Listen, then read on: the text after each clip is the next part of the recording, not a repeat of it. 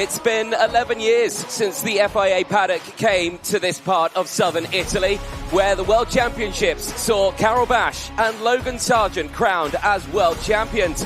But now it's time for the European Championship that now braces itself here in the south part of Italy at the fabled La Conca World Circuit. Welcome, one and all, to round one of this year's MondoKart.com FIA Karting European Championships. The season kickstarts here in southern Italy, surrounded by some of the most majestic towns in this region. But here at this fabled circuit that was built in 1999, where it then first hosted the first Italian championships back in the year of 2000, it plays host to round one of the MondoKart.com FIA Karting European Championship. Event record was set earlier on this weekend in time qualifying by Eskender Sulfakari in the senior category.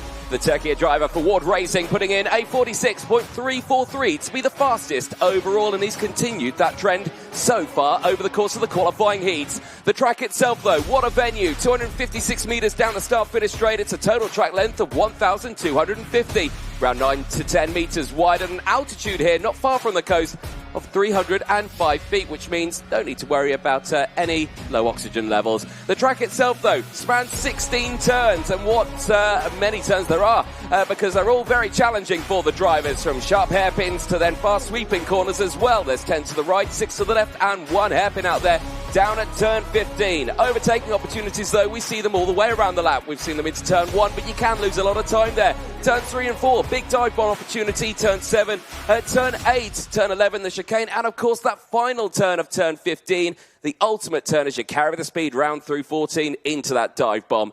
Top speed drivers will be reaching that down in towards turn number 1. They'll average about 72 around the lap, but topping out about 127. They're over the start-finish line at the speed trap at 123 kilometres an hour. Certainly a very fast yet technical circuit for our drivers to race on for this first opening round of the season. Myself, Anthony Jordan, and Nicole Sutherland in the commentary box for your listening delectation. Nicole Sutherland, we've already had 10 races so far this weekend. We have got 20 today to see who is starting where for those superheats tomorrow. Well, the tensions are high then. The anticipation is high. It's felt like an incredibly long winter as we've been anticipating this 2026 European season. Of course, so many drivers have joined us this weekend in our junior class, 93 in total for seniors. We've got 87 within our field. And of course, we had that run of qualifying heats yesterday where we had some good results for our drivers, provided some really interesting racing then for every single one of the competitors in our field. 16 turns in total, really good, exciting track for our drivers.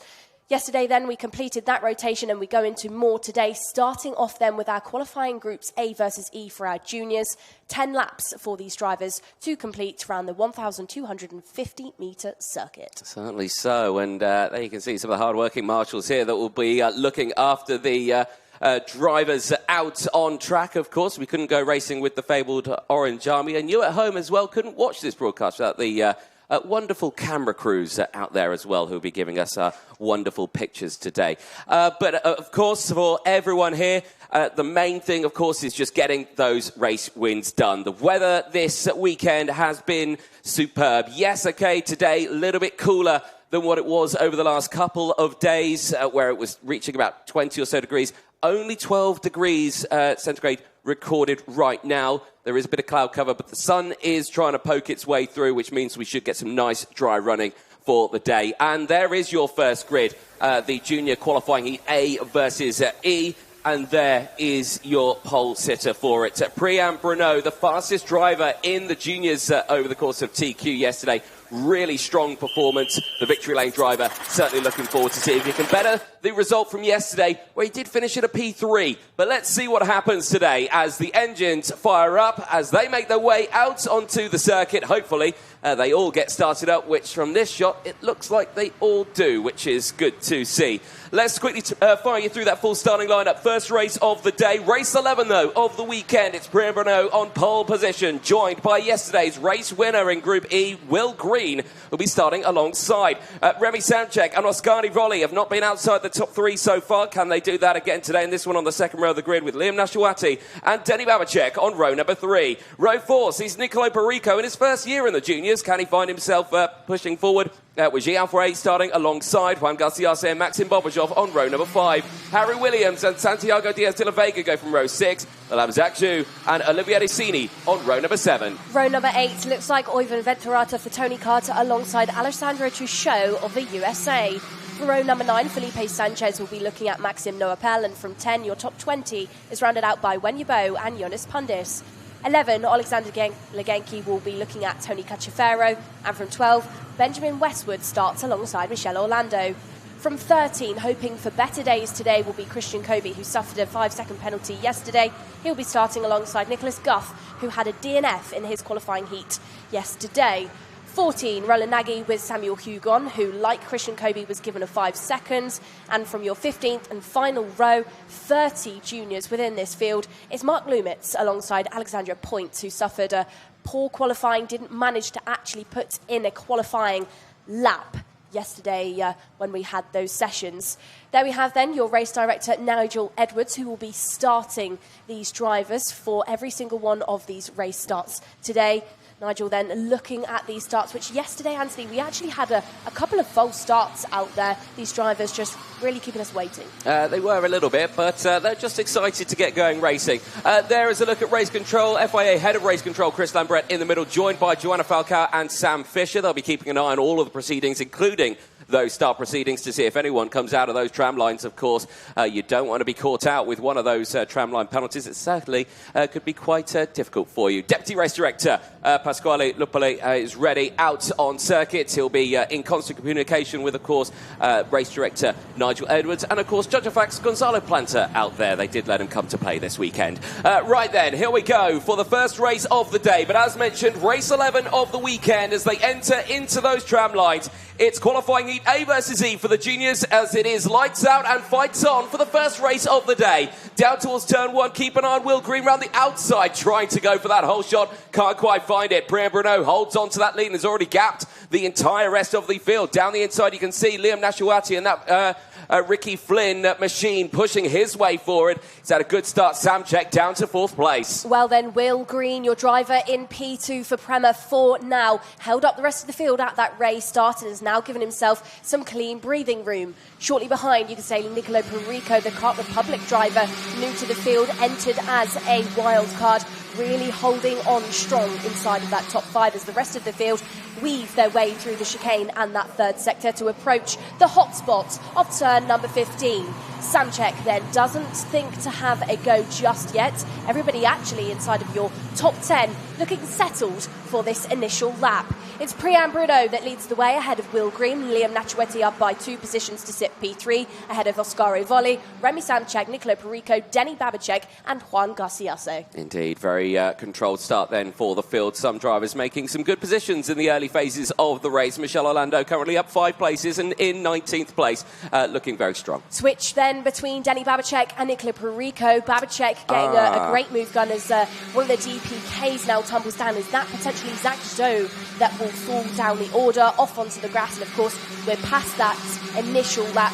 Will not be permitted to even try and restart. Yeah, that's a big shame there. That's off at turn number 7, just at the entrance to sector number 2. Has caught many a driver out with how tight that corner is. Over the line and on to lap number 3 of this race. Primero looking comfortable there, Nicole. 4/10 of a second is the gap. However, the drivers behind are looking just that little bit faster. That last lap there, Oscaro Volley of Finland for Parallel Motorsport looking very, very quick here.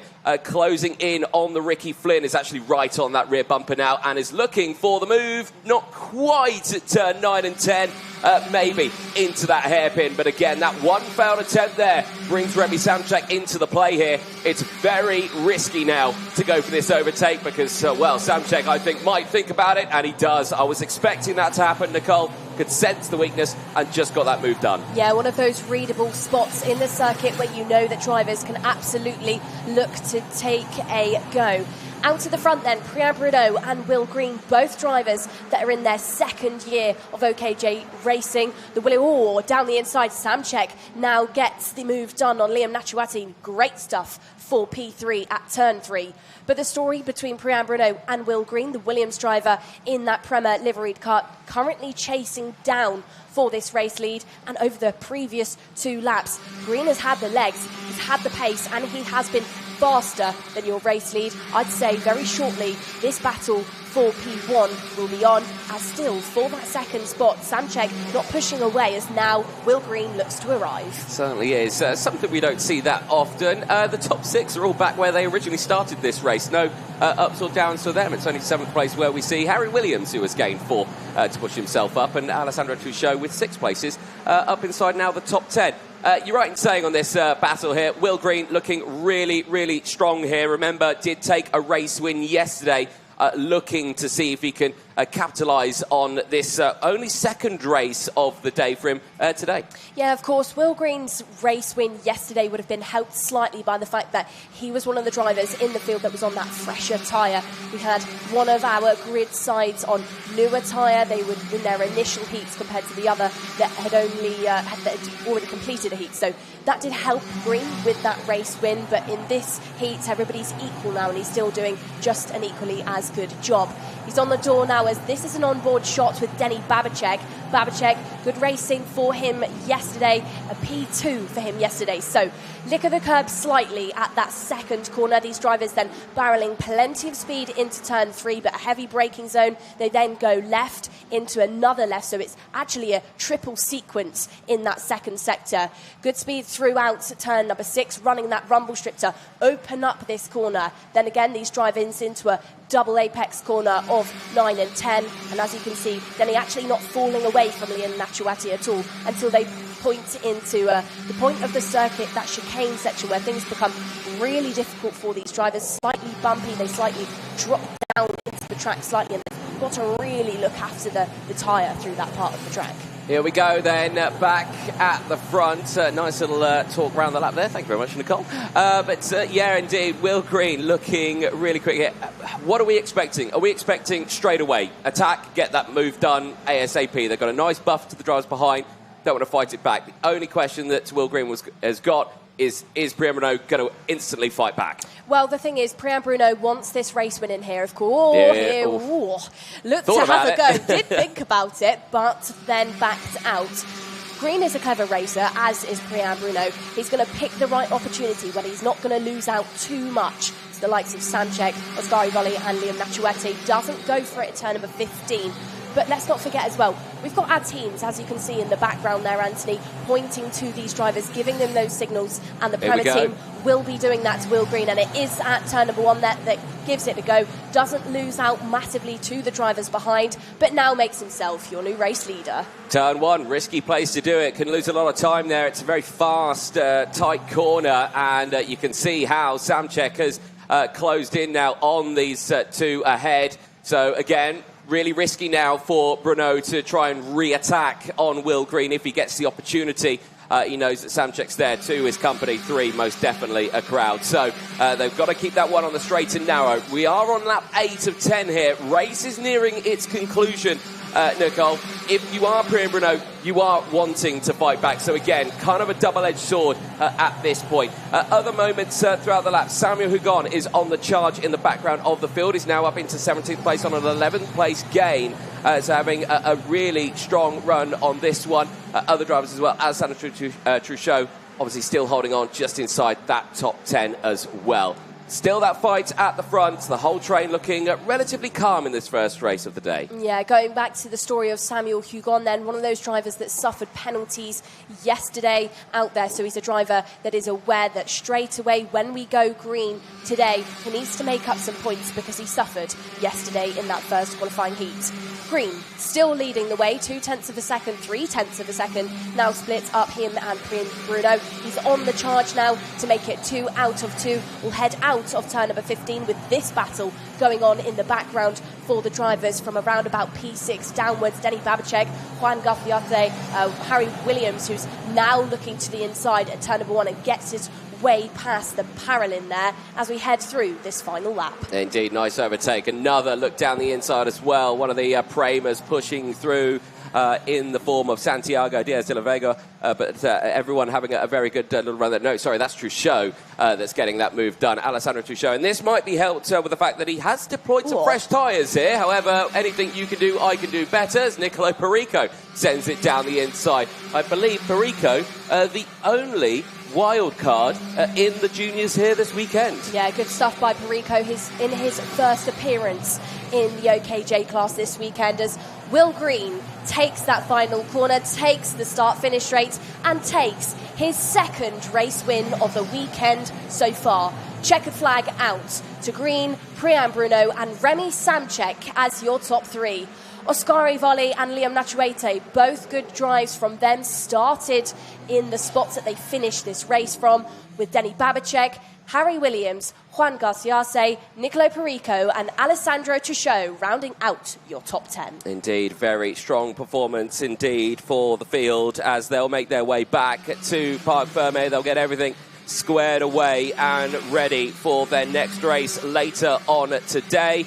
But certainly a strong start there for Will Green and for Samuel Hugon, as mentioned. 28th to 17th, a gain of 11 places. That will have been helped out with those fresher tyres on board. Rest of the field here, though, still in a strong position. No real gains there for the top six. They stay pretty much the same as Will Green just outruns Priya Bruno to take that P1 away. Remy Samchek third from Oskari Volley. Liam Nashavati from Denny Babicek, the top six. Then the changes come into play. Seventh place, Harry Williams from Juan Garciase. Nicolo Perico as well, having a strong race there, but staying inside that top 10 with Alessandro Truchot rounding out that top 10. Santiago Diaz de la Vega in 11th place from G Halfway. Oiva Venturata from Olivier Ricini. Michel Orlando rounding out the top 15 with 9 places gained. Rest of the field from 16th onwards, Wenyabu from Hugon. Then it's Pundis from Legenki, Sanchez from Castaferro, Bob Brajov, tough race there for him, down 12.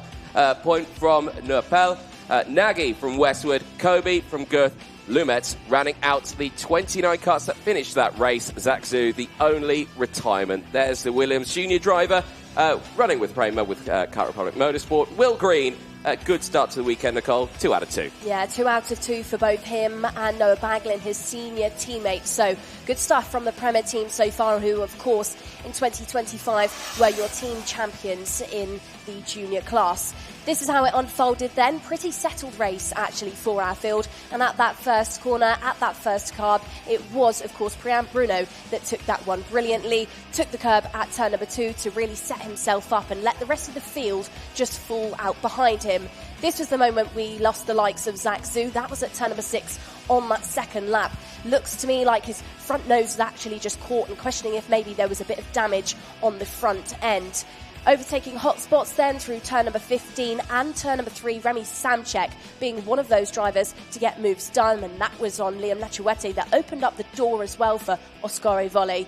Off the road then, further in the background, I think that's Mark Lumitz that we lost at turn number 15, off onto the grass, but did manage to regain circuit ground, ended up though in that last spot.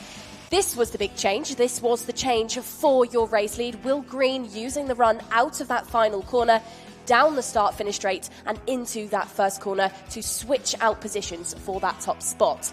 Harry Williams lit things up, and this was the change again at turn number 1, where these drivers can do it, but do actually tend to lose a little bit of time, if not absolutely timed correctly. Perico lost a couple of positions throughout that race, and Juan Garciase was one of those drivers to demonstrate that, as was Alessandro Truchot up in the sharp end. Certainly was. Checker flag went out. It was a very close finish just in the background there, but not close enough, unfortunately, for Liam Nashawati and Oskari Volley side by side across the road, but their positions would stay the same. Green coming away with those 2 wins and a very strong start to the day then for Groups A versus E in the juniors. But we'll now turn our attention over to the seniors. Group A versus E will be the next one out. And again, both of these groups have only done 1 qualifying heat so far of the weekend as they get themselves ready, which will see the likes of Iskender Sulfakari, pole sitter in qualifying and race 1 winner from yesterday's racing. He'll be starting on that inside row there in the 113 machine. Getting primed and ready. There you can see Ross Upton and Diego Copete on the front. That's some nice shorts there for Diego as he gets himself ready. There is Iskender Solfakari. Ward Racing, well, what a way to say happy birthday yesterday to their team boss, Rebecca Ward, who found herself gaining some nice support from the paddock, but Iskender Solfakari there demonstrating some good performance on track. Yeah, Iskender then new into our senior field, of course. Last year was a junior and new to Ward Racing as well. Put that pole position in yesterday. Here's what he had to say. Iskender, you have just put it on pole position, and of course you've just gone faster than the first group of seniors. Going into this year, you're in a new class with a new team. Can you tell us about the progress so far and how you're feeling at this first round of the European Championships? Oh yeah, it's just been all great. In the warm-up was really quick. I just had the confidence and I know I could do it. And you know, when you go alone and you feel like you're actually driving good, I just knew I was going P1. And tell us more about the circuit itself and that qualifying session. To drive round and know the feeling and know that you've got the track correct, what does it feel like in the kart, especially in that parallel? In parallel, just for me, quite easy to drive. Just really smooth. The track is like more like of carrying the speed, quite narrow track. But yeah, it just feels brilliant. Well, Iskender, like we said, pole in group. So far, pole overall as well. Good job. Thank you. And that pole continued, like we've already mentioned, into the racing yesterday with that first race win. The driver starting alongside a fellow Ward Racing driver in the form of Benjamin Magnac, who took a 3rd place yesterday as well. Very quick performance for Benjamin Magnac, and of course him starting on that front row of the grid. A big change, of course, into this 2026 season for the Ward Racing team. A switch from the OTK product over to the Paralin chassis now for the drivers. And I've got to say, they've taken to it quite well with 2 of their drivers on the front row of the grid for this one. Yeah, absolutely. Interesting to see in this race then, Anthony, whether or not Benjamin Magnac and Iskender Solfakari work together in the early stages to try and stay right at the sharp end of the field. Do they work together? Do they try and battle it out? Because, of course, Iskender has had a race win. Benjamin has had a P3. Other drivers who have maintained a top 3 spot so far within racing, both Bosco Arias and Zach Drummond. So Bosco then P2 yesterday, Zach Drummond a 2nd as well. So within this race, quite interesting story, because many of those drivers are going to now be pushed outside of that top 3 for the first time. And they certainly will do, and that will certainly make it very, very interesting, I suspect. So we look forward to see what those front 2 rows can do. But again, you can't rule out any of those rows behind, because of course Luke Kornder also a P3 in that race yesterday. The driver from Germany looking very strong out on track. Oliver Kinmark, known as a very quick driver. There is Zach Drummond ready to go racing in this one. And of course the young man from Scotland finding himself very high up in this order, and I'd definitely say certainly a contender for this year's title. Yeah, of course. Drummond last year fought throughout the entire season to stay inside of the championship fight. Almost had it, but of course it was Christian Costoya that took that one. But he's this only driver on the top 2 rows that was in our grid in the seniors last year. Every other driver is Iskender, Bosco and Benjamin being juniors. So he's the most experienced inside of this top 4. Yeah, definitely so. For other drivers as well, just a little further back, it starts to get a little bit shaky here when we go to row number 4, Tobias Legendi. Tough race yesterday, but still good, strong performances. There is Luke Kornder ready to go as the yellow light comes on the pre-grid, indicating we've got about 30 or so seconds before the drivers see that green light and they can start those engines and make their way out. But like we say, you mentioned it spot on there, drivers in this one, really good results from yesterday. For the first time, someone's going to get booted out of this top running positions. And again, it's hard to pinpoint who that will be because they're all so quick. It'll have to be just the best of the best fighting here in the world of FIA karting. As the green light flashes, drivers make their way out onto the circuit. Let's quickly fire through that full starting lineup then for the senior OK qualifying heat A versus E. Race 2 of the day, race 12 of the weekend. Iskender Solfakari on pole position. A win yesterday. Can it be converted to a win today to join Noah Baglin on 100 points in that intermediate classification? Benjamin Magnac joining him on that front row of the grid. Bosco Arias and Zach Drummond on that second row of the grid. Luke Cornder and Oliver Kinmark on row number 3 with Tobias Chenny and Dean Hugendorn on row 4. Filippo Sala and Nicolo Camano had a DNF yesterday on row number 5. Pietro Baguti, James Enossiadis, Zach Green and Mika Runitz round out the first half of the field. Part 2 of your grid is started on row number 8 with Juan Mateo Russo, who was P10 in juniors in 2025. He'll be starting alongside Jindřich Peschel, who did break inside of the top 10 yesterday. From row number 9, it's Lucas Sell alongside Lev Krutilov, who had an unexpectedly poor qualifying but did manage to temporarily climb the order yesterday. And from row number 10, your top 20 is rounded out by Elias Ebersdobler and Luke Tau, who had a 5-second after causing a collision in yesterday's heat. Row number 11 looks like Anya Levar for her first season of FIA Karting alongside Sebastian Mintz of Great Britain, who of course will be returning this year. Row number 12, Nicola Stanley, one of those drivers who suffered a DNF yesterday, starting alongside Oscar Galland of Poland. Row number 13, first year of FIA Karting, first year for Jamie Green Racing, the team that Isaac Steyer will be starting with, and he will be starting alongside Victor Stalmack. Penultimate row of your field, Francois Caudal for DPK will start alongside Antonio Coccinella. And the final driver on your 29-strong field, Michael Gurecki, who again, another driver yesterday who had a DNF in heat, will be looking to hunt down and chase some points. I don't believe we've got Antonio Coccinella out on the circuit, not clocking up on my screen here in the commentary box. So hopefully the Italian for the Birolak Racing team, all okay. Right then, not far from getting going, there is the judge of fact, Gonzalo Planta, on the track. He is there, the last line of defence to slow the drivers down before they enter into those tram lines. It is a long straight here. Of course, they have got turn 16, which is where Gonzalo Planta is standing. They are flat out through there. But, of course, they like to get going very, very soon. And they have gone very soon again as they enter the tram lines to see the lights going out. We are racing as Drummond switches to the inside there. It's a good start to hold on to second place. Bit of drama in the background, though. Karts wide and onto the grass. And there you can see already going off the circuit, I think maybe William Cleage on the 105, but I couldn't quite see the number there. But we'll let you know who that is in a moment's time. Crucially, though, at the front, it's a good start for Iskender Solfakari. He's held on to the lead. Well, it was a good start for Solfakari, but it was a great start for Zach Drummond. Absolutely swept across the front of the field and has put himself into that P2. As I can see off onto the grass already, we've lost one of the drivers further down there, Anthony. Antonio Coccinella, of course, not out, and now we've lost the 185. No, this is Elias Ebersdobler, and this was the driver who I saw go wide at turn 1. I thought it was the 105. It was the 185 that went off. So there we go. Clearly, I need glasses.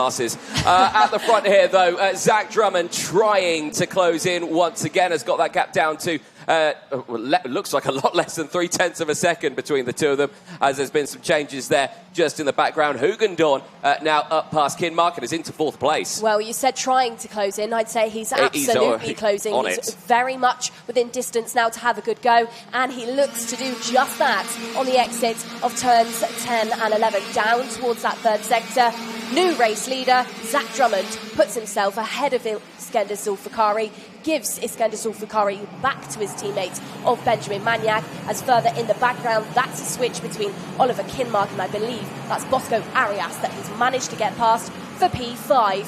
We did have a duo breaking away, but that's shortly been reduced, and now it's a quad at our front. Or change once again as quickly as Drummond got the race lead. It snatched back away, and now he's going to be challenged by not just Solfakari, but Magnac and Hugendorn, who is within this fight as well. Hugendorn now up into the door. Here we go, Anthony. Already, this is where you see we're at a European Championship. Or Zach Drummond elbows out. Hugendorn down the inside. Hugendorn from P3 to the race lead at that 2nd sector. And Drummond off the road. Drummond off the road, and it's Iskender Zulfikari that will join him. I think it got a little heated there between the two of them, and it's still heated now as they keep it civil, thankfully. But, yeah, that was just, you could expect it, these two on those front rows and wanting to push forward. But anything you could do, I could do better, I think, was the conversation. And again, it's all kicking off in that mid-pack as they're all sending it down the inside. Green's there involved. You can see corners there. Nicolo Kaman is there. Filippo Sala left. Krutulov on a 10th-place gain is inside that fight. As you can see them all scrapping for position here. Sebastian Mins was one of those drivers as well, almost running off the road. So again, it's kick-started a chain reaction that's now gone down the field here. But I think they've all simmered down now in the second half of the lap. Oh, I got a little bit worried there, Anthony, thinking that Lev Krutulov and James Anagnostiadis were going to have a moment just like what we saw from Drummond and Zulfikari. Settled back down, though, once more. Dean Hugendorn out in the front. Benjamin Magnac, P2. Bosco Arias into turn 3. That's a change down the inside. That is a switch between the Forza and the Ricky Flynn of Nicolo Kuman and Luke Cordner now. Lev Krutulov on an absolute charge within this race. 10 places gained so far for him to now be P8. Change shortly behind Dean Hugendorn. Benjamin Magnac has now lost out to Bosco Arias. Great move through turns 9 and 10. Well, Hugendorn now in the lead has got a gap of half a second from Bosco Arias, who's now there into second place, and Magnac will have to settle into third. As the rest of the field close in. Kinmark, Nicolo Kaman is having a really good race today after that DNF yesterday. Luke Corner holding on to the top 6 from Filippo Sala. Peschel in 8th, Krutulov 9th, and the top 10. Right, let's see how all this transpired. So you can see how Drummond's fought back at this point. Those two potting, they're focusing on themselves. Hugendorn's down the inside, but it's Magnac who then goes to that initial attack. Iskender Zulfikari tries to follow through, but then there's that slight bit of contact. The two rear wheels colliding. Thankfully not going up. That will be thanks to the anti-launch device, but very, very high tensions there between the two drivers who started at the sharp end of this field. Well, we said at the start of this race then drivers who had maintained change for the race lead. Bosco Arias, turn number 15, gets it done, switches positions with Dean Hugendorn. We said at the start of this race, though, didn't we, Anthony? Some of the drivers that were starting inside of the top 4 were going to lose out completely on those spots that they had yesterday. As now another change inside of the top 3, this time between Benjamin Magnac and Hugendorn, inviting in Kuman there as well. But, yeah, it looks like to me both Drummond and Iskender Zulfikari will now fall short of those top 3 spots. We said it, who's it going to be? It's definitely going to be those two drivers. But are we going to see changes here as well? Because this is starting to light up slightly. Hugendorn here, Anthony, race leader for a couple of laps, and now is P3, now is under pressure by the Forza as well. In towards turn number 15, loses out on yet another position out there. Did he maybe go a little bit too hard on that tyre over the past couple of laps? Has he maybe overdriven slightly as there's a retirement in the background? Is that potentially Oliver Kinmark now falling down? Kinmark then out of the race for DPK, but yeah, visibly, Hugendorn just suffering slightly in this stage of the race. I don't think he's suffering as we see this fight going on. As soon as we try to explain something kicks off to the inside Peschel on the charge. I'm looking at Hugendorn here. He looks calm. He looks like he's in control still. Yes, okay, you're saying that he's lost out in these positions. He's still gained 4 places in this race from where he started. He's still in a really strong spot. If anything, I think he's just looking after tyres right now. Yes, okay, he may have pushed them hard at that point, but I think he's thinking long-term in this one. Down the inside there, the MP's on the move. That's a good overtake there for Mika Runitz on Zach Green, stepping him up into 10th place. Still from Peschel downwards here. Peschel, Sala, Krutulov, Anagnostiadis, Runitz, Green, Tal, and Sell. Still a very close fight. Big send down the inside. Love this sort of stuff. Big overtakes in that background. Victory lane pushing forward as that is an unfortunate retirement now for Anya Lavar. Seemingly has had quite a significant bit of contact in the back of that car as well. Yeah, it was both Sell and Tal that made their way past Green. But maybe going back to the Dean Hugendorn conversation, of course, was a European champion last year, of course, in the junior field. But he is a driver that we can definitely confirm knows how to win a championship, knows that this is a long game, so maybe this is all tactical thinking by Hukadorn in the early stages. Last couple of laps left to go then for our drivers. Still Bosco Arias out in the front. Benjamin Yak and Kuman there fighting out for P2. And Nicola Kuman looking visibly very, very strong there in that third spot. Good overtaking opportunities round this circuit. He likes that turn number 15. So let's watch on and see if he makes the switch with that ward in a moment, as somebody's got some heavy damage there on the nose cone. The MP of Mika Runitz will tumble down, pulls off onto the grass, but you can just see actually the nose sort of folded under slightly, so questioning what's gone on there for Runitz. Oh, he was right in that fight inside that top 10, wasn't he, as we were talking about that earlier on, and that is a big shame for Mika Runitz there, who had a P26 after a penalty yesterday, can now add a DNF to today's racing. Nicolo Command to the inside, turned number 3 and 4 and up into second place. Talking about this, it's a very simple explanation for the pace that we're seeing from Nicolo Command. DNF yesterday in the first opening laps. Really fresh tyres he's got on board, and he's able to utilise those in the first race of the day to push himself forward from a DNF yesterday to potentially maybe even a P1 in this one, but with us very slowly getting to the end of this race, I think still a P2, a much stronger result for him. Very slowly getting to the end of this race, or very quickly, because I feel like I've blinked and this race has just absolutely gone away from us.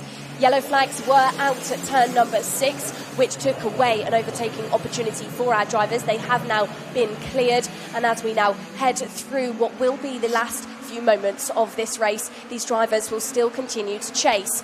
This is the main story of these last few laps, the last lap, in fact. Bosco Arias, the race leader, under pressure by the Forza driver with that fresher tyre. Not close enough just yet, but does edge ever so slightly closer through 8 and 9. But I think the time is running out very quickly there, Anthony. I don't believe Kuman is going to be able to have a go at the Spaniard. No, it's a very fast final sector. If you're not on that rear bumper at this point, there's nowhere near close enough to go for the attack. Bosco Arias then exits out of the final corner and converts a second from yesterday into a race win today in this first qualifying heat of this one. Nicolo Command, great result compared to yesterday. A P2 on circuit ahead of Benjamin Magnac and Dean Hukendorn, who did hold on to 4th place. Luke Corner had, a calm race there in P5. Didn't gain or didn't lose any places in that one ahead of Jindra Peschel, who gained 10 places. However, not the biggest mover out there, of course. Lev Krutulov gaining 11 places. He finishes that one in P7 ahead of James Anagnostiadis. Lucas Sell in 9th, and Filippo Sala, who rounds out the top 10. Your biggest mover goes to Francois Cadal in 14th place and started 27th, a gain of 13 places. A very strong result there. Well, race win there for Bosco Arias, helping his tally of points when it comes to that intermediate classification. Of course, still sits behind Noah Baglin, who has got 100, but Bosco, now on 94, promotes himself well inside of that top 3. They are your your classification points for the race there. Arias, Kuman and Benjamin Magnac, your top 3. Good race for all 3 of those drivers. It certainly was, yeah. Rest of the field as well, from 11th place downwards. Jenny Tal, Stanley, Cadal, Gallen, Green, Mins, Gorecki, Russo, Stelmach, Seyer and Baguti. The 22 finishers in that race. Multiple retirements in this one, Nicole. Mika Runitz, Anya Lavar, Oliver Kinmark, Zach Drummond, Iskender Sofakari and Lias Ebersdobler all out of the race. And, of course, the non-starter of Antonio Coccinella out of it. Bosco Arias there on your screen, though. First win of the weekend, and I think the first of many with the performance that we've seen there. So the young Spaniard there delivering the results in the seniors as, clean-up operation very much underway. Multiple cuts to clear off the circuit. Here's your highlights. Well, Drummond here, the start, very good. He was able to find that gap to get to that inside line, so no real drama there. Magnac sliding down to 3rd. Little shaky in the background, multiple cuts going wide, one of those being Lias Ebersdobler, who would later, a few corners later, retire from the race. Hugendorn making those early moves as well. It would get him up into 4th place. He would continue that upwards trajectory, especially after the fighting that was happening at the front. Drummond to the inside was able to take the lead through turn number 11 in sector 2 on lap number 2 of the race. But it was then this move here that started a chain reaction. Zulfikari back down the inside at turns 3 and 4. It brought Magnac into play. Drummond, though, able to hold on to that second place spot as then Hugendorn was able to take another one off the list. This then, the second phase of that moment, the side podding between the two drivers out of turn 10. Hugendorn to the inside, a 2-for-1 special. Magnac as well, claiming also a 2-for-1. But here at the chicane, the fabled chicane at La Conca, claiming Drummond and Zulfikari in a heated exchange that ended in tears for the two drivers who will not be happy with that result at the start of the heats day today. The rest of the racing, though, the action still raged on. Nicolo Caman on fresh tyres after a DNF yesterday, able to push himself forward and actually delivering a strong result of P2 as Bosco Arias then started the attack on Hugendorn, who then later lost 1, then 2, then 3 places, drop all the way down to 4th place, but still coming away with a very strong result after a relatively decent result yesterday with a P4, continuing the trend of those 4 places. As the racing went on, though, we did see the other battles happening on MP Motorsport on the push through with the form of Luke Tal and Tobias Ageni. They were trying to fight their way through the field with the likes of Zach Green as well. Green just lately shuffled down into that pack as they all try to push forward. Peschel gaining those moments, and there, unfortunately, for Mika Runit, squeezed out wide, and unfortunately, yeah, you can see the nose cone there just going in. Not only did he retire from the race, but that'll also be a 5-second time penalty. Not that he'll be too fussed about that one because, yeah, he was retired from the race. But still, drama for many of the drivers as it all continued for the rest of it. Nicolo Caman, a last little change there to get up into P2 in the dying stages. Not quite close enough for the P1. But I can imagine if you spoke to him now after that one, he'd probably say the fabled line. One more lap, I'd have had him. But it wasn't the case to be. Bosco Arias coming away with his first win of the weekend as that ends then the groups of A versus E.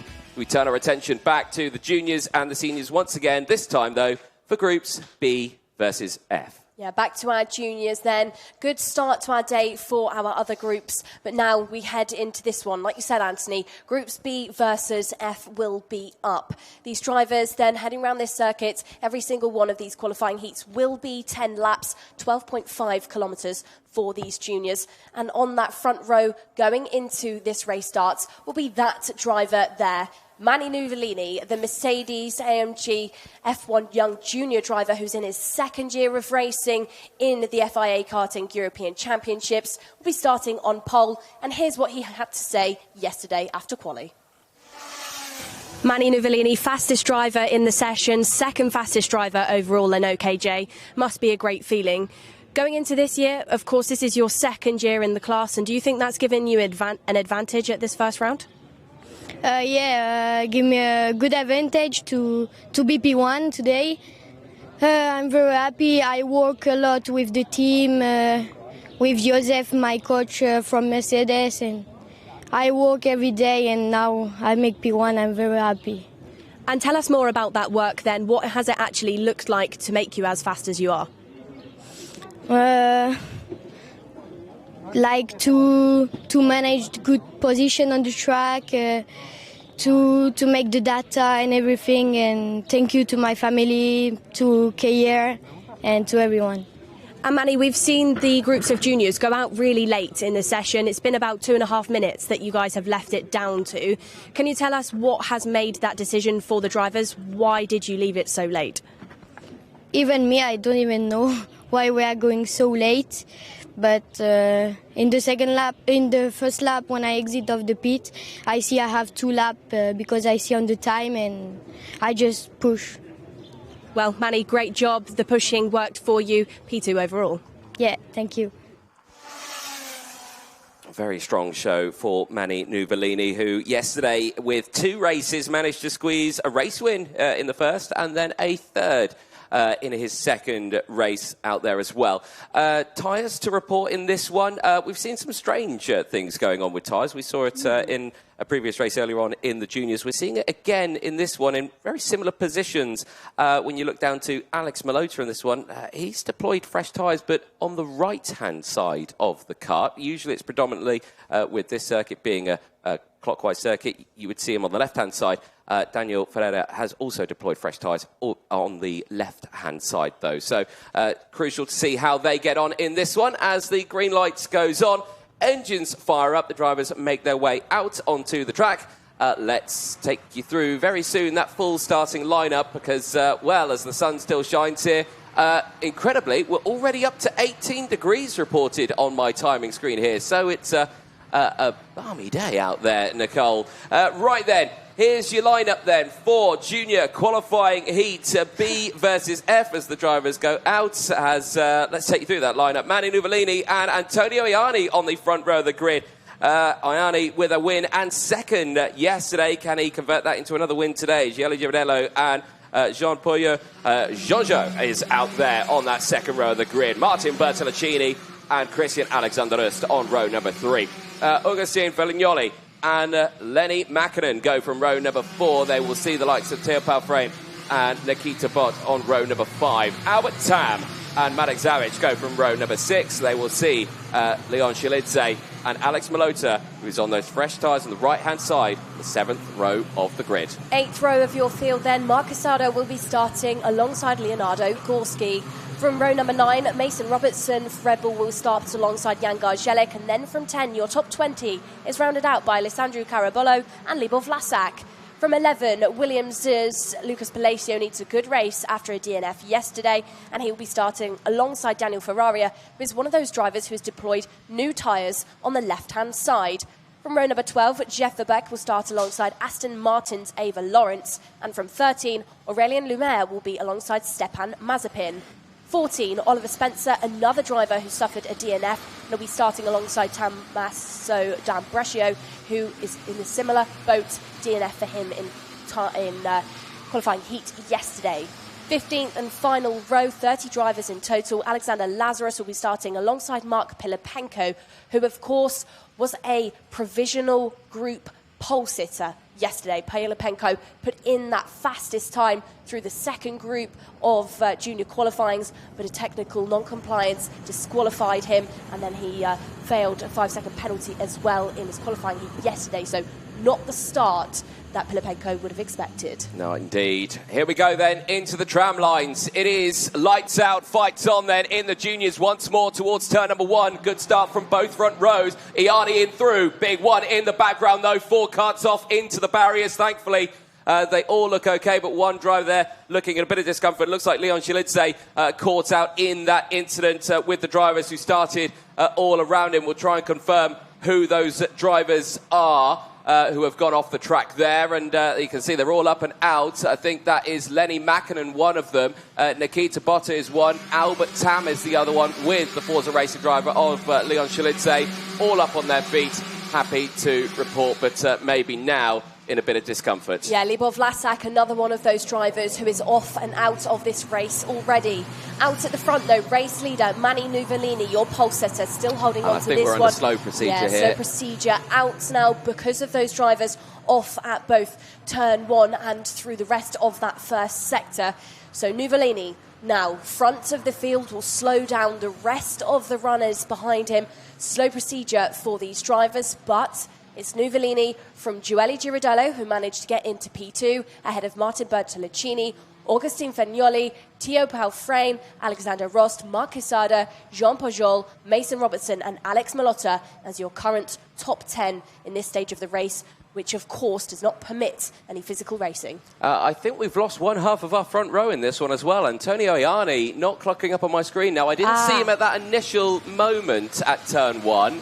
But I don't know where he's gone off the road, because we lost a fusion card in the form of Libor Vlasak. He's off at turn 2, I believe, Anthony. I think he sat in that second marshal post. Yes, I do see him there. So there we go. Didn't see that incident, how that one transpired, but multiple drivers out then in this opening lap for the juniors. Let's watch that start back again. So you're looking at around the 7th row backwards here. Obviously, the middle of the pack, always a difficult spot to be, but it just looks like, yeah, there's a spin there of Albert Tam. So Tam spinning. Look at turn then, okay, so there you can see where Iani went very slow. Big moment there for Albert Tam. Got collected there by the others. And, it was all in around that 6th, 7th row of the grid. Thankfully, they are okay. Now, how did we lose Libor Vlasak? That is the question for me, because it happened at this point here at turn number 5. And, just down the inside. Oh, dear. And a hop, skip and a jump there for another one of the Fusions. That was Marek Zavic as well for the Forza Racing 236. And, very, very shaky start there. And that's now another retirement for this race. Down to just 23 runners. Well, Slowboard's very much out. Great work from the marshalling team. They've done a good job of getting that one squared away and sorted out. Just want to have a look at the yellow flags out there that look like they have gone static. So it looks like we're ready for a restart here. Obviously, will be a single file restart for the drivers on this one as they get ready to go racing once more here in La Conca.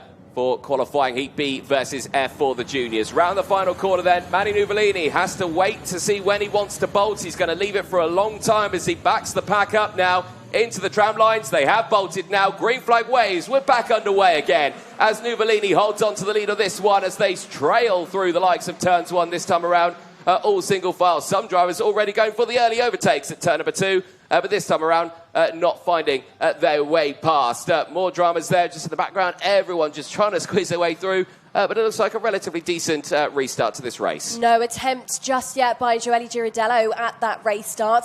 Turn number 1 perfected there by Manny Nuvolini as in the background. This is a switch. This is a change for P3 being attempted. Martin Bertoluccini, Fagnoli and Thiel Palfrain getting involved in this. Palfrain, one of the drivers who really, really needs a good race within this one. A P24 yesterday for him. Oh, big move, big send down the inside at turn number 15. Lots of bravery, lots of confidence. These drivers side by side moments down that start-finish straight. That is elbows out moments for drivers. You can tell, I think, already, Anthony, compared to the racing we had yesterday, which was quite settled, quite relaxed. I think we've turned it up a dial so far this morning within the past 2 heats from what we saw from our seniors and now what we're seeing from our juniors. I think they've really woken up and decided to get a bit aggressive with it. Now they know everyone's watching at home, so they've turned it up to 11. So here we go. Manny Nuvolini at the front, just setting the pace now. Fastest lap of the race, 49.347. So looking very quick and is trying to open up that gap to over half a second here. You can see that transition over the bumps out of turns 14 and into 15. No lunges to the inside just yet. We have seen, as you mentioned, the side-by-side moments earlier on. It was Mark Caseda on Jean-Jean as well, just there, just trying to push their way through, but not close enough for the attacks this time around. Obviously, with the dramas that has happened at the start of that race, a lot of drivers from the back of the grid have been promoted up now in the form of Mark Pilapenko, who's now on an 18-place gain and into 12th place. You see the likes of Aurélien Lemaire, who's on a 10th-place gain in 15th, and also Oliver Spencer, who's on an 11th-place gain now and is up into 16th place. Well, what this is going to do for the drivers in the field is really help them when it comes to points-wise, because those drivers that DNF'd, a number of them are some big hitters within your field. Of course, Antonio Iani had a race win yesterday. We've got the likes of Nikita Botta, who was right in the sharp end of the order, as was Lenny Mäkinen, Albert Tam and Shilidze as well. So actually, these drivers have shuffled out some big names. Turn number 3, big changes going on once more. This is the battle for that last spot inside of your top 3 going on between Filignoli, Martin Bertoluccini and Thiel Palfrain. Palfrain now into P3. Good stuff by the driver who's hunting down some good results. This is going to turn into a battle between 4 now, because you've got Christian Ross now being invited into this one for Fusion, as through the chicane these drivers will control the kart, control the tyre and then head into 15 on the brakes really heavily for these drivers. You can see you know, lap after lap, session after session, that long train of rubber really starting to darken now on the track. Those several shades of grip trying to come in because, you know, these drivers are really, really deploying some Maxxis rubber now on the track.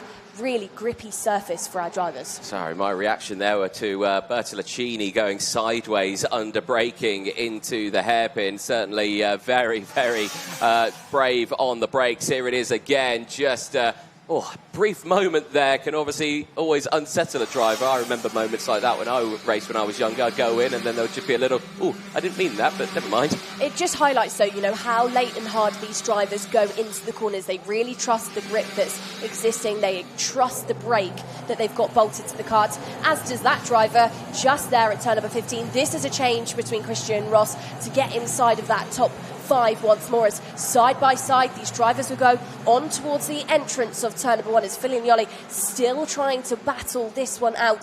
The 265 gets his way back past, and now Christian Ross actually gets demoted back down to that P7. Indeed, so still good fighting going on around the field here as we're nearing that end of the race. Last lap board will be out to the drivers this time. And this is near the front of your field. It's not actually the leading battle. This is Teo Palfreyne and Martin Bertolacini, 3rd and 4th place. Nuvolini's gap to Gianni Girardello has held at 0.4 of a second. It has not closed in so far over the course of this race. Out of the final turn then, last lap board going out. There's your race leader, Mani Nuvolini, after yesterday's win and a third. Is looking very strong today. Nakano is looking at an intermediate classification points lead as he extends it now with 141 points. Might be a Saturday, but a bit of a Sunday drive out there for Nuvolini. Really clean and dry stuff for him for this qualifying heat. Unbothered by anybody else around him, has not even been challenged throughout this race. That lead of now half a second couldn't be closed in by Joely Girardello for Parolin, who's looking strong in that P2. P3 for now, still a little bit undecided. Palfreyne still under some pressure for Martin Bertolacini, but the last 2 corners are the only opportunities he's got left to go and doesn't manage to get that one done. Palfreyne defends it, but it's that driver there, Mani Nuvolini, who crosses the line, takes the checkered, looks over his shoulder to the gap between Joely Girardello. Well, we can tell you, Manny, it's half a second that you have taken that one from. Another race win on the cards from Mani Nuvolini, who took pole in group in quali, a heat win yesterday, and a heat win again this morning. It's certainly a very strong start to the weekend for Nuvolini and the rest of the field, of course, as they make their way back to Parc Ferme. Multiple drivers under investigation. Couple of warning flags have gone out as well. So, of course, the results that you see very soon may change as once again the hard-working marshalling crews go to work to help clear the track. Biggest mover in that race, Mark Pilipenko from the back of the grid, 30th place, finishing 11th, a gain of 19 places. Definitely helped out by that incident that happened at the start of the race. There is Leon Chilidze, their helmet off as he heads to the kart, and that clean-up operation can now get underway. Here's a look at your full classification at the end of that one. Mani Nuvolini taking his 2nd race of the weekend, then ahead of Joely Girardello. Teo Palfreyne for Martin Bertolacini and Marc Casada, the top 5. Augustine Filignoli and Christian Alexander Rust ahead of Jean Pouillot and Mason Robertson. Alessandro Carabello rounds out the top 10. 11th place downward sees your biggest mover in the race. Mark Pilipenko gaining 19 places ahead of Leo Gorski. Aurelien Lebert getting 12 ahead of Stepan Mazepin, also gaining 12 places, just ahead of Oliver Spencer, also with a gain of 12 places. Jeff Verbeek finishing in P16 ahead of Daniel Pereira. And then it's Lucas Palacio, and then Alex Malota, Alexander Lazarus from Tommaso D'Ambrosio, and Ava Lawrence, who ran out the top 22, with Jan Garzielek rounding out the 23 finishers in that race. The multiple retirements, Marek Zaric, Antonio Ianni, Lenny Makinen, Nikita Bott, Albert Tam, Leon Chilidze, and Libo Blazak, unfortunately, all not making it to the end of that race. So, drama for multiple teams on that one, most notably, though, for Forza Racing. 3 of their drivers, unfortunately, caught out in those first opening laps. But spirit still high with the satellite team here on the Esprit chassis as they get themselves ready but it is Kart Republic who find themselves on top with that young man there. Manu Nuvolini leads now the intermediate classification after 3 races. It's 2 wins and a third for the young Frenchman as he gets ready for the rest of the racing later on today. For everyone else here, one job done and dusted as we take a look at these highlights. And, well, what a shaky start here, the 6th and the 7th row. Keep an eye on Albert Tam just on the inside line. Spins on the curb there, gets clipped by the drivers behind. It's actually Shilidze somewhat drives over the top. Crucially, no rollovers there, but definitely a very fast and dramatic accident for 4 drivers, including Leon Shilidze, Albert Tam, Nikita Bott and Lenny Mäkinen. All caught out there. We lost Antonio Ianni further round the lap as well. And then this moment here for Libor Vlasak, the Fusion Motorsport driver, just getting tangled there with the Forza Racing driver of Marek Zaric, who later retired into Parc Ferme, and thankfully all up on their feet, but clearly a little bit shaken from that incident, Nicole. Yeah, battles didn't stop though. Drivers still fighting well inside of the top 5. Joely Girardello and Manu Nuvolini were clean and dry, but through turn number 3, that hot spot was definitely a favourable decision for these drivers. That was Théo Palfrane weaving his way through to get inside of the top 3, and it was him, Martin Bertolucci and Marcus Sutter who had a lot to say to each other lap after lap. Momentarily, we did see Alexander Rost inside of the top 5, later though dropped back down to around about P7 as the turn number 1 was still one of those positions in the circuit where these drivers attempted to put the nose down the inside. This, of course, though, was the best moments of that race. Manu Nuvolini taking that sweep forward of race wins, makes it a pole position and 2 out of 2 so far. That concludes, of course, your junior qualifying heat to B versus F. Next up, we go back to our OKs. 4 groups, B versus F again, 12 laps, 15 kilometres. And an interesting story indeed for this race. And we're about to tell you why after, of course, we see a bit of the clean-up procedure, which will be very big for that race because we did have a number of non-finishers. So actually, 2 consecutive races now, really starting to light up here, Anthony. We had a number of non-finishes in our last senior race, now in this one. And I think that's coming into play because these drivers are starting to wake up, know exactly where they are and think, actually, after some results yesterday, I need to get some points on the board because busy day of racing. Yeah, indeed. And, as we talk about that, there is the shot of the pre-grid. And you can see a little bit of a swap there on the front row of the grid. Dan Aleman, pole sitter, has elected to switch sides of the grid with Noah Baglin, puts him on the inside row. And now you might be thinking, why on earth has he done that? Because, of course, it's been the inside row that has been the most dominant force. But, of course, the inside row has been the dominant force because, well, they're on pole position. They have to be ahead of the outside row going over the line. Now, with this switch, it means that, well, Aleman brings the outside row now ahead of the inside row. So it effectively changes the narrative going into it. But again, is it going to work out on this one? Well, we'll have to wait and find out. Until that time, though, we caught up with Dan Aleman after he went second fastest overall in time qualifying. Dan Aleman, much to be happy about within that session then. Pole and group, second overall. Tell us about the lap when you were driving round, because great pace. Yeah, so I was directly behind Henry. I had a good slipstream, and on the last corner I make a little mistake, and I think it cost me the pole general. And yes, but I'm very happy with my lap. Yes. And of course, going into this year, you should be confident because you had poles in 2025. New season, new team as well for you. And do you think that's really pushing you forward, especially to get this first pole during the year? Yeah, it's especially good. Also, I'm driving with the seniors now, so they're a little bit older than me, and it feels good to be in front of them. Well, Dan, like we said, second overall polling group. Congratulations. Great job. Thank you so much. Good catch up there with Dan Aleman. Nothing in that interview there to say that he would switch sides of the grid, though. For you, Anthony, question for you. Go I know, why do you think he's done that? For you? For me, honestly, there's no real benefit to doing it in terms of helping out anyone behind. Obviously, I already mentioned why I feel like that could do it. Yes, it could put everyone into play. Baglin there, who's on the front row of the grid, of course, has been the dominant force in the seniors so far. He's had 2 wins out of 2 Is this potentially to put him on that inside road to maybe think he's on pole and try to throw that, maybe try to make him jump start or something? I don't know. It's a tricky one. Obviously, you would never think it is that. But again, I just can't put a finger on this. Me neither, to be totally honest. Is it just the case that maybe Alleman tries to get him a bit closer to that first curb of the first corner to try and throw him back slightly, where Alleman can sit more on the racing line, carry a bit more pace round the first corner to get a bigger gap down towards turns 2 and 3?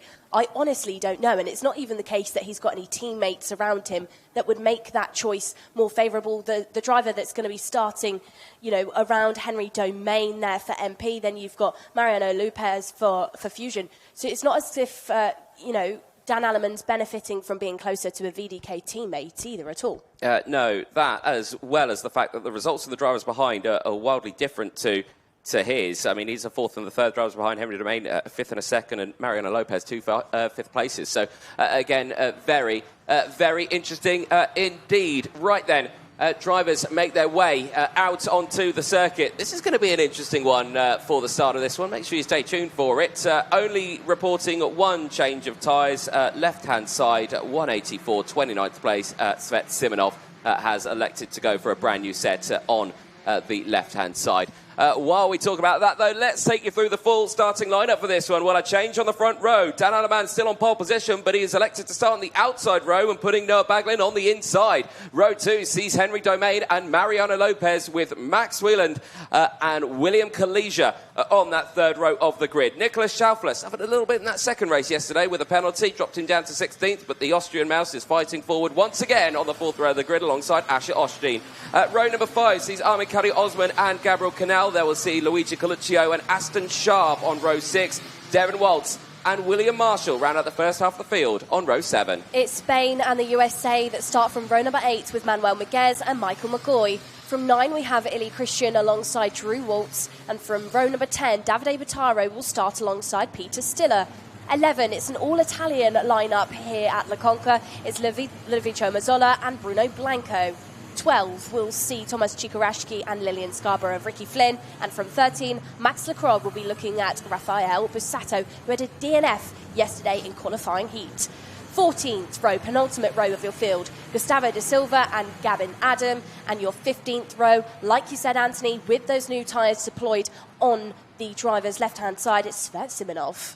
Indeed, so looking forward to this one. Mechanics primed and ready in the mechanics stand there to guide their drivers in this race. Current look at the intermediate classification in the seniors. It is Baglin that leads it with 100 points to the name. He's looking to see if he can make it 150 points at the end of this one. Bosco Arias second after that win earlier on, 94 to his name ahead of Klara Kowalczyk, who's had 2 races so far and has had 2 second places, currently third in the intermediate classification points.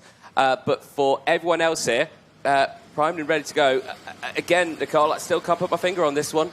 No, absolutely not. Only time will tell if that decision will be beneficial, if Alleman will get that good race start, and hopefully later on we can do a bit of paddock journalism as well, Anthony, and really get to the bottom of why Alleman for VDK has decided to go for this decision.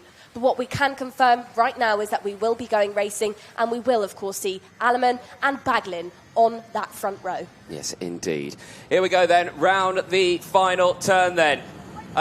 Hold on to your hats, because no idea how this one's going to transpire. Alleman then on the outside row on pole position, puts Baglin on the inside into the tram lines. Are we racing? The answer is yes, but who went over the line first? Well, judging by that picture, it was Alleman. Noah Baglin slots into second place. If anything, has that helped him keep him into second place instead of forcing him on the outside row? May have dropped him down to third. Well, it's done it now, because down the inside's gone Henry Domain on that MP Motorsport machine. He's up into second place at the start of this race. Maybe the case was that this decision was made because Alleman knows how strong Noah Baglin is as he returns the favour on Henry Domain, but Domain does not let it tries for the switchback there, but allows the Prema that room once more to sit back into that P2. Is this the case that Alleman was just trying to throw Baglin off the track slightly? It's not worked for now because he's still sat strong P2 with Alleman just ahead of him. There is no gap being extended just yet. Changes being attempted further in the background. Mariano Lopez and Nicolas Schaufler swapping position at that first turners. Is this a change now for the race lead? Noah Baglin giving it a good go down the inside, down towards turn number 6.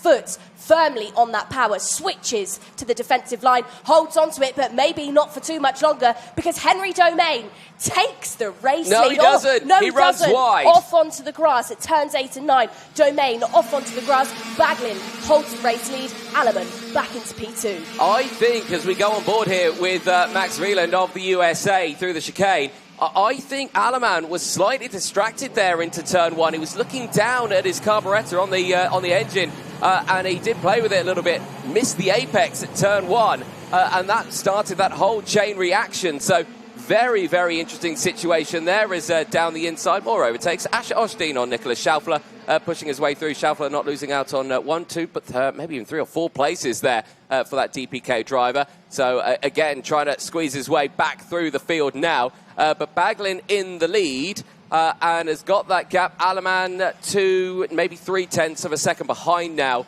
from that lead fight as Drew Waltz sets the fastest lap of the race. A very interesting start to this one, Nicole. Genuinely, Anthony, I'm so interested to see, what this was all about for Alleman, why that decision happened.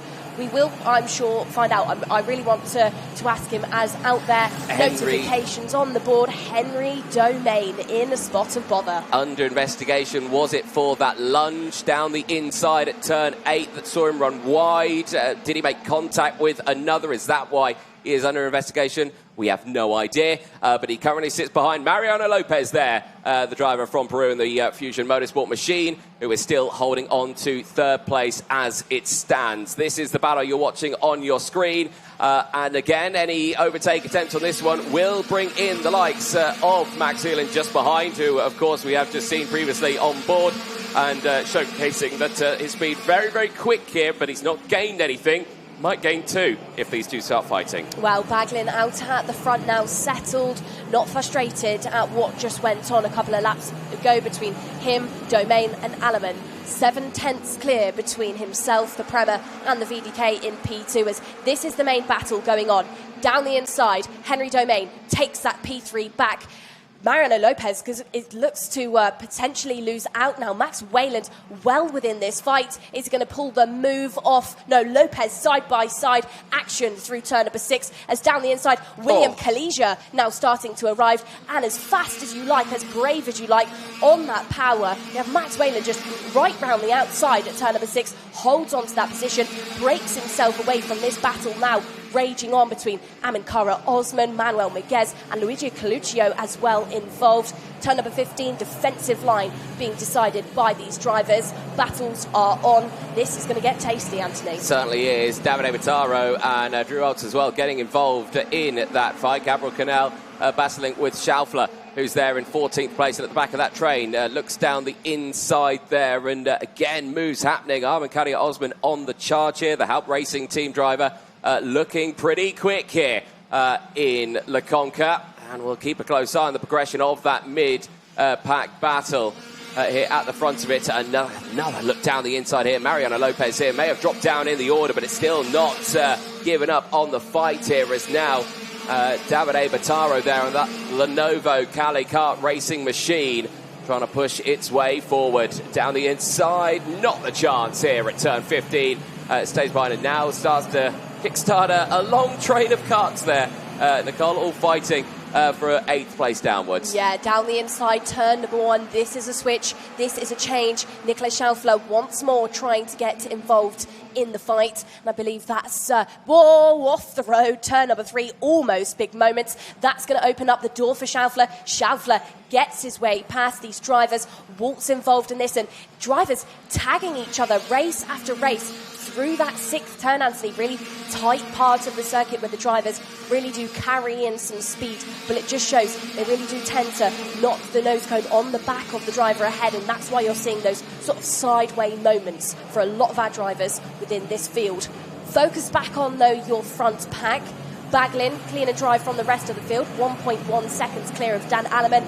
Him and Henry Domain now pretty settled in that 2 and 3 as Max Wieland Kalijah and Asher Osteen still trying to fight it out, as that's Asher Osteen, the CRG, now losing position to Manuel Miguez. Yes, indeed, and those changes happening, and you may be thinking other changes that have happened over the course of the winter. Of course, the introduction of the brand new anti-launch, the introduction, sorry, is the word I was trying to say. Yes, we'll forget that one ever happened. Right, the introduction of the new anti-launch device that you can see on the back of the karts. Of course, they have been developed over the last few years. We've seen them out a couple of times in the world of FIA Karting at the World Cup in Cremona, and then, of course, we saw it in the FIA Arrive and Drive in Malaysia later that same year. This is the first time, though, that we see it in the European Championships, as down the inside. Nice little cheeky move there for William Kalijah, pushing his way through, up past Max Whelan and into fourth place. We go on board with Max Whelan here, who gets a good view of that new anti-launch device in the background. As you can see there, extra plastic just to cover the top and back of the rear wheels here from contact with other rear wheels. It also covers the side a little bit as well. A real cage for the rear wheel as such. Now, there was a brief change from last weekend into this weekend of the side pods. There was an original extension of the side pods. That has now changed, reverted back to the originals for this one after there was a bit of drama with it. But it's all sorted out now. And as you can see from these drivers, not really affecting them too much. Speaking to them, they said, has it changed the dynamic of the cars? Has it changed a little bit of how it feels? And the general gist of it is, to be honest, I didn't really notice that it's there. So I think all the drivers seemingly quite happy with it. Well, of course, injection moulded device that's been implemented by the FIA for safety, not for performance. But I'm really interested, Anthony, as we go over the course of both this weekend and this year, to see, does it affect the performance at all? Because, of course, it's not completely covering, but it is covering some of the surface area of that rear tyre, as that's a change now again for the drivers inside of the top five. So Max Whelan losing out on a position at turn number 15. But I'm really interested to see on the rear tyres, does it maybe cover some of the air that would typically tend to cool that rear Maxis down? And then do you start to see the drivers start to struggle a little bit on the rear grip? Only time will tell, of course. New device, so we don't have any data, we don't have any information for the teams just yet, but I do think that's also something teams are looking at and really interested by. Is it going to affect the rear of the car at all? Is it going to affect the tyre as it gets older through the stages of both heats and, of course, finals? Talking of finals, then, these drivers continuing to try and pick up points to get themselves there on Sunday. Final lap board going out to none other than Noah Baglin, who's a second clear currently from Dan Alleman of VDK. It was a second, it's now just under, it's 9/10, so you know that Noah now is just reserving a bit of himself, the karts and the tyre. He's got enough gap, he's got enough real estate to just be pretty settled out there in front. Alleman then, despite that change, despite that really interesting tactic to swap sides for that pole, it's not worked out. P2 for him now, ahead of Henry Domain, who is under investigation. Just one more sector for Baglin left to look at, and looks like he could be on course now to get a clean sweep through these heats. Potentially another 50 points on the board. Certainly so. I would say it still worked out for Alleman, though. Best result of the weekend so far, but the junior world champion of last year crosses the line to claim his third qualifying heat win of the weekend, and maxes out the points with 150 to the name. Baglin in dominant form here in La Conca for round one of the MondoKart.com FIA Karting European Championships. Alleman from Domain, Kalijah from Miguez, Wieland from Osteen, Lopez from Bataro, Schaufler crosses the line P10 at the end of that race. But still a very strong start there. A win from second, but had that inside row again. But still, definitely think that's worked out for Alleman. Yes, okay, dropped back to second, but still his best result of the weekend. Manuel Miguez, though, was your biggest mover in that race. Well, joint biggest mover with Davide Bataro. Both of them 10 places gained, pushing them up the field there. Well, that race certainly done and dusted, and very curious to see how that one was going to transpire with that grid swap there. We'll have to see if we see any more of that as the day progresses here, as we are halfway through the morning phase. Here's your full classification at the end of that one. The top 10 we have crossed over. 11th place, downward seas Gabriel Canal from Devin Waltz. Ili Christian from Luigi Coluccio. Drew Waltz from Peter Stiller. Aston Sharp from Thomas Chikaraski. Michael McGoy from Armin Kari Osman. Ludovico Mazzola and Rafael Bassato. William Marshall from Gustavo da Silva. Lillian Scarborough from Max Lacroix. Adam Gammon, Bruno Blanco and Svet Simonov rounds out the rest of the field. Yeah, night and day difference from our heats that we had before. We had every driver, every single one of the 29 runners in that field complete that qualifying heat and complete it then under the guidance of Noah Baglin there, pushing the car through the weighing scales. Another race win on the board for your 2025 world champion, of course, in the junior category. Heads into the senior class to try and chase after a European title. This is how it played out then, side by side, Alleman and Baglin, but Baglin, of course, on that anti-pole side, allowed Alleman to have it, hung back and allowed the run in towards turns 2, 3 and 4 to be owned by the VDK. Did momentarily get challenged by the likes of Henry Domain as they went side by side. Domain actually switched positions with Baglin for that P2, but later in the lap, Baglin got it back and invited in Mariano Lopez into this fight. Lopez, of course, later on in the race would lose out and would end up down in P8. Schaufler was one of the drivers that momentarily broke inside of the top 4 as Baglin and Dan Alleman side by side. Baglin just using some of the curb there at turn number 5 to really jump his way past, as we almost thought that Henry Domain was going to take the race lead. And we certainly did think so. Down there inside that then, just a little late on the brakes, wasn't able to complete the move. The onboard shot here from Max Wieland at the start of that race. You can see the side-by-side moments in towards that final sector. How close could you get? But a 2 for 1 into that chicane, just avoiding those bigger curbs there through the corner. Then we saw the overtakes in towards turn number 1. Again, big moves here for Asher Osteen to try and step forward in the race. Then later, more changes. Domain getting the overtakes done. This put Mariano Lopez into a little bit of a tricky situation here, fighting for that spot, and then did, of course, recover back just a little bit, but dropped down 4 places to finish that one in P8. Definitely a very tough run in that one.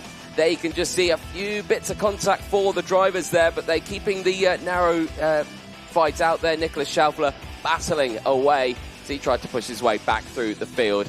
Last moment charges here, big moves down the inside. Kalesia charging through past Max Wieland. Then later on, of course, Manuel Miguez able to fight his way through as well, gaining 10 places to become one of 2 of the biggest movers out there, joining Davide Battaro. Across the line, though, 3 wins out of 3 for Noah Baglin, as he would come away with 150 intermediate classification points at the end of that one. We're going to take a short break. Do not go anywhere. Juniors coming out next, for their next race. They'll be on track very, very soon.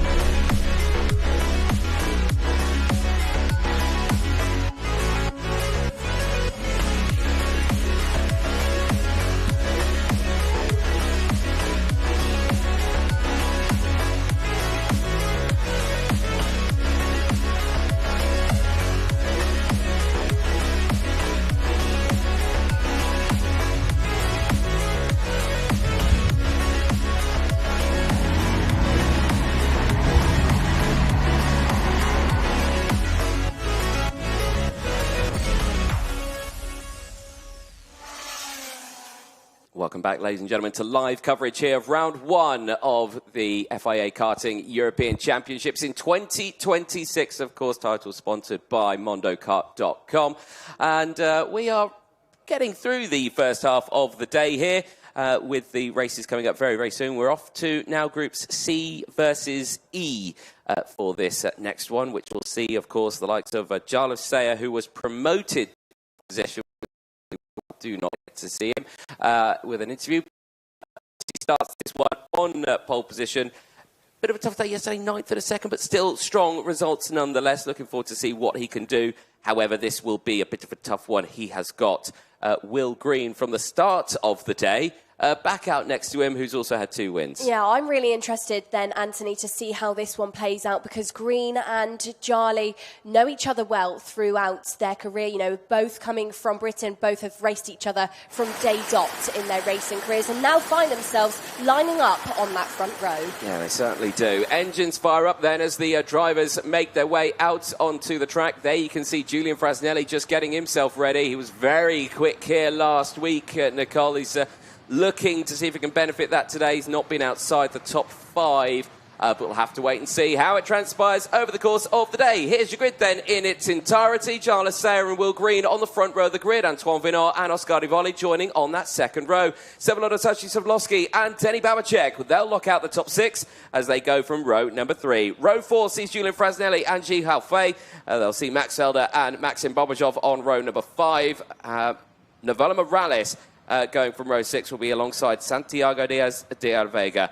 Then Jay Kostecki and Olivier Adesini, they'll look at the first half of the field on row number 7. Row number 8 will look like Mohamed Albazaki alongside Alessandro Truchot. And from row number 9, Rocco Simone will look at Maxim Noapel. Your top 20 is Jason Cosmopoulos and Jonas Pundis. And from 11, Richard Mills, Julia Angelard will start alongside Tony Cacciaferro. From 12, it's Matt Vidaglanov for Energy alongside Michele Orlando. And from 13, Italy and Brazil will look at each other with Achille Ray and Nicholas Guff. 14 and penultimate row, the only driver within this field to deploy some new tyres will be Tiberius Müller and Samuel Hugon. And from row number 15, Kim and Jay will start alongside Alexandra Point, who of course did not set a qualifying lap. That is why he finds himself so far back. It was technical issues for Alexandra, why he couldn't push off of the grid. Did not manage to put a time in, so now has a lot of work on his hands. Extra formation lap here for the juniors, but it's going round again. But just very slow at the start of this one, I guess, then, for the drivers. So taking their time to get the temperature into the tyres here, Nicole. Yeah, it gives us an opportunity then to talk about some of the previous results within the field. Of course, Will Green has had 2 heat wins out of 2. We saw him in one of our first races this morning where he took another win on the board, starting alongside Jarlath Sayer then, who of course had a P9 yesterday, so still a bit of work to do, but don't count him out on course for a race win. Oscar Rivoli, P4 yesterday. Anton Vanont, another driver then who has had a win so far on the cards. But other drivers starting in the sharper end of the field who need a good one. Novala Morales disqualified yesterday for some issues out there on the track. So big charges will be expected to push their way through the field. Indeed. Well, very slow formation laps here. Nicole, I think these drivers are preparing for their KZ careers right now because they like to take their sweet time as well. Well, maybe it's the case that they're getting ready, but I think these drivers have got a long way to go. Of course, youngest drivers in our field, the likes of Jarlath Sayer and Will Green, 12 to 13 years of age. So couple of years left to wait for them to appear, Anthony. Yes, indeed. A little bit of time before that, but certainly looking forward to seeing when that KZ season kicks off. And actually, my favourite round I'm looking forward to this year in FIA Karting, Le Mans in the KZs. Really looking forward to that one. What an environment for it. Right then, enough about later on in the season. We're talking about right now here at La Conca as the field really slowed down now here by Jarlath Sayer and Will Green. As we get ready to go racing then. It's junior qualifying heat C versus E here. We're at the halfway point of the middle phase of the day. As we head into those tram lines, we're finally going racing as the lights go out. We are racing towards turn number 1. Keep an eye on Sarah at the inside line. It's all good. Keep an eye on Green on the outside. He's going to lose out on 2 here, maybe even 3 as he drops down to 4th place. And he does hold on to 4th place then. It does benefit then Antoine Venant as he pushes his way through. Also, the likes of Sebastian Vettel, who gets his way through as well down the inside. Actually, I think it's the parallel of Ascari who's benefited here the most. He's gone through as drama in the background. That is the CRG driver of Samuel Hugon, and unfortunately, Rocco Simon of the DPK racing team tangling together early on in the lap at turn 6. Great stuff by Jarlath Sayer as the CRG now attempts to get that one push started, but it's finished, it's out, off, and DNF. Out to the front then, Jarlath Sayer, great race start, really did lead the entire field round really slowly, but it benefited him going into that first turn, has taken the commanding lead. Further in the background, changes going on. Maxim Bobrishov, one of the drivers, being hustled in around about P12. And talking of hustling, Will Green starting to try and find his way back inside of the top 3. Shortly ahead of him, Anton Venant, your yesterday's race leader, is being hunted for this position. And down in towards that second sector, Green gets the job done. Yeah, indeed. Will Green trying to emulate what his senior counterpart teammate has done in the previous races, trying to push his way back to the front here, now up to 3rd place. Ascari Volley, though, is on the attack here on Jarlath Sayer. Sayer, of course, looking for his first win of the weekend. Scotty Varley also in a similar story, has only had a 3rd and a 4th place. So these two in unfamiliar territory here in La Conca as they continue their fight on. Who, out of these two, could come away with a win? Well, Ascari Volley is going to think early on in this one on lap number 3, takes the lead of the race away from Jarlath Sayer, who now has to start thinking, is Green behind going to start closing in? That is the question. Out of turn number 7, in towards the second sector they go. 8, 9 and 10. They come up quickly for the drivers, but no changes here as Ascari Volley seemingly looking like he's breaking away here from the field behind. Seeing potentially over the course of this first 3 quarters of this lap, Anthony, Jarlath Sayer just very minor mistakes here, I would say, that are making him now vulnerable to Will Green. Through turns number 15, though, uses the brake to catch up some of that pace once more to the parallel ahead and does close that gap slightly. But Will Green in P3, now in there. And these drivers being signal out there. I think that was Filippo Sala trying to push on some of these drivers inside of the top 3. Out there then, Ascari Volley, Jarlath Sayer, Will Green. Will Green now looking racing, now looking to make the overtake with this fastest lap. Previous lap got the job done on the driver behind through turns 8 and 9 and does just that once more on Jarlath Sayer. Yeah, slowly and surely pushing through the field here for Will Green. Now up to 2nd place. Next target for him will be Ascari Volley just up the road. The gap, though, 0.4 of a second. We'll wait to see how that progresses. While that's happening, been some dramas out there. Mohamed El Bazaki had a tough one on that last sector, dropped to 24th place. Nicholas Guth also losing out on 2 as Maxime Nobel and Kim Min-jae stepping up into 25th and 26th place, but still a lot of drivers in this fight. Tiberius Müller still just off the back of the field in 28th. He's trying to recover back into this race. Still only the 2 retirements from that first incident. Rocco Simon and Samu Hugon out of that race. Rest of the field here looking strong, and so is Ji Haofei. Fastest lap of the race, 48.762. Looking very quick there in P6, trying to close in on this lead battle. And speaking of closing in on a lead battle, Will Green's taken that 0.4 down to less than 0.2 now. The fight is on the halfway point of this race. Well, turn number 1 is an opportunity, but not sure if Will Green is going to be on the limiter before he gets there. Absolutely is. Did look to put the nose down the inside, but tucks back in onto that racing line. Turn number 3 is an opportunity. Turn number 3 puts that Premier nose down the inside and makes himself your race leader. Allows Jarlath Sayer to get slightly closer to the back of the parallel there in P2 of Ascari Volley, but Jarlath Sayer doesn't have a go just yet. 8 and 9 are an opportunity. Is Green going to get it snatched back away? Absolutely not. Door does not open up, and now visibly just pulls away out of the corner. Some great bottom on that car, I would say. Anthony, you know, story of last year in the European Series when we had Deegan Hugandorn as part of the Prema camp with Noah Baglin in the juniors, of course. They're now promoted out of juniors. They're into senior, and Hugandorn now with Paralin. But for Will Green, watching that last year and now being essentially the driver to fill those boots, more or less pressure? Well, that's an interesting question. It's hard to kind of pinpoint on that one because so much is still yet to happen. But again, if he can give the results in, if he can put those results in, I don't think he's got any drama. I think he can just continue on and happily in his kart and doing what he's been doing. In this, that's a outrageous lunge there in the background. My goodness me, was that Mohamed El-Bazaki on the charge again in the VDK? But again, really good showcasing from the field here.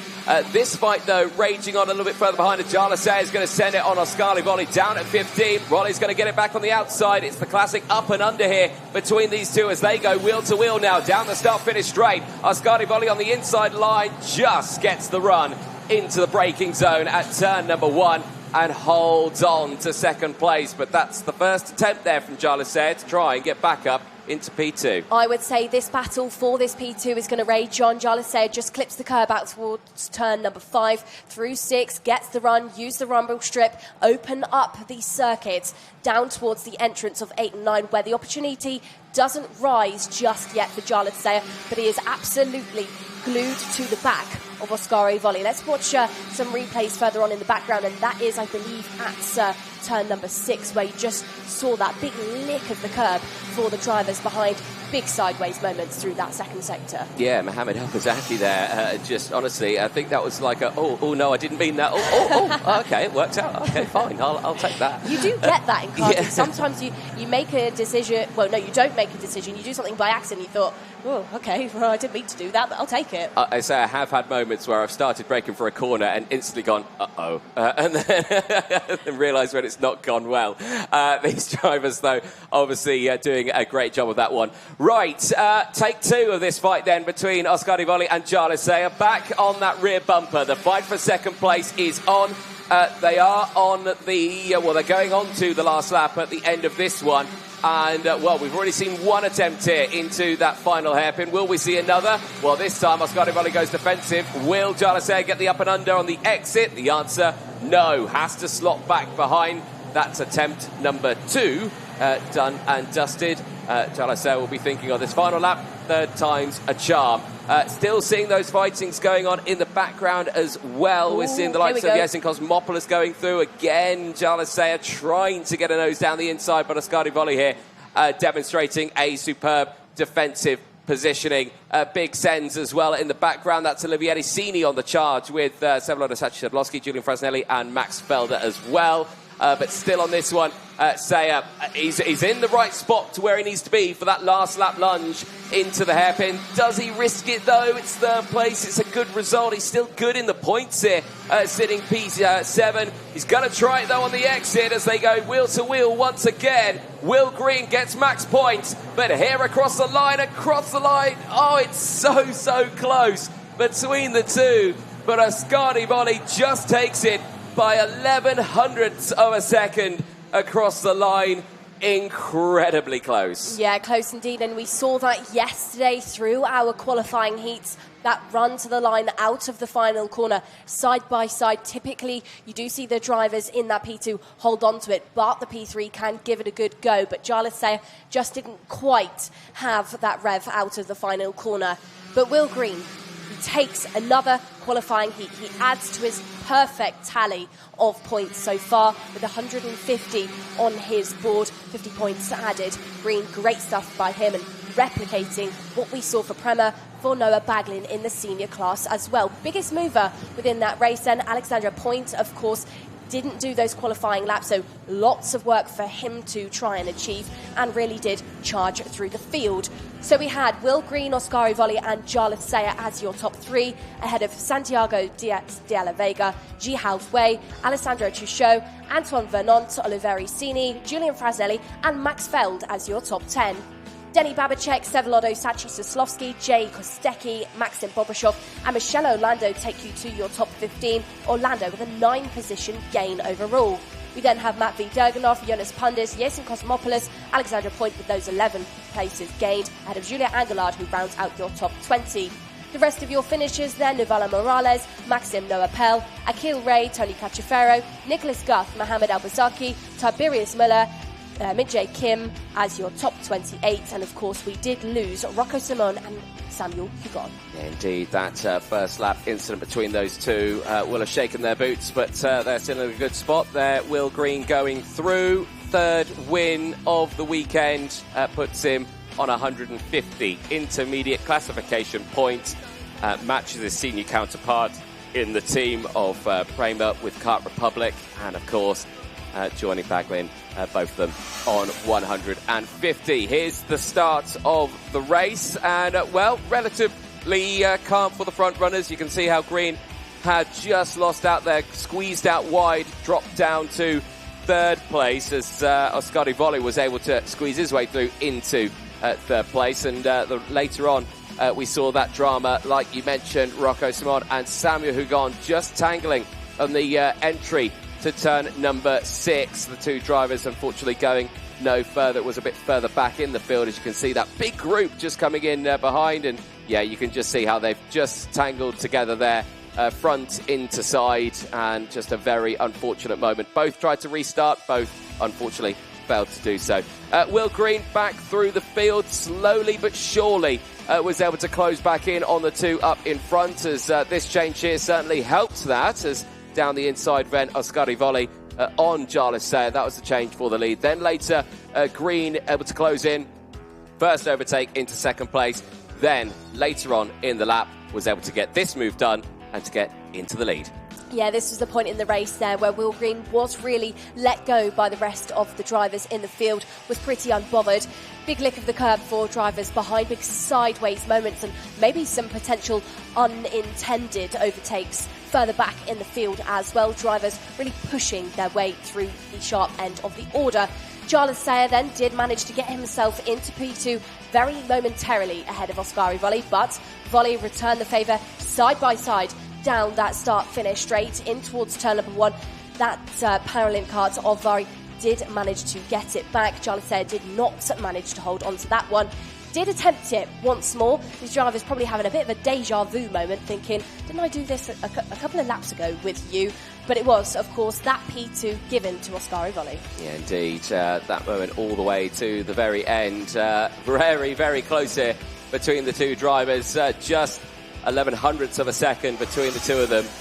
Very, very close indeed. Well, we're heading back over to the senior category for the next race. Groups C versus E will be heading out on to the circuit. Very much looking forward to this one, Nicole. Yeah, absolutely. So rotations really quickly being pushed through today in our qualifying heats. Blink and you will miss it.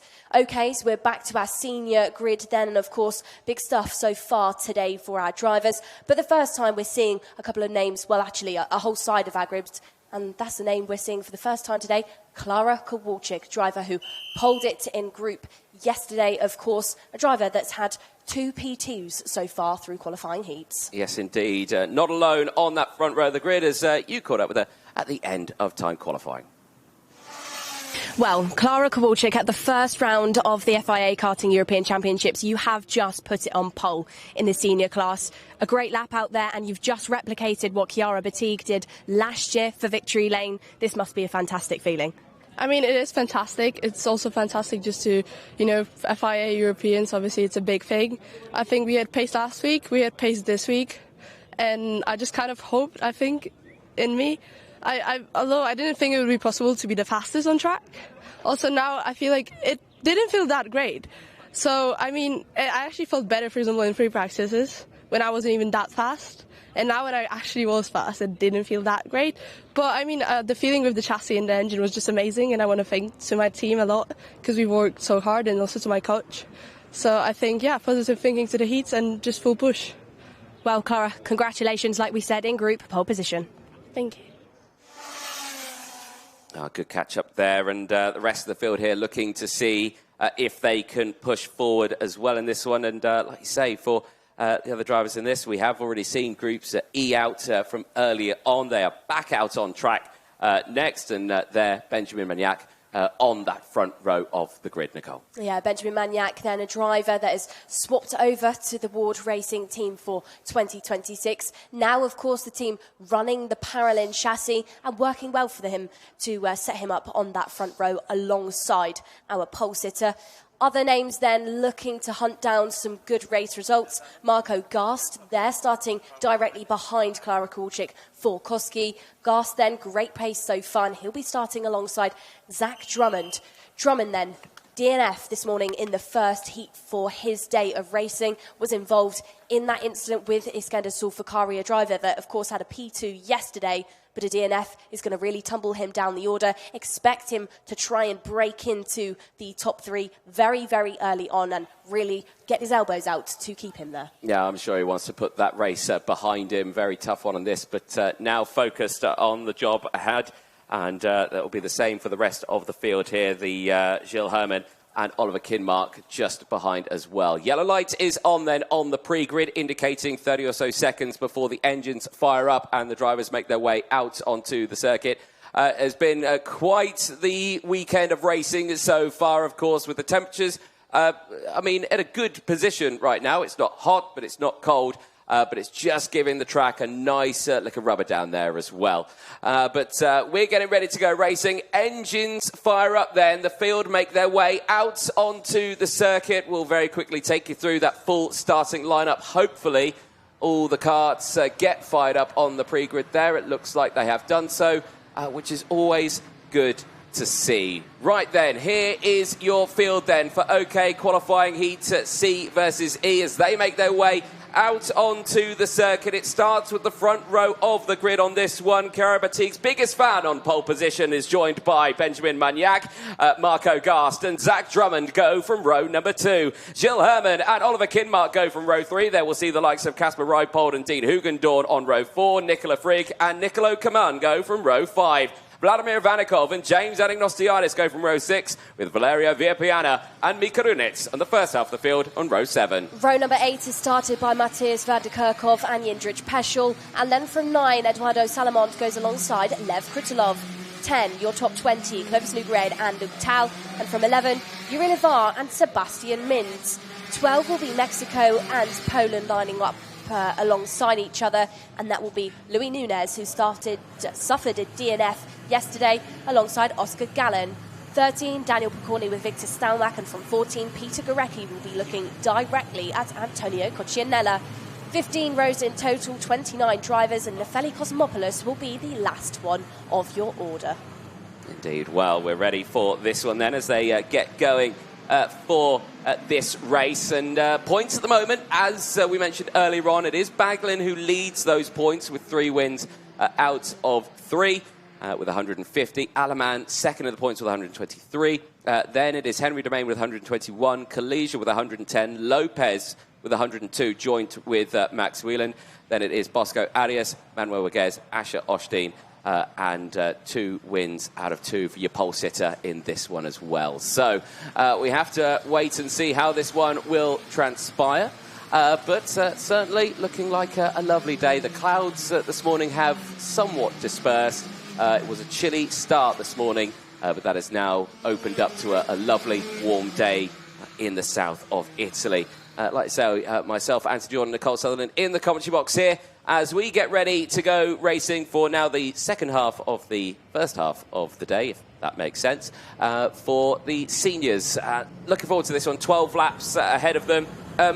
Crucially in this race, Nicole, no one has taken a race win here, so crucial to see how this one transpires. Into the tram lines, we're not going racing just yet. First false start of the day. No, we've got no race winners within this one, but we've got some drivers that I would say are quite out of position. James Anagnostiadis and Lev Krutilov being 2 of those. Krutilov, of course, P3 in the world last year in 2025. He's starting on that 9th row down in P18. Then we have got James Anagnostiadis, who's P2 in Europe last year. He's starting on the 6th row in P12. So they're both 2 drivers that you would expect to have been favourites in time qualifying, who will be trying and attempting to charge their way through the field. And Anagnostiadis actually was a round one winner last year when we had our first event at Campillos, but it wasn't gifted to him. He had challenge after challenge this time last year at that event, and he's had challenge after challenge so far within quali and these heats. But keep an eye on the driver for both Mercedes and Australia starting down there in P12. Final sector for these drivers to complete then. They have hit that red line, so now no overtaking permitted. And on this attempt, will we go racing? I'll have to wait and see.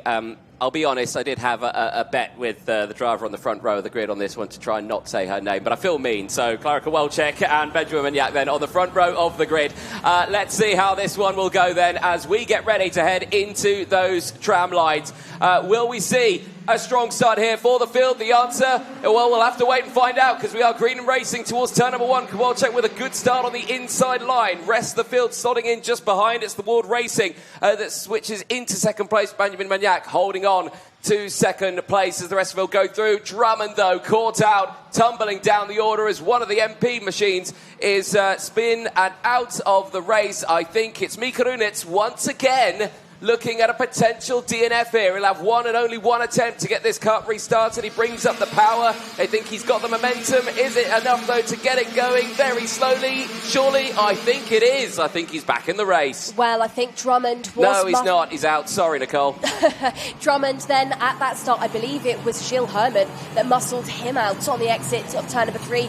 But it affected Herman. He was given a bit of a difficult hand because that allowed Dean Hugendorn to fight his way through. Kowalczyk up at the front with this race lead as battles rage on further behind. Valerio Villapiana being one of those names to get all involved further back there for Tony Cards. So it is Kowalczyk from Maniak, Gast, Hugendorn and Gilles Herman as Kinmark, Anagnostiadis, Reipold, Nicola Kuman and Zach Drummond round out your top 10. Another name within this battle, a name that will have slightly fresher tyre and a big, ambitious drive throughout this race. It's Oliver Kinmark there on your screen, chasing down Gilles Herman. Let's not forget DNF earlier on in that previous heat will be looking to push and does just that since route turn 15. Yeah, nice little move there, stepping up into 5th place now as they head down the start-finish straight. Is Herman going to fight it back, though? The answer... maybe yes, it is yes, down the inside, and squeezes Kinmark wide, and that says thank you very much to James Anagnostiadis, who sails on past. Well, James then saying thank you very much, I'll take that one, and he's looking to take another one from Gilles Herman. 5 and 6, no major opportunities for these drivers through those corners, but they do exist through where Benjamin Maniak is now chasing down Clara Kowalczyk through 8 and 9. This gap between Kowalczyk and Maniak, only 0.2 of a second, only a couple of kart lengths separate those two drivers, and it's a pretty much identical story between Marco Gast and Dean Hugendorn. Turn number 15, Maniak, not within lunging distance, but Hugendorn is and gets into the top 3. Indeed, and there is some more retirements there. CRG's Nefeli Cosmopoulos, unfortunately, she is out of the race. Into 27th place. That is a big shame there. Still, though, fights going on. Biggest movers so far in this race. Well, obviously, Dean Hugendorn in 3rd on 5. You've got James Anagnostiadis in 6th with 6. You've also got Luke Tal in 14th also with 6. So good runners out there. Dean Hugendorn, though, looking very quick here again. Fastest lap of the race is closing in on Benjamin Maniak in 2nd place. Yeah, do you know what, Anthony? He's catching in at a rate of knots there in P3. The gap then is going to close in, I would say. Not too much in the toe just yet for Hugendorn, but he will start to arrive, and he will start to arrive now because Benjamin Maniak looked to me like he was going to try and have a go at Clara Kowalczyk. 2 P2s for Kowalczyk so far, so points-wise, really strong. She is the next closest driver to your points leader of Noah Baglin. It was 138 that she has to her name as it stands. Through turns 5, these drivers will go. No opportunities for any driver inside of your top 10, and the biggest mover inside your top 10 is James Anagnostiadis with that 6th place gain as Drummond now starts to come back to life after being dealt a bit of a difficult start at that race lead. And now Sebastian Mins being looked at as all whilst that rages on, Dean Hugendorn continues to charge. Here we go then, Anthony. It was a duo at the front. Now it's a trio. Indeed, it is for Benjamin Maniak. He's not checked over the shoulder yet. He doesn't know what the impending doom is just behind in the form of Dean Hoogendoorn. Yes, indeed, as Gilles Herman, Marco Gast, nice overtake there. Turns 3 and 4, steps up into 4th place now. Gilles Herman also looking very quick in this race. You can just see there Drummond in the background behind James Anagnostiadis. He's on the recovery charge now back in this one, and Alex Nosiadis sends it down the inside of Gast. Drummond goes through as well. Squeeze it through. Is Kinmark going to try it as well? Yes, he is. Marco Gast losing out a lot of places there. And now the change up in front as Drummond gets past the likes of Anagnostiadis. Yeah, Zach Drummond then actually... Had a change for second. So P2 changed, but the change between Drummond and Anagnostiadis, I really wouldn't say Anagnostiadis expected that to happen. I think he just lost a bit of run out of turn number 9, and then it really did allow Drummond to put his foot in, get the run down towards the chicane and pull off that move. So back inside the top 5 for now for Drummond. But these two drivers, of course, good friends off of the track, both in that similar machinery in that Kart Republic, both P2 and P3 in Europe in 2025. So some of the names that are probably sat there thinking, do you know what, this is our race, this is our year to try and take it, because of course Christian Kostoya does not appear. Lev Kritilov there, P14, currently another driver like Anagnostiadis, like Drummond in his second year within this category. Dealt difficult stuff in qualifying, but now charging his way through the field. It certainly is then. Check over the shoulder for Hoogendoorn just to suss out the situation. Can see he is breaking away from Maniac, but also see that Herman's closing in as well. So fight far from over as it's nearing the end of the race here. Kowalczyk still in the lead and still looking okay. This is this moment then. So Anagnostiadis is the first one on Marco Gast. Then you can see how Drummond gets through as well.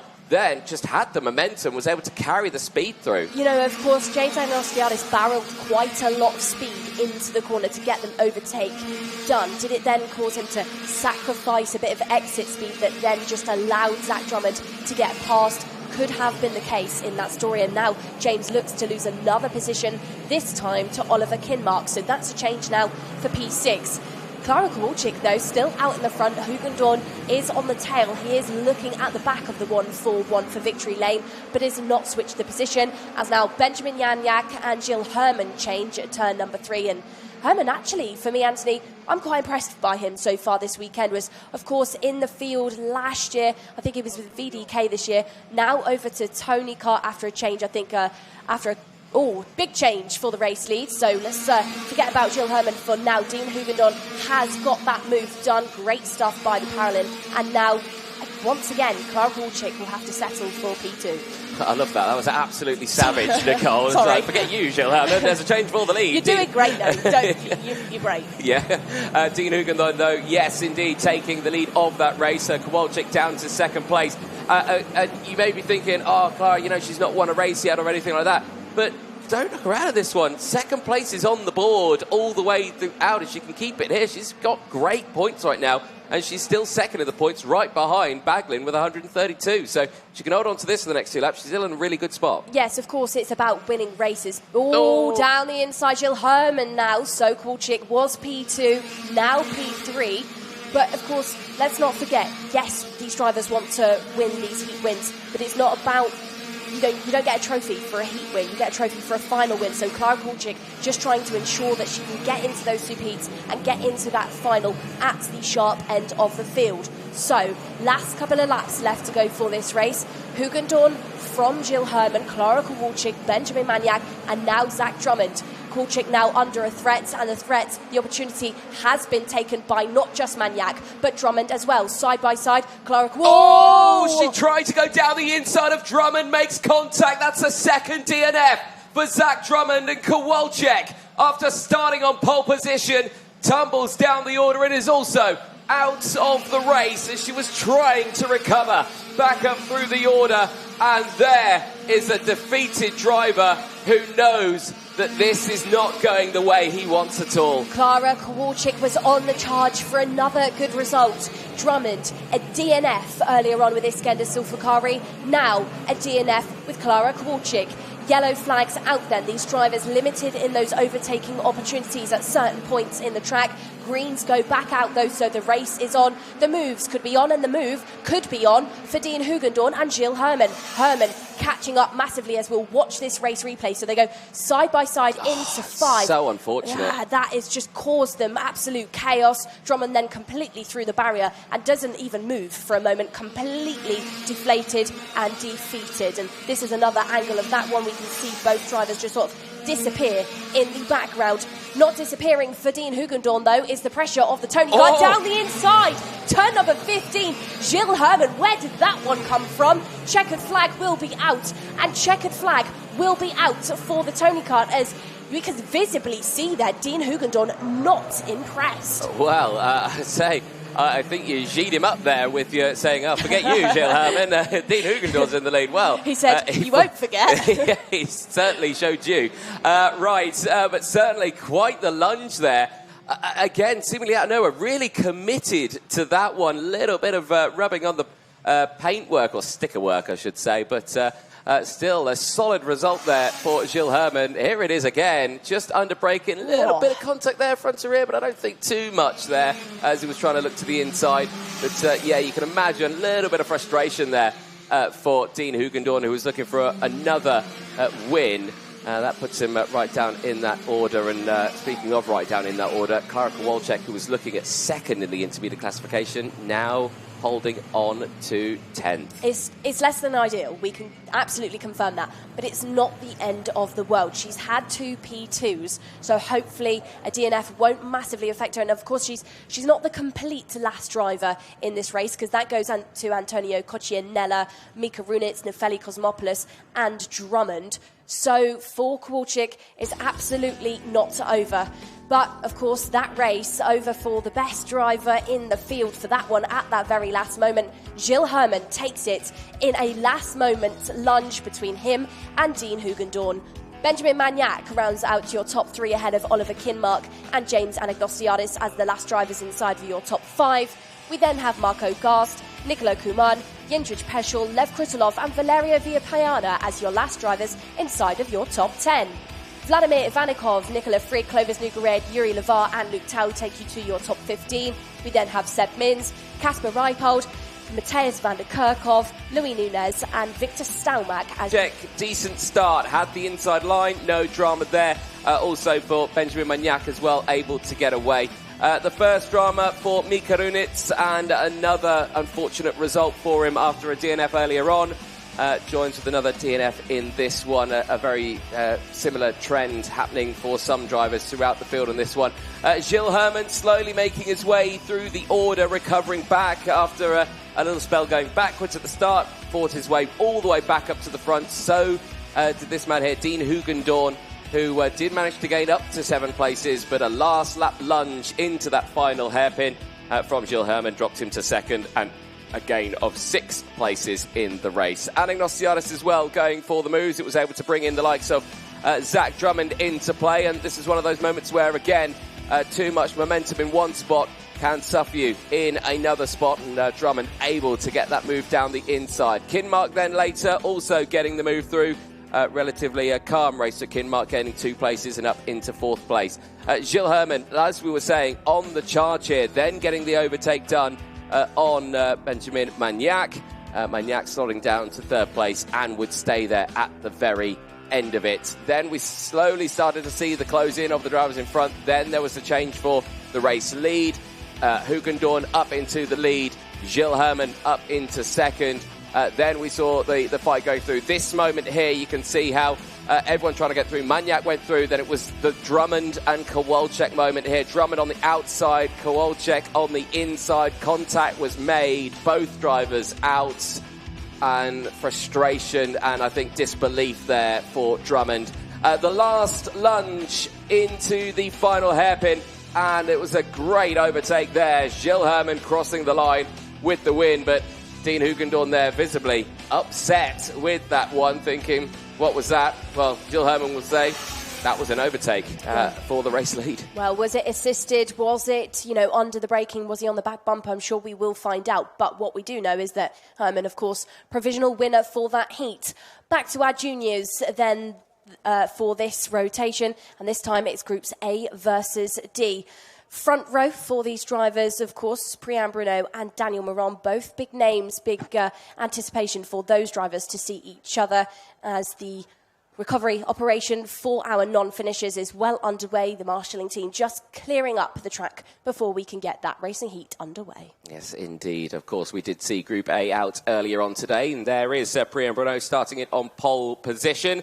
He was the fastest driver at the end of timed qualifying. A very strong performance from the Belgian. We caught up with him after that time qualifying.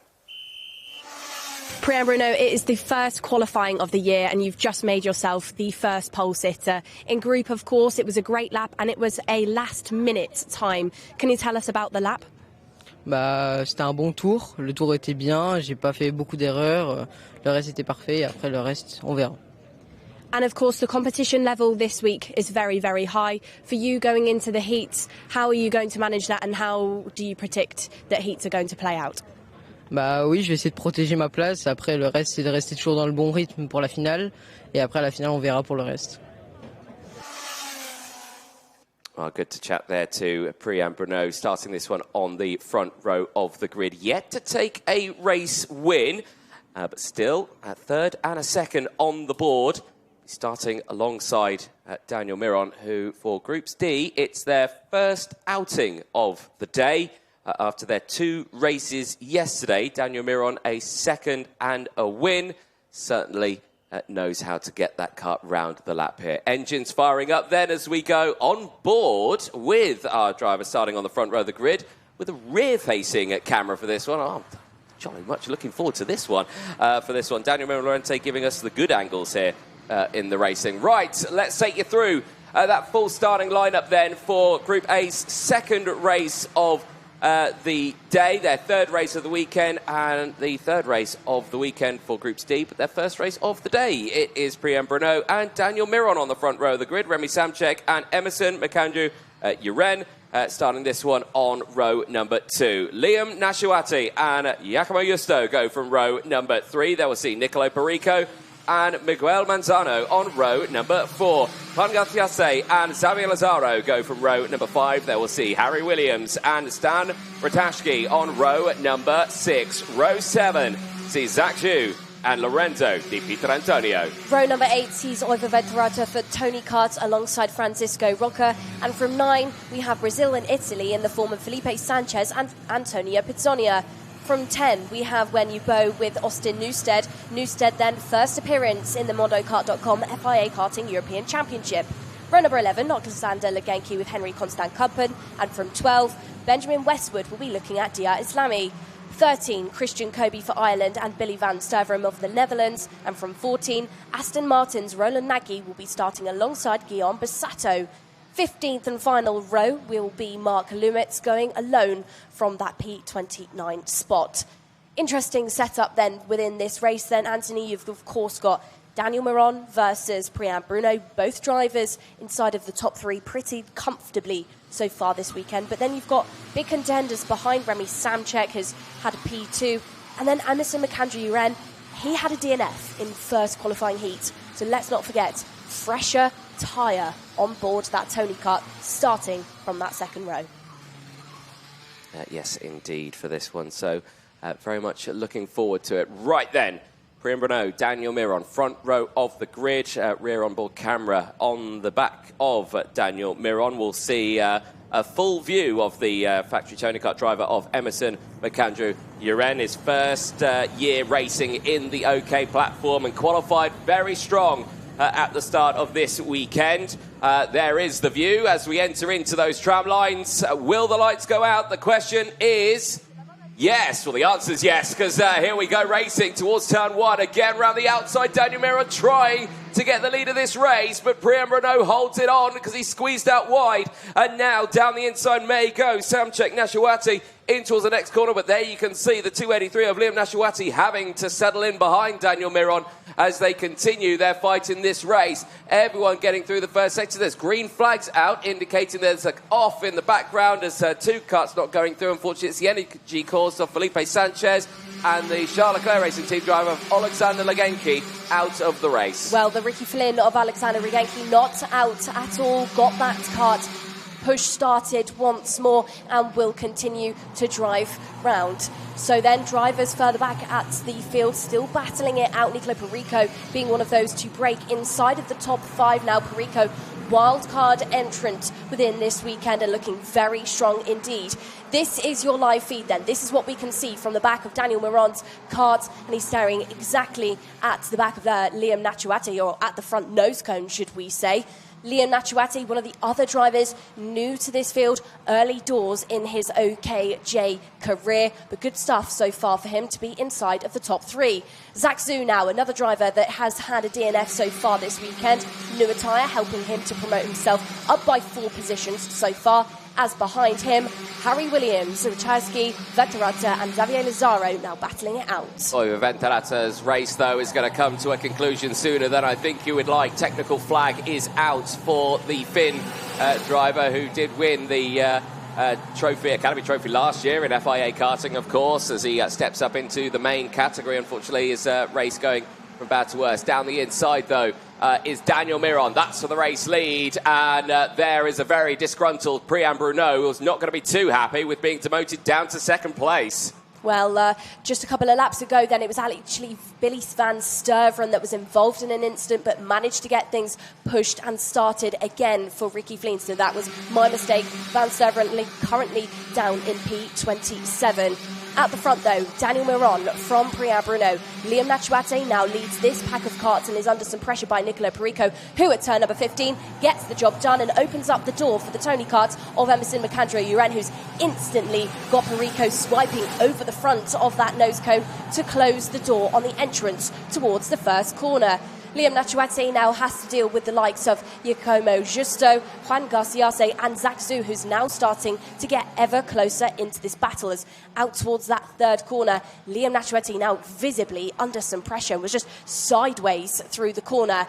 Miron and Priam Bruno out there in the front, breaking away from the field, as no attempt is yet put in by Priam Bruno. But you can see, that nose cone actually glued to the back of Daniel Miron, and his being really careful to not actually go straight into the back of him. He's absolutely there. The opportunity, though, isn't taken through that 15th and almost final corner. It's still Miron out in the front. Oh, I'm loving that shot there through 14 and into the hairpin of 15. Just showcases how pinned they are under the pressure of how fast they're going through those corners. And you can still see how he's just managing to keep up here with Daniel Miron, Priam Bruno right on that charge. Yeah, for anybody that might be watching that doesn't know too much about karting as well, it's exactly like this. They are actually that close from the floor. This angle of Priam Bruno just shows, the distance between that front nose cone and the floor. These drivers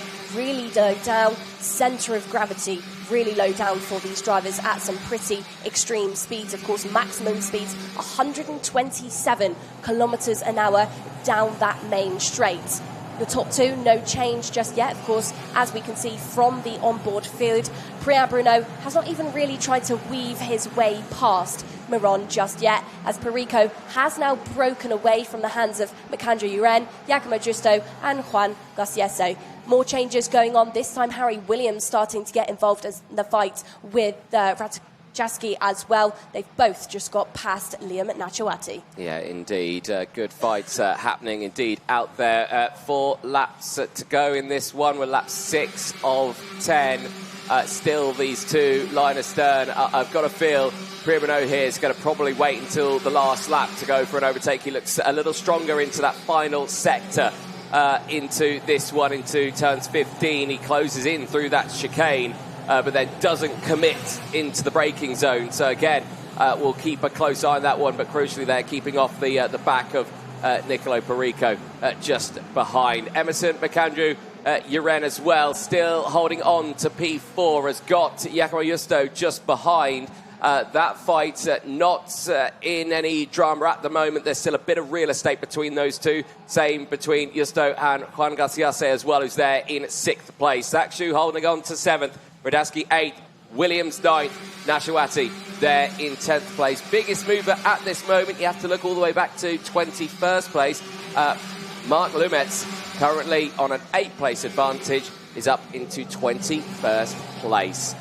These drivers here then trying to push to the very end, but Daniel Miron now seemingly looking like he's opened up just a little gap now between himself and Priam Bruno. Yeah, interesting point in the race then, Anthony, as we get to the later stages. Of course, kart engine tyres will start to get hotter and hotter for these drivers. If drivers follow for a little bit too long, you know, that hole in the air isn't there, it's being covered by the driver ahead, so you start to overheat slightly, and then it becomes really difficult to follow really closely in the tyre tracks. This drama has gone out there. That's between one of the Ricky Flynns and one of the Forces, who are still communicating to each other out on the track. So it's the 271 of Francisco Roca that will tumble down the order along with the Ricky Flynn, and they were talking with each other. Is there more drama, Anthony? Yeah, well, I could see it out the commentary box window. Something tells me that these drivers are going to get a talking to after this race. But right now, the fight continues, though, at the front as we are nearing the conclusion here. Still, the gap 0.2 of a second. The fight still going on over the start-finish line. But yes, indeed, for Francisco Roca and Miguel Manzano, we'll keep a very close eye on their progression here. This is that battle just further behind now as well as they go through. You can see everyone trying to get involved still in this fight as the Lenovo Calicut there of Mark Lumitz and Christian Kobe getting past Lorenzo Di Pietrantonio as they step forward in this fight.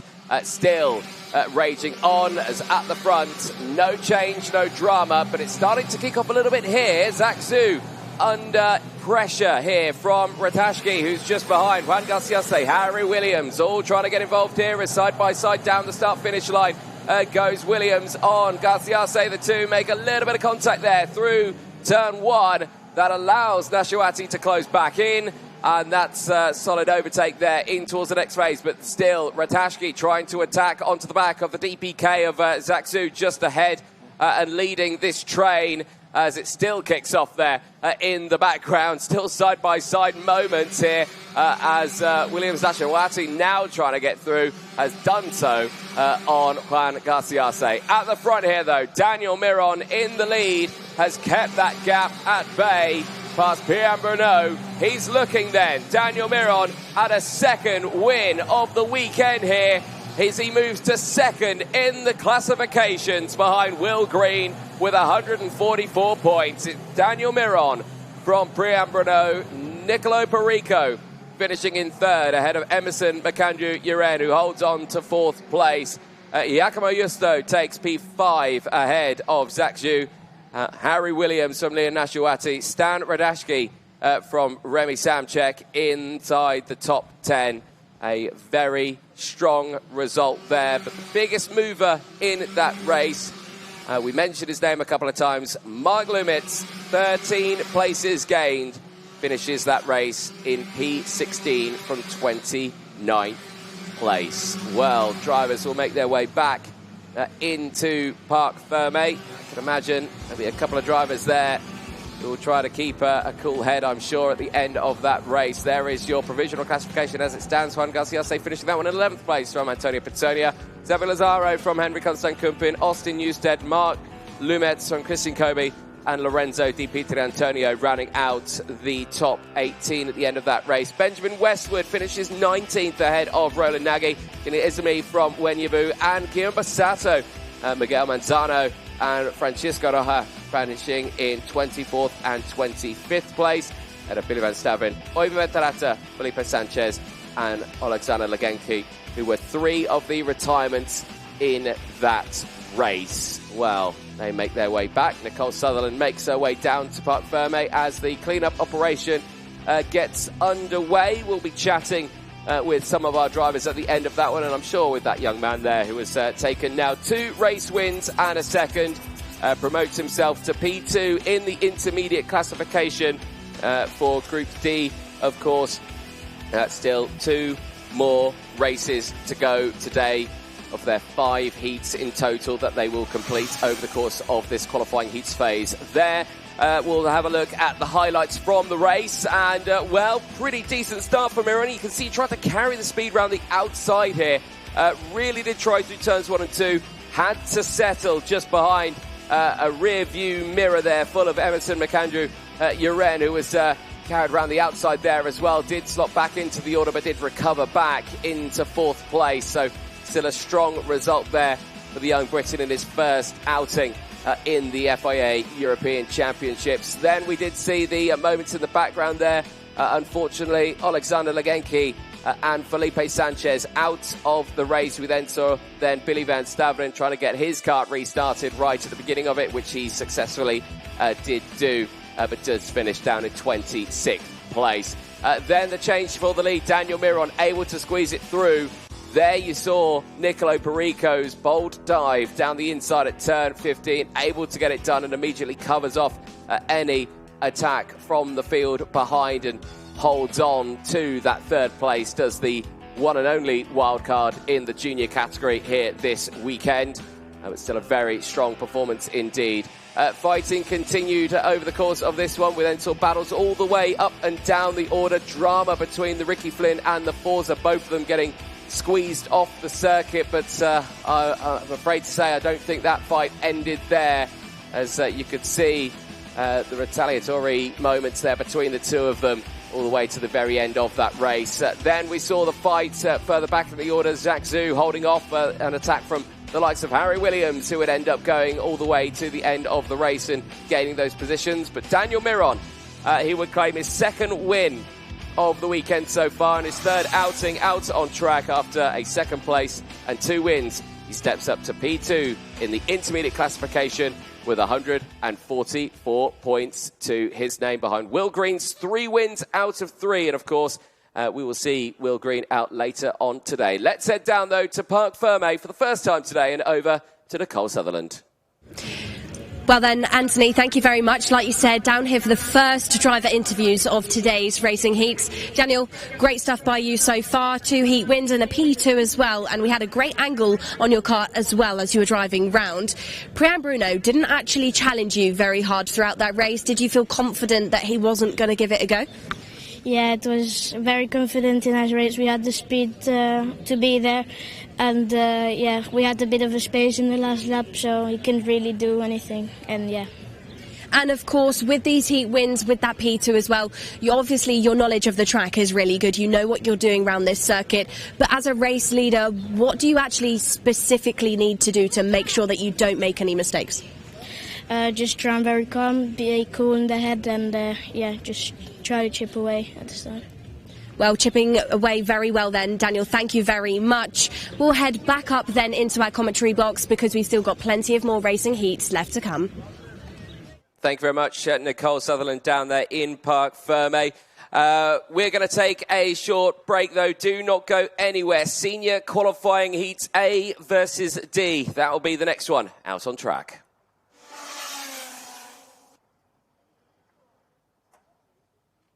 Dear members, dear drivers, dear motorsport enthusiasts, this year marks the beginning of a new era for FIA Karting and the next phase of our FIA Global Karting Plan.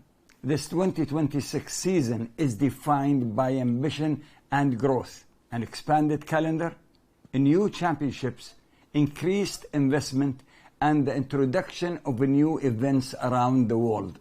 We are also proud to welcome new countries in the FIA Academy Trophy, represented by drivers from around the whole world. Our sport is evolving, but our commitment remains constant. We are here to break down barriers and make karting more accessible than ever before.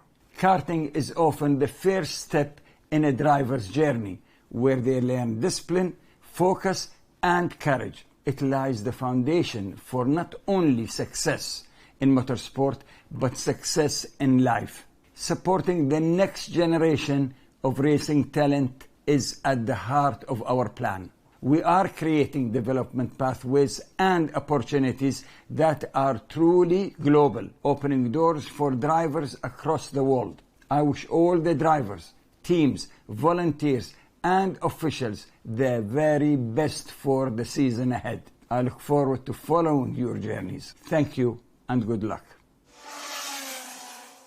Powerful messages there from the FIA president there, Mohammed Ben Sulayem, who was unfortunately again not able to join us here this weekend, but a good message from him nonetheless. As yes, indeed, as he talks about the extension of the calendars in the 2026 season and the locations as well, including running out in the circuit of Macau.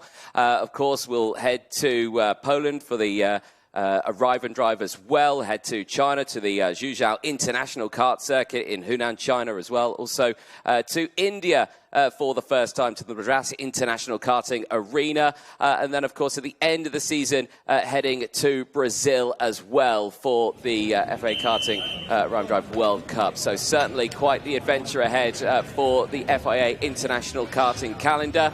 But here for the European Championships, here starting in the south of Italy in La Conca. There you can see then your next driver lined up, ready to go for this one. Iskender Zulfikari on the front row of the grid. Of course, Group A was out earlier on today. That race saw the win for Bosco Arias in that run. Iskender Zulfikari dropping a little further back in that order, and I'll make sure I am reading the right race. Yes, I am indeed. So, yeah, indeed, tough run out there, but still strong results here nonetheless for the field. This time, though, we see Evan Purcell out for the first time on that front row of the grid. A win yesterday, and an 8th place puts him back here. Nicole Sutherland joins me back in the box. Nicole, how is it feeling out there? Nice and warm. I love it. Love the heat. Drivers then gifted some really good racing conditions for today, for this weekend, because the forecast is not forecast to change at all. So here we go then, these drivers completing that 3-step fire-up process.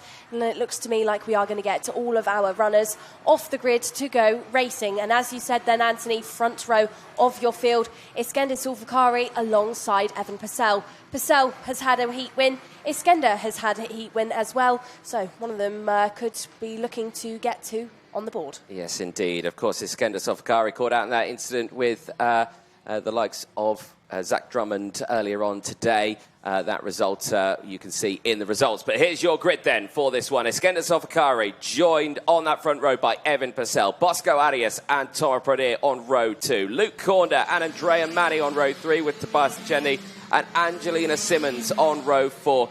Filippo Sala and Ilya Berezkin go from row 5. They'll see Pietro Baguti and Emiliano Hernandez on row 6. Zach Green and Egon Pedrotti round out the first half of the field on row 7. Row number 8, Juan Mateo Rousseau alongside Archie Owen. And then from 9, Lucas Sell will be looking at Endo Arata, who did break inside of the top 10 yesterday. 10 will be Lars Ebersdobler with Yuri Bichika, who needs a good race after previous DNFs. And 11, Anya Lavar will look at Matteo Gallo. From row number 12, we have the likes of the USA's Nicola Stanley with Zarif Raquel. And then from 13, Isaac Sayer will be looking at Yves Riz.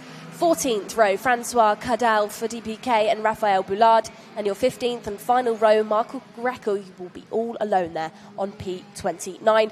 Gurecki, of course, another one of those drivers who has had some difficult results, and they will be be watched by their competitors, the likes of Aston Sharp and Vladimir Ivanikov.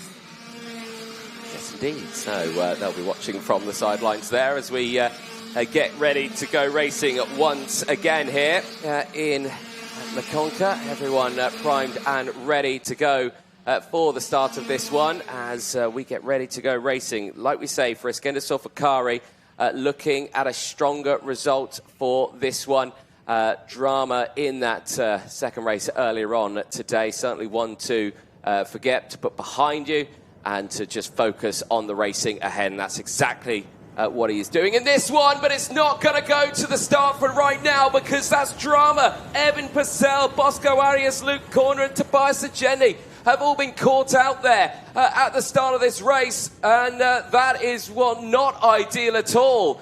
And how on earth did that happen? Evan Purcell, I think, just turned into the corner to try and start, and Bosco Arias was there. And, well, they're all trying to get it restarted. Now, technically, they've not started the race, so how many times can they get this one restarted? That's a rule I didn't think we'd have to talk about. Well, of course, in direct drive karting, if the rev drops too low, these karts are going to stall. So I think you've just had a moment between the likes of Evan Purcell and Bosco Arias. They've come together, then everybody else behind has just sort of seemingly stalled, slowed down, and that's it. But that's drama for your front rows. And I saw there Gonzalo Planta was telling them, no, you can't go. You've only had one restart and you've had two. Yeah, there it is. There's just contact between the two of them and unfortunately blocked that inside row.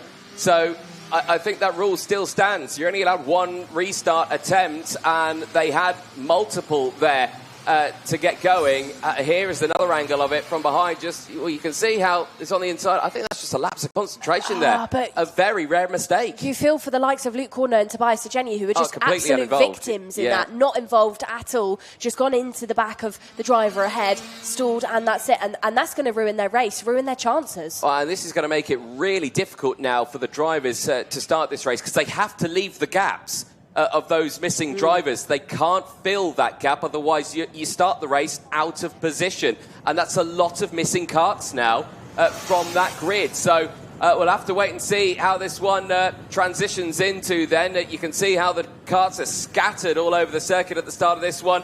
Well, definitely a very interesting one, but we are going to get ready to go racing. But Purcell's there. Yeah, Purcell is there. He shouldn't really. He was told to not start this race. Let's see what happens then. The lights go out. We are racing then. Iskender Sulfakari goes through. There you can see the Prema going through into that second place spot. Let's see how this one will transpire.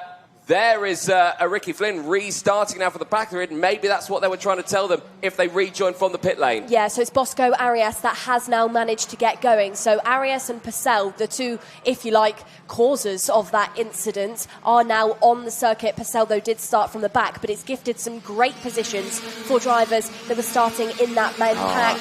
Drivers like Filippo Sala, as that's the 185 as Ebersdobler there will not, of course, compete. Another victim in what we just saw unfold before us.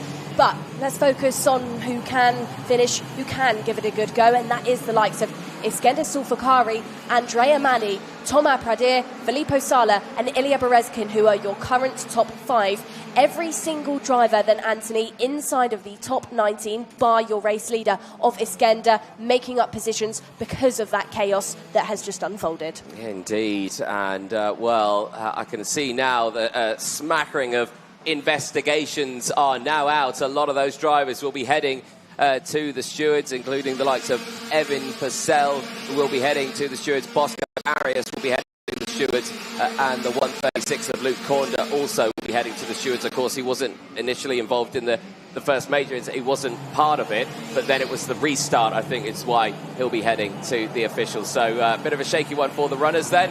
As we cross the line, Zulfikari leads the way onto lap number 3 here from Mani, Pradir from Sala, Berezkin from Simmons, Rousseau from Green, Hernandez from Yiribacheka, who's up 10 places inside the top 10. Angelina Simmons then yesterday during qualifying heats had some moments of greatness. They didn't quite translate into official results, but there she is now knocking on the door of Ilya Berezkin in the Praga for IPK, down through turns 8 and 9.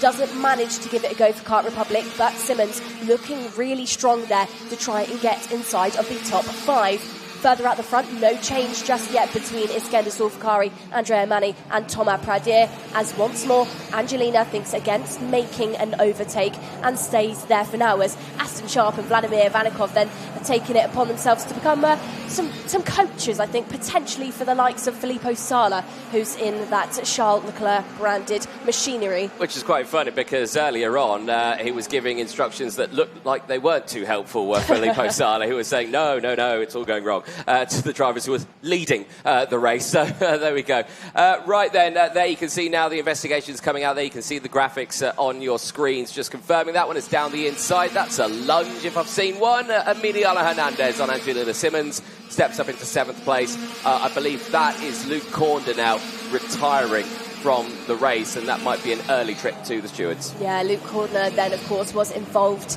in that commotion at that 15th turn. Bosco Arias then, who is also involved, his teammate that we saw get clipped with Evan Purcell, still continues to circulate, as does Purcell, who's currently in P23. But all of those drivers will probably be stopped a little bit later on. Two positions lost then by Ilya Berezkin, potentially even 3 now as Angelina Simmons gets invited into this little party. That's all led by Juan Mateo Russo. That Birrell there just tailing round the DPK, the Praga and the Kart Republic.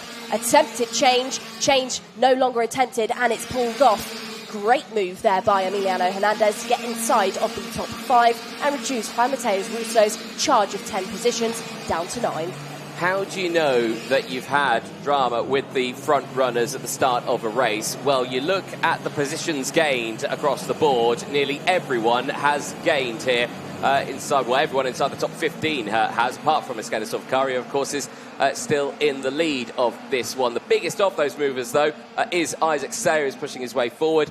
There now is Bosco Arias out of the race. That will also be another driver heading early to the stewards. Yeah, this could also be a bit of a tactic for Cordner and Arias. They know they're in a spot of bother with this decision to get round going. A disqualification could potentially be on the board, on the cards. So even if you do manage to make up some places, they're probably going to get taken away, so you might as well just preserve the tyre. Yeah, exactly that. So probably a relatively decent call there. Berezkin here trying to hold off Angelina Simmons, Rousseau, Green and Bacheka just behind. Bacheka obviously a lot further behind, is having a nice little scrap with the field as well. Anya Navarre, Isaac Sayer, Arata Endo all in that battle. Lucas Sell as well also trying to just close in as that fight continues on, as there as well down the inside. Anya Navarre, they're just getting squeezed out there from the field, and still kicking off. Anya Navarre trying to get through there. The IPK driver trying to get through as well. That's Yuri Bacheka just in front getting involved. Yeah, we've just seen a flash of Isaac Sayer now leaving the circuit as well. The Jamie Green driver will go no further. His teammate, though, of Zach Green, still very much within this fight, and seeing the likes of Ilya Berezkin giving it a good go shortly ahead of him. Gets past Juan Mateo Russo, but Russo returns a favour. Turn number 15, they switch once more, and Green gets a little bit closer. Yes, he does indeed. Now, Mateo Russo looking at that nose cone there, Nicole. It is dragging on the floor. I believe it may have dropped, which would be a bit of a shame. No drama at the front here. Solvacario still has a lead over Mani and Pradir. The gap holding 0.6 of a second from the rest of the field that are all still trying to scrap their way through the field here now, with Francois Cadal, the biggest mover out on track with 15 places gained. I think all of the issues that we saw at the start then, Anthony, has actually done great stuff for Eskinder Solvacario. That is exactly what he would have wanted going into this race. Of course, had that DNF with that dramatic incident with Zach Drummond earlier on this morning. So him not having to deal with Evan Purcell, Bosco Arias, Luke Cordner, who would have potentially thrown him off points-wise and challenged, has really given him a bit of an advantage for this race lead. You know, it's helped him after that difficult stuff earlier on. It certainly does. Nearing the conclusion of this race, and again, keeping that gap 0.6 of a second here. Fighting, though, still behind. Well, that's all seemingly calmed down for the moment. There is still some battles going on. I can see right at the back of the field, Evan Purcell, who's still in this race and trying to fight his way forward. Of course, he's under investigation, and you think, Nicole, what the decision that the Ricky Flynn boys have made with their two drivers, is that a decision that they need to make with Evan Purcell? Well, I'm quite surprised, actually, that Purcell hasn't come in. I mean, personally, I would have made the decision just to preserve the tyre. You know, he's quite far down there in the overall grand scheme of things, considering the fact that, you know, he tried to push that twice anyway, so we'll find out later on. Obviously, we're not decision makers. We have absolutely no influence no over power whatsoever. None, absolutely none. Nothing. So we'll have to wait and see. But for now, Purcell still trying to push his way through, still trying to charge his way up the order, and makes another position gain. This time it's on Yuri Bachika. Yes, indeed. And a good overtake nonetheless, despite all the dramas in this one. It does allow the drivers behind to also close in as well. Gallo, Levar and Baguti all trying to get involved in that fight as they head down into the hairpin. And that is, again, Levar just trying to look down the inside. Not going to happen this time around. And pushing through. And there you can see the graphic of Purcell under investigation. Yeah, indeed. Another investigation out. So... not looking like a good run for this one, but still, for everyone else, they are looking at a good run here. And this has really helped out drivers in the back of the field.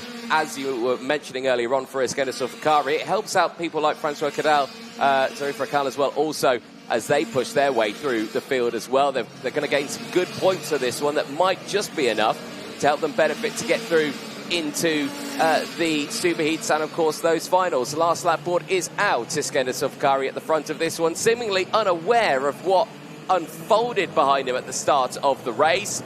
He was clean and fine at the front of that field, and he has done a good job of holding off the rest of this field. Andrea Mani, who did manage to gain 4th place at the very start, of course, he will have had missing drivers all the way around him. He wouldn't have had Bosco Harris or Luke Corner at the start of that race, and managing to get that cut to the inside line from the outside of the very start, slotting into 2nd place.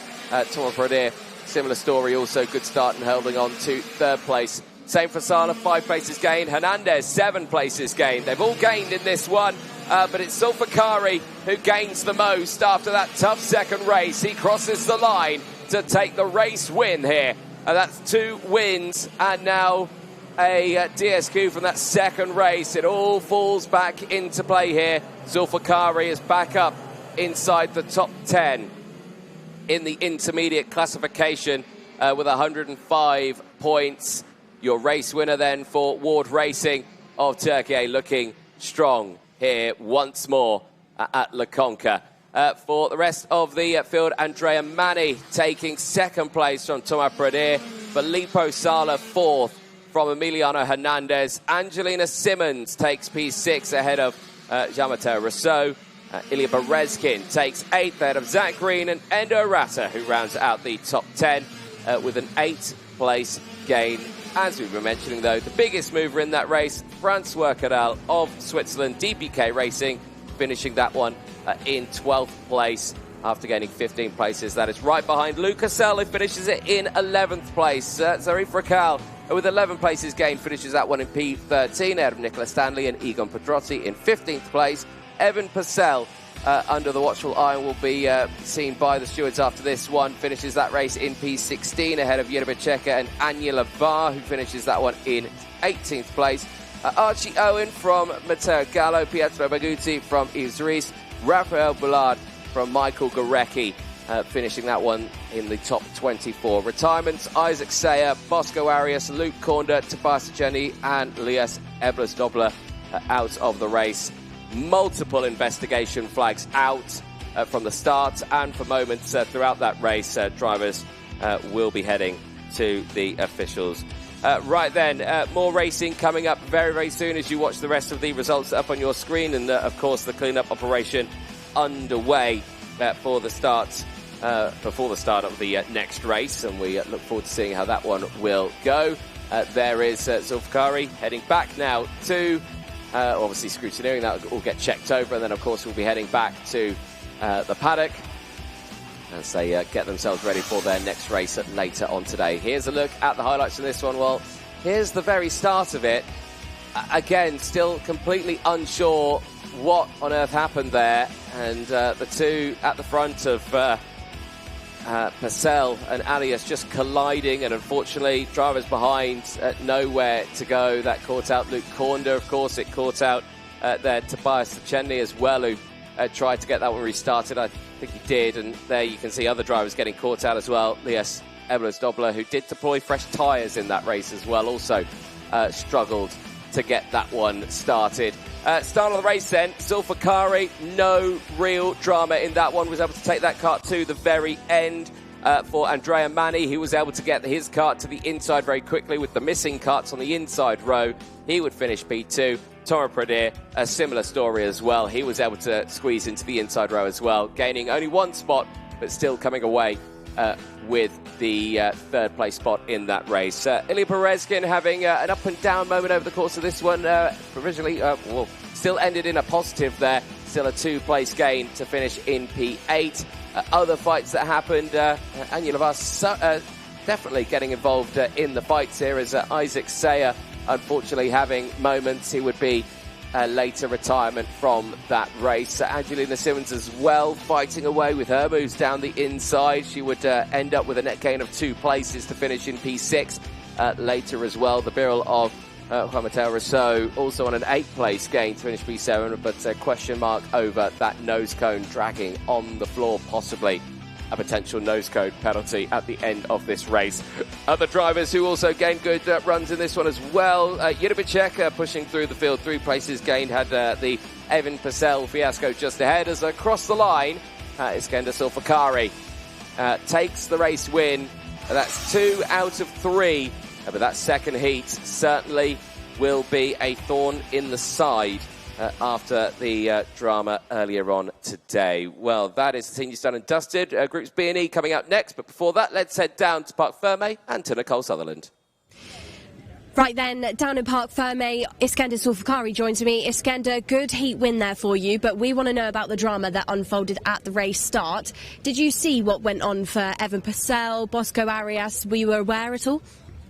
I mean, I didn't see the whole thing, but when I came to the last corner, I just saw a bunch of people on the marshal post, which is quite weird, you know. But yeah, I just have no idea what happened. And as a race leader then, did it play in your mind at all? Were you thinking about it when you were driving around, or was it just lap by lap you trying to chase down that race win? I was just trying to manage the gap between me and Andrea, of course, because I have a DNF and I have a bit of fresher tires, so a bit of an advantage for me in the first laps, and then I pulled away and I didn't want to push too much. Yeah, it was tire managing, but nothing else. And of course, maybe let's dive into that DNF a little bit that did end up in a disqualification. You and Drummond, of course, that incident, the big incident we saw earlier on. How are you managing to not let that put you off for the rest of today? Because it's a bit less than ideal, would you say? Yeah, to be fair, these DNFs sometimes finish your weekend, but for me it's okay, you know. We have pole position. I'm just looking forward to win 2 more heats, and I'm sure I'll be in top 10. Well, great stuff then, Iskender. More karts back out there. Anthony Jordan, back to you. Thank you very much, Nicole Sutherland. Yes, indeed. Qualifying Heat B versus E now heading out onto the track. This is the juniors for their 10-lap race. And, well, this is quite the interesting story. Once again, we've seen a swap of sides. Mani Nuvolini has decided to start this one from the outside of row number 1, and that puts Green on the inside. Of course, Will Green is currently points leader with 150 points to his name as he comes into this next race. Of course, this will be the 4th race for Groups E. I believe this is also the 3rd races for the Groups B as well out there. So, yeah, they've had quite a busy day. Right, here's your grid. Mani Nuvolini and Will Green on the front row of the grid, but they have switched sides of the grid, so do remember that one. Giro Girardello and Oscar Volley, they go from row number 2. They'll see Martin Bertolacini and Denny Babacek on row 3. Augustine Felignoli and Gilles Fouet go from row 4. They'll see Tia Palfrain and Maxim Bobojov on row number 5. Albert Tam and Santiago Diaz de la Vega going from row number 6. Leon Chalitze and Olivier Sini on row 7. They'll have Marc Caseda and Alessandro Truchot on row number 8. Mason Robertson and Maxim Noapel on row number 9. Alessandro Caraballo and Jonas Pundis go from row number 10. They lock out the top 20. They'll see Lucas Palacio and Tony Casciafero on row number 11. Jeff Verbeek and Michelle Orlando go from row 12, which then row 13 sees Aurelien Lemaire and Nicholas Guth, who have both deployed fresh tyres on the left-hand side. Row 14 sees Oliver Spencer and Samuel Hugon, with row 15 being Alexander Lazarus and Alexandre Point. Lazarus has deployed fresh tyres in this race on the left-hand side. So maybe keep an eye on some of the drivers at the back of the grid here, pushing forward in the race. As we talk, Will Green, of course, who's starting on the front row of this grid, is the intermediate classification points leader. He's got 150 points to his name after 3 wins out on track. Manu Nuvolini, of course, has also won races. He is there third in the points with 141. So again, this will be a close race for these drivers at the sharp end. But we'll just have to wait and see how this one transpires then as the field heads into the tram lines. Are we racing? The answer is yes. Down towards turn number 1. Good start for Manu Nuvolini. That switch of sides carries the speed around the outside, forces Green backwards. But again, like we saw in the previous race, only into second place. The rest of the field going through. Gianni Di Rodello is already up into third place, fighting with Ascari Rolli. Well, actually, it might be Ascari Rolli. Both of them on the parallel, trying to push forward as drama in the background. Nicole, multiple karts involved, including Lucas Palacio. Looks like Jeff Verbeck is one of them as well. And Samuel Hugon has been caught out in another incident at the start of a race. Well, Lucas Palacio then has already had DNF so far this weekend, and that's probably why you've just seen him visibly very, very upset. There he is in the marshal post, but you could just see him throwing the gloves out of frustration. And more frustration out there for the drivers, the CRG driver, who will, of course, not go any further within this race. Let's focus on who can complete things, though. No moves within your top 6 just yet. Everybody's still sat where they started, all led by Manu Nuvolini. Nuvolini and Will Green, both of those drivers have been on clean winning streaks so far. Of course, Nuvolini's got that advantage with the faster time in time qualifying, but neither of them have dropped down from that P1 spot. Who's going to take it? Is it going to be Nuvolini? Is it going to be Green? Or is another name going to get involved? Gioeli Girardello currently looking strong there in P3. Ascari Rolli, Martin Bertolacini and Danny Babicek right within this fight as well. Green, final couple of corners, makes the move stick, changes position for Manu Nuvolini, and for one of the first times this weekend then, Anthony, Nuvolini challenged. Yeah, it certainly is. And right now, as they square it away, I don't think that race is over just yet, because Girardello now looks down the inside, gets it done. Ascari Rolli tries to go through. Now does Martin Bertolacini also try it? The answer is yes. Nuvolini from first now tumbles down to P5 here. Denny Babicek, the next driver there, but there's a little bit of real estate. I think he's actually just lost out, has Denny Babicek. So I think that might be Teo Palfreni who's made the move. Well, Manu Nuvolini picks off a position once more, but Martin Bertolacini instantly takes it back. Denny Babicek sees the opportunity as well and goes for it. So as Manu Nuvolini, Anthony, there's some frustration there for the Mercedes driver.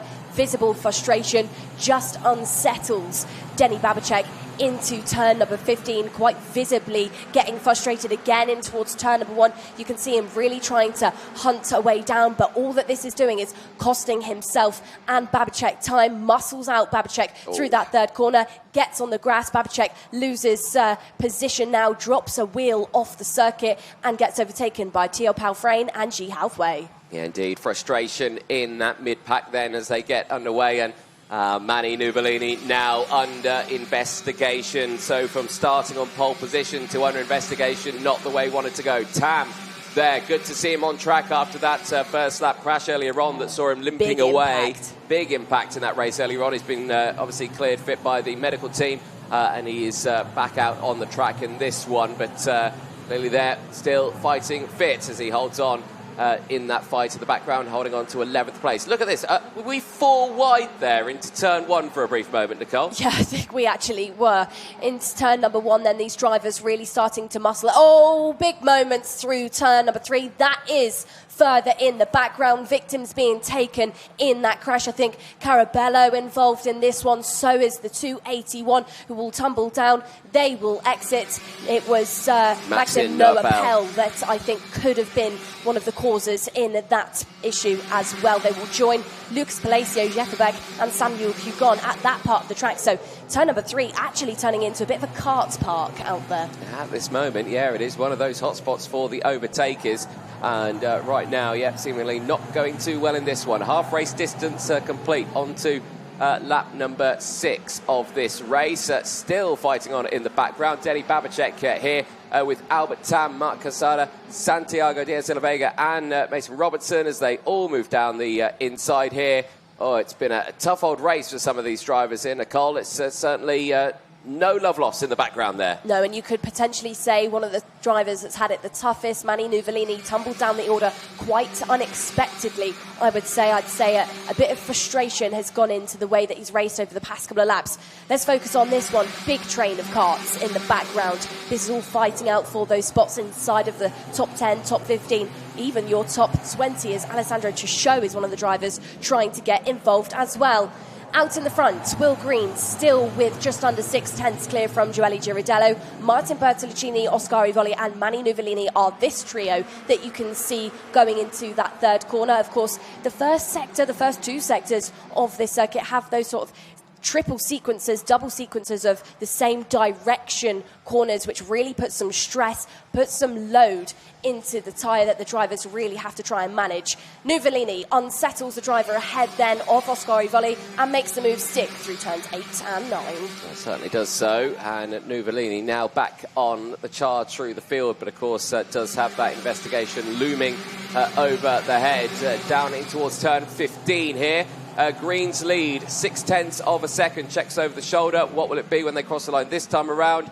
Does close in just that little bit more, but it still holds at 0.6 of a second. Girardello unable to really make a dent in that gap. There you very briefly saw the congregation of drivers at Marshall Post 3 out there, and certainly very tough middle stage of the racing day for them. Well, of course, first event this year for the MondoKart.com FIA Karting European Championships.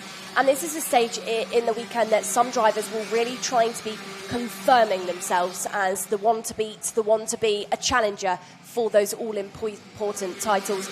And I would say, Anthony, I don't know if you agree, Will Green is doing a great job of demonstrating that so far. A completely clean charge so far this weekend. Is your intermediate classification points leader so far with 200 points to his name. A perfect score. Maybe not a pole position like what we saw from Manu Nuvolini, who's the next closest driver to him, but a great run of points and completely replicating the performance of Baglin and Hugendorn last year. Yeah, certainly so. And of course, those drivers have all moved around up and down, left and right, and certainly it's bringing in those new phases now, these new names into fights at the sharp end. Yeah, of course, at this circuit as well, we've not been here since 2015 when we were visiting the World Championships, but in that year, the likes of Tom Joyner, who is, of course, the team manager of Prema, would have been in that grid, was in that grid, knows the circuit well, so maybe that's something that's pushing ahead the likes of Will Green. Sidewall, start-finish straight drama almost went on then for the drivers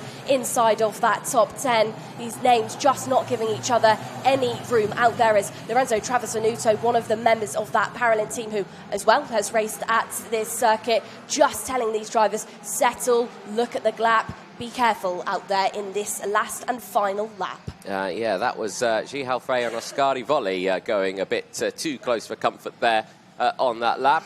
There you can see your race leader, Will Green, in control here right now, and is just looking to see if he can claim a fourth win with only one more race to go later today. Will Green is looking like the favourite in the juniors here in 2026 in the European Championship. Across the line he goes. Will Green claims his fourth win and extends his lead now to 200 points from Manu Nuvolini's 179. Of course, all of that provisional with investigations underway for some of the drivers in this one, but still a very strong start then for Green to this weekend. Girardello finishes that race in second place, and with that steps up to third in the intermediate classifications ahead of Martin Bertoluccini. Manu Nuvolini from Ascari Halfay finishing in sixth place ahead of Olivier Ricini, Teo Parfrain, Maxim Bobajov, and Santiago Diaz de la Vega round out the top 10 at the end of this one. Points are close, though, from second downwards. Nicole, third downwards as well. There's only a handful that separate the drivers who are fighting inside that top 5. Yeah, of course. Like we mentioned a moment ago, Will Green leading that point standings. Manu Nuvolini, despite demoting down to P4 within this race, is still P2 in your intermediate classification, points ahead of Joely Girardello. But of course, more groups to come, more races to come, so expect those to definitely change. Big clean-up operation underway then for these drivers, the likes of Maxime Noapel, Alessandro Caraballo, Lucas Palacio, Jeff Beck and Samuel Hugon, all being those names to be collected and cleared from the circuit. Damage will be repaired in the gaps that these drivers have between sessions. Then they'll have to regroup, regather their thoughts and go again later on this afternoon. Indeed. Maybe a DNF. Very risky to play with your nose cone at the end of a race. Certainly wouldn't want to be doing it myself. Right, there is your at the end of that race.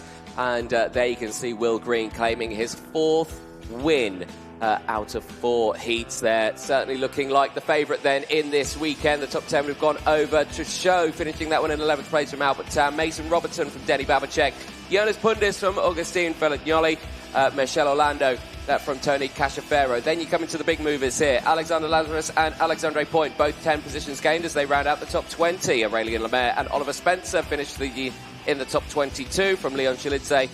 Mark Caseda and Nicholas Guth in the 25th spot. The retirements, Maxime Noapel, Alessandro Caraballo, Lucas Palacio, Jeff Beck and Samuel Hugon all out of that race.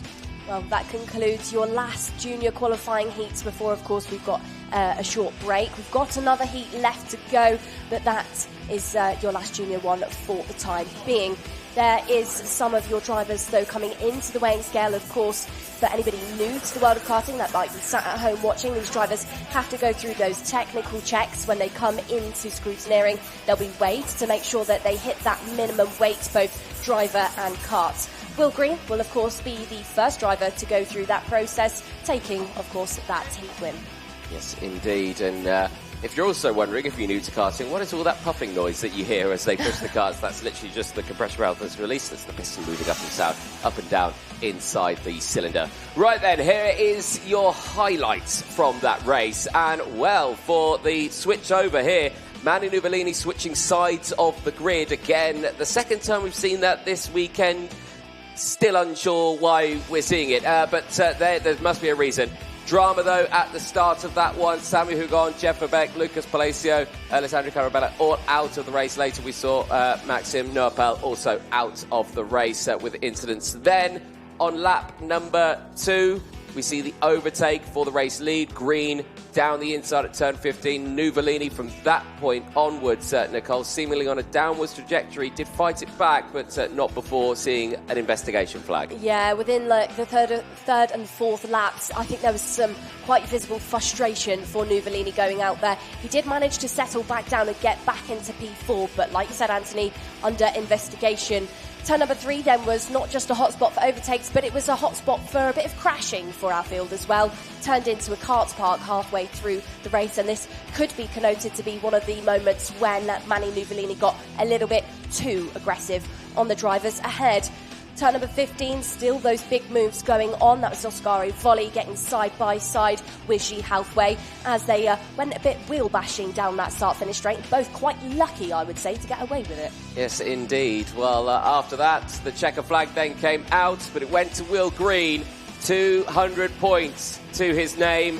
4 wins out of 4 races for the young man from Great Britain. He finds himself looking as one of the favourites here. Let's take a short ad break. Do not go anywhere. One more race to go in the morning phase. Senior qualifying heat B and E coming up next.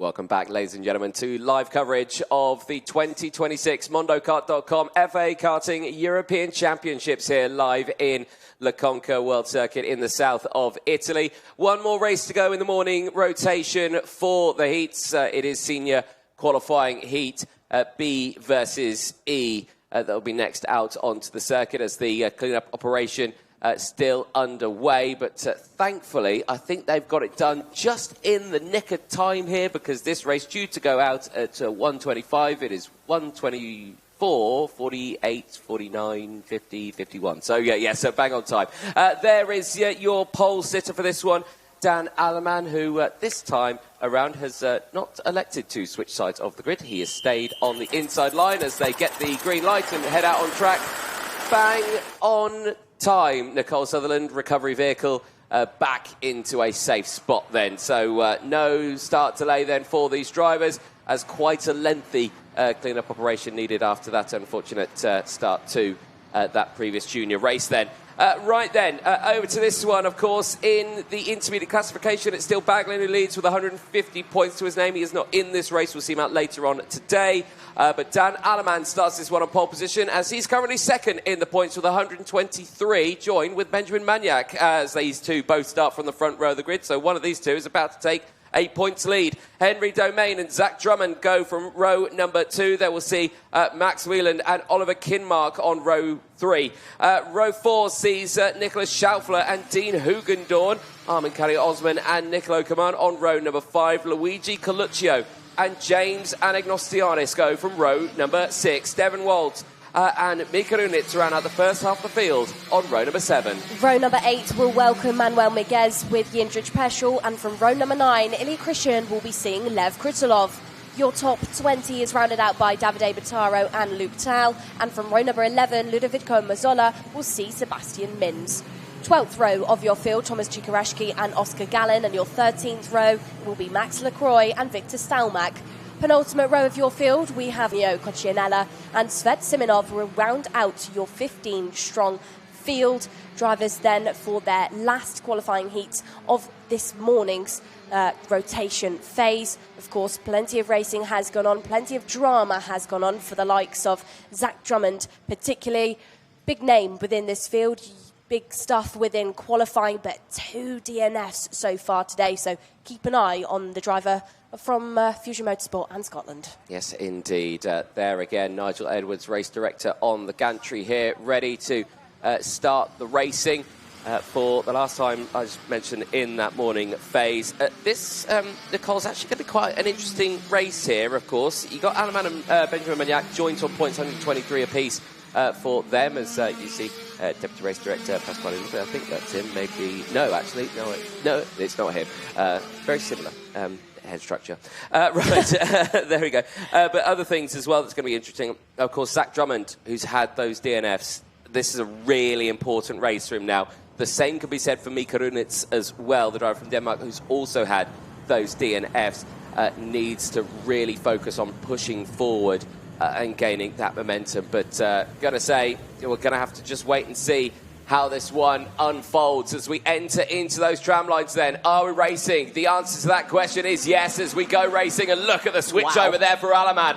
Immediately switches over. Magnac switches to the inside. A little bit of drama in the background there, but everyone gets going again as the whole field pushes their way through. The start of that race, though, Nicole, it's still a good getaway for the drivers in front, and crucially for Dan Alleman in control. There you can see the MP motorsport machine of Henry Domain there in third place. Is he going to attack? No, is the answer, as Drummond holds on to fourth place. Well, if you want to see how to start a race, rewind and watch what Dan Alleman just did, because absolutely swept across the rest of the field when we went green and racing. Down towards turn number 15, though, the pressure is not off because the Paralin ward of Benjamin Magnac is right there, as is Henry Domain, as is Zach Drummond.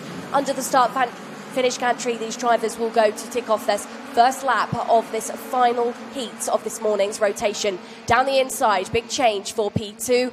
We've got a muscle out moment there for Henry Domain. Gets past Benjamin Magnac, but opens the door too wide and allows Zach Drummond to get through. Let's not forget, Drummond, fresher tyre. DNF'd quite early on in his first heat of this morning. Then another DNF earlier on will mean that some of that Max's rubber has been reserved. He will be able to deploy that through this race as Dean Hoogendoorn now finds his way past Max Wayland. Certainly does. Nice controlled start then for the field here. Good runs as action at the front there. Drummond having a little look there at Aleman down in towards turn 15. And you can imagine here for Drummond his frustration on board here right now after those 2 DNFs, but he wants to just try and say focus and push forward, don't defend. And if you are going to defend, at least let me try and overtake you. But of course, for Dan Aleman, he's not thinking about him at all. He's thinking about his own race, and he just wants to defend this lead. He's not going to defend it, though, in towards turn number 7, and down the inside goes Drummond. Domain goes through as well, so does Magnac. And Aleman now slots down to 4th place. Drummond then is a driver within this field. He's consistently appeared over the past couple of years. You know, spent a lot of time now in FIA karting in both the OKJ and OK category. Passionate driver. You see that both on and off the track, and that's going to translate completely into his next run of qualifying heats. He's going to be determined, he's going to be ready after those disqualifications, and that's what you're seeing from him right now with this race lead. Further in the back, Nicholas Schaufler now being the newest driver to get past Max Wayland, who's being shuffled into the pack, as now Dean Hoogendoorn looks to be under a bit of pressure by Oliver Kinmark. Is that Amikara Osman starting to get involved as well? So Aleman down to P4, but back past, now looks over his shoulder. And Anthony, for me, I think you can definitely tell for these drivers they're starting to heat up and turn up the dial to 11. Well, again, you have to remember, yes, we're getting into that nitty-gritty start of the weekend where drivers are into their near-final chances to put points on the board. And, yes, indeed, this all depends on where they will start for those superheats. And, of course, getting into that final, of course, only 72 drivers are getting into those superheats. Only 36 get into the final. And if you're just 1 point away from that one, it can be a disaster for someone who is going to be looking at a bit of drama here. Is Ili Christian, Tony Kart Racing's driver from Canada, is out of the race and has tumbled down to 28th place. I think Ili's maybe one of those drivers in the field. Oh, a big send down the inside of James Anagnostiadis. I think that was 2 or 3 positions there gained for the Australian, but going back to the story of Christian, of course, in juniors, he was one of those drivers to be. He really was a front runner. Expected him to maybe come into this weekend slightly further ahead, but at this front round so far, it's just not quite gone his way. Down the inside, now that's Nicholas Schaufler being overtaken by Jindřich Peschel.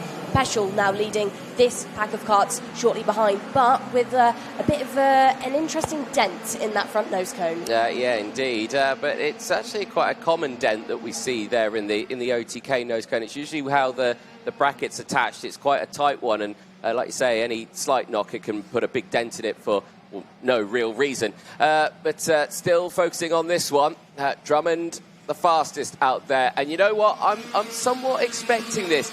You have to remember, with those moments he's had out on circuit, those tyres are probably just a little bit better nick than the rest. Yes, okay, they've had accidents and dramas out there, but they will have done less laps around the circuit, so they should generally tend to be okay. Right then, out of the final turn, there's still Anagnostiadis being closed in by Amikari Osman. That's a move down the inside there in towards turn 1. That is Manuel Miguez on Jindřich Peschel. That is for 8th place. Sends down the inside. This is a move just behind Jindřich Peschel between Manuel Miguez and Nicholas Schaufler now. So Schaufler, I'm seeing a bit of a trend for him. Sorry, it was Dan Aleman and Nicholas Schaufler. I don't know about you, Anthony, but he sort of gets to the front sharper end in the first couple of laps, gets up there, and then just midway through the race tends to sort of tail off. You know, for a lot of drivers that can happen. They get that initial bunch of energy just to go, and then when they slow down, they get into that lull phase or anything like that where they just try to manage everything. You see it from a driver now and then. But, you know, you'd never want to be a driver that's constantly attack in this stage of the weekend. You've got to think long-term of just trying to get into the final. Could also maybe be the case of tyre temperature slightly too high in the early stages of the race. Well, you know, you can really make up some progress, but then they start to get too hot with all the friction that is gained throughout the sidewall and throughout the rubber, and then that can, you know, affect your performance as we head through later laps in the race. Could be the case, could not, could just be at the minute in the mix of the pack. At the front, though, Drummond, a second clear from Henry Domain, Benjamin Magnac, then Dean Hoogendoorn as your top 4, with Aminkara Osman now inside of this top 5. James Anagnosiadis, though, is looking to continue to chase down, continue to make up some positions after being out of position after qualifying. Hoogendoorn is the driver now, just heading into the third corner, where these drivers really do carry in some speed, but really do trust the brake as well. One of those points in the circuit where lots of rubber will start to get laid down now as the air temperature climbs to 19 degrees. Oh, big accident at turn number 6. A cart over and a driver being seen to now, and it looks like it might have been Mika Runitz and Max Wieland who are involved in that incident at turn 6. And I think there's double waved yellows out at post 1 here, of course. There'll be waved yellows in towards turn 6 as well. But the race continuing. I think we've gone slow procedure as well. So race has been neutralised, and that is a significant accident there that has happened, well, fortunately for them, off camera. But for the drivers, we do hope they are okay. Mika Runitz, there you can see the front of Max Wieland's kart. It's over the barrier, the driver on the other side of that barrier. But you can see, I just want to have a look at the kart there, and a bit of debris in the anti-launch device there that you can see, and not too much damage to that one. The front of the chassis may be looking a little bit untoward, bent upwards, but a very significant accident then that has halted the race for the moment on lap number 10 of this race. Of course, the race still continues at this point, and great work from the marshalling teams, but the medics still currently seeing to Max Wieland there at turn number 6 on the track. So, race neutralised then. Drummond leads the way from Domain, Magnac from Hoogendoorn, Aminkara Osman from James Anagnosiadis, Kinmark currently 7th from Manuel Maguez, Peschel 9th from Dan Aleman, who currently rounds out the 10. Max is up and on his feet, and he is okay, which is good to see. Well, again, I'm sure very, very frustrated. Heavy damage to the back of that suit as well. So that's quite the scary incident. And, yeah, he was caught out there with Mika Runitz, who unfortunately, again, is going to suffer with another DNF in these races. Completely unaware of what happened there, Nicole. Not sure how that transpired, but thankfully we can see, looks like both drivers are okay after that incident, which is good to see. That has been cleared up now. The race obviously does continue at this point. The laps do keep counting down. We're going on to the last lap now, Nicole, with a green lap. So if you fancied a one-lap shootout here to see who's going to lead the intermediate classification place and wants to go forward, it's Domain, who leads the intermediate classification points with 165. Benjamin Magnac, who's third, is second with 164 points. Only 1 point separates them for a one-lap shootout here as we go green and racing once more. It's a great getaway for Drummond. He keeps Domain asleep there as down the inside. Magnac tried to get a move for second place at the word go there. Unable to get it down the inside, but crucially for Drummond, he is clear and dry at the front of this field. He's only got about 1,000 metres left in this race. The rest of the field there just behind. Magnac surely is going to try something here. He is close enough for it as drama on this final lap. Unfortunately, on that restart, out of the race is Nicolas Schaufler and Sebastian Mins going no further. Is it going to be a last lap dive down the inside into the hairpin for Benjamin Magnac here? Could he take the lead of the intermediate classification points? We're going to have to wait and see. Domain goes defensive. Keep an eye behind, though. Hoogendoorn is there as well. I don't think there's going to be any change. Drummond crosses the line. The race winner, Domain second from Magnac, Hoogendoorn from Kara Osman, Anagnosiadis sixth, and Kinmark, Maguez from Peschel, Aleman rounds out the top 10. Well, that is absolutely a race win that Drummond would have needed. Both him and Iskunda Sulfakari, then the drivers involved in those DNFs earlier on, both now replicate, maybe settle things down points-wise with Heats wins after what we saw earlier on. Drummond, then, don't be mistaken, that is Zach Drummond, your race winner for Scotland and for Fusion. Put some points on the board to try and climb back up that intermediate classification order in a race that was, of course, under some quite difficult conditions. But the main takeaway, we can confirm that Max Wayland did walk away from that incident at the post. There he is. He is okay, taking off that Kart Republic suit now that is, I think, quite visibly on the back of it, taken some impact there. But he's okay. He stood up, absolutely fine by what the eyes can see. Clean-up operation will obviously go underway for the karts that are parked out on there, with those DNFs going to Sebastian Mins, Mika Runitz, Max Wayland, Ili Christian and Antonio Cuccinella. There are your intermediate classification points for the previous race. Your top 10 then was Zach Drummond, Henry Domain, Benjamin Maniac, Dean Hugendorn, Amin Kara Osman, James Anagnostiadis ahead of Oliver Kinmark, Manuel Miguez, Jindřich Peschel and Dan Alleman. Lev Krutilov made up 7 positions to be P11 ahead of Davide Pitaro, who matched that. 8 positions gained for Ludovico Mazzola ahead of Gustavo da Silva with a 13-place change. Max Acroy as your last driver inside of the top 15. Luigi Coluccio, Devin Waltz, Nicolo Kuman, Oscar Gallen and Victor Stalmack round out your top 20. Then Luke Tal, Nicholas Schaufler, Thomas Chikarashki and Svet Simonov round out your 24 finishers. Indeed, there is Zach Drummond, who I'm sure is still probably not the most happiest driver in the world, but comes away with a race win there, puts him back inside the top 10 of that intermediate classification. Still a good result. Looks like a brief smile on his face there, though. Well, that brings the conclusion to the first half of the day, but let's finish off the first half with the highlights from that race. Well, the start of that one, what a change of direction for the drivers at the front. Alaman switching to the inside, and then Maniac going to the inside as well. So again, quite the dramatic start, but for Dan Alaman in that one, just then later dropping back in that order. Drummond, relatively decent start. That was 2 for 1. Was able to get him up close to the lead, and then later was able to go for the lead. Would go on to win at the end of it. But still, before that, a little bit of frustration from him at the start. Yeah, I'd say he was getting a little bit impatient with Dan Alleman. Then decided, elbows out moment at turn 6. Matt found his way past Alleman, who had to settle in the end of that race slightly further down there in the order for a P10.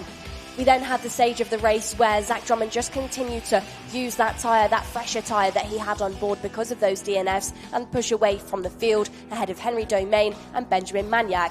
Side-by-side moments going down that start-finish straight to set up overtakes into that first corner, and it's Nicholas Schaufler that's been one of the drivers who has demonstrated that to us time and time again throughout these heats. Alleman did temporarily find his way past Dean Hugendorn once more, but wouldn't manage to keep it there as Jindřich Peschel, halfway through our race, lit things up and started to battle it out with Schaufler as well. James Anagnostiadis, big name within this field that's needing to push his way through the field, and Amin Kara Osman and James had a good battle throughout that race to end up in P4 and P5. Side by side on the exit of that final corner, and this was that moment then for Max Wayland. That was a huge incident through the second sector. We'll watch another moment just completely sliding there upside down, but Wayland, like we said time and time again, can confirm he is okay. Yeah, indeed, and there you can see the ferocity of the incident, the wheels still spinning there ages after the incident happening, but great to see Max Wayland up on his feet, but understandably probably not feeling the greatest though still after that. Slow passage came out, restart, and then of course we had more drama. Sebastian Mins going off the track, and I think was joined by Nicholas Schaufler, who was able to get restarted on that lap and without stalling the car. Drummond taking the win then, gets back inside the top 10. As that's the first half of the day completed. We're going to go into a short lunch break. We will be back at 17 minutes past 2 in 36 minutes. Make sure you stick around for that one with groups D and F, A and C, D and E, and so forth and so on until the very end of the day before we end up with our pole sitters for the Superheats. From myself, Anthony Jordan, Nicole Sutherland. We'll see you in a few moments' time. Don't go anywhere.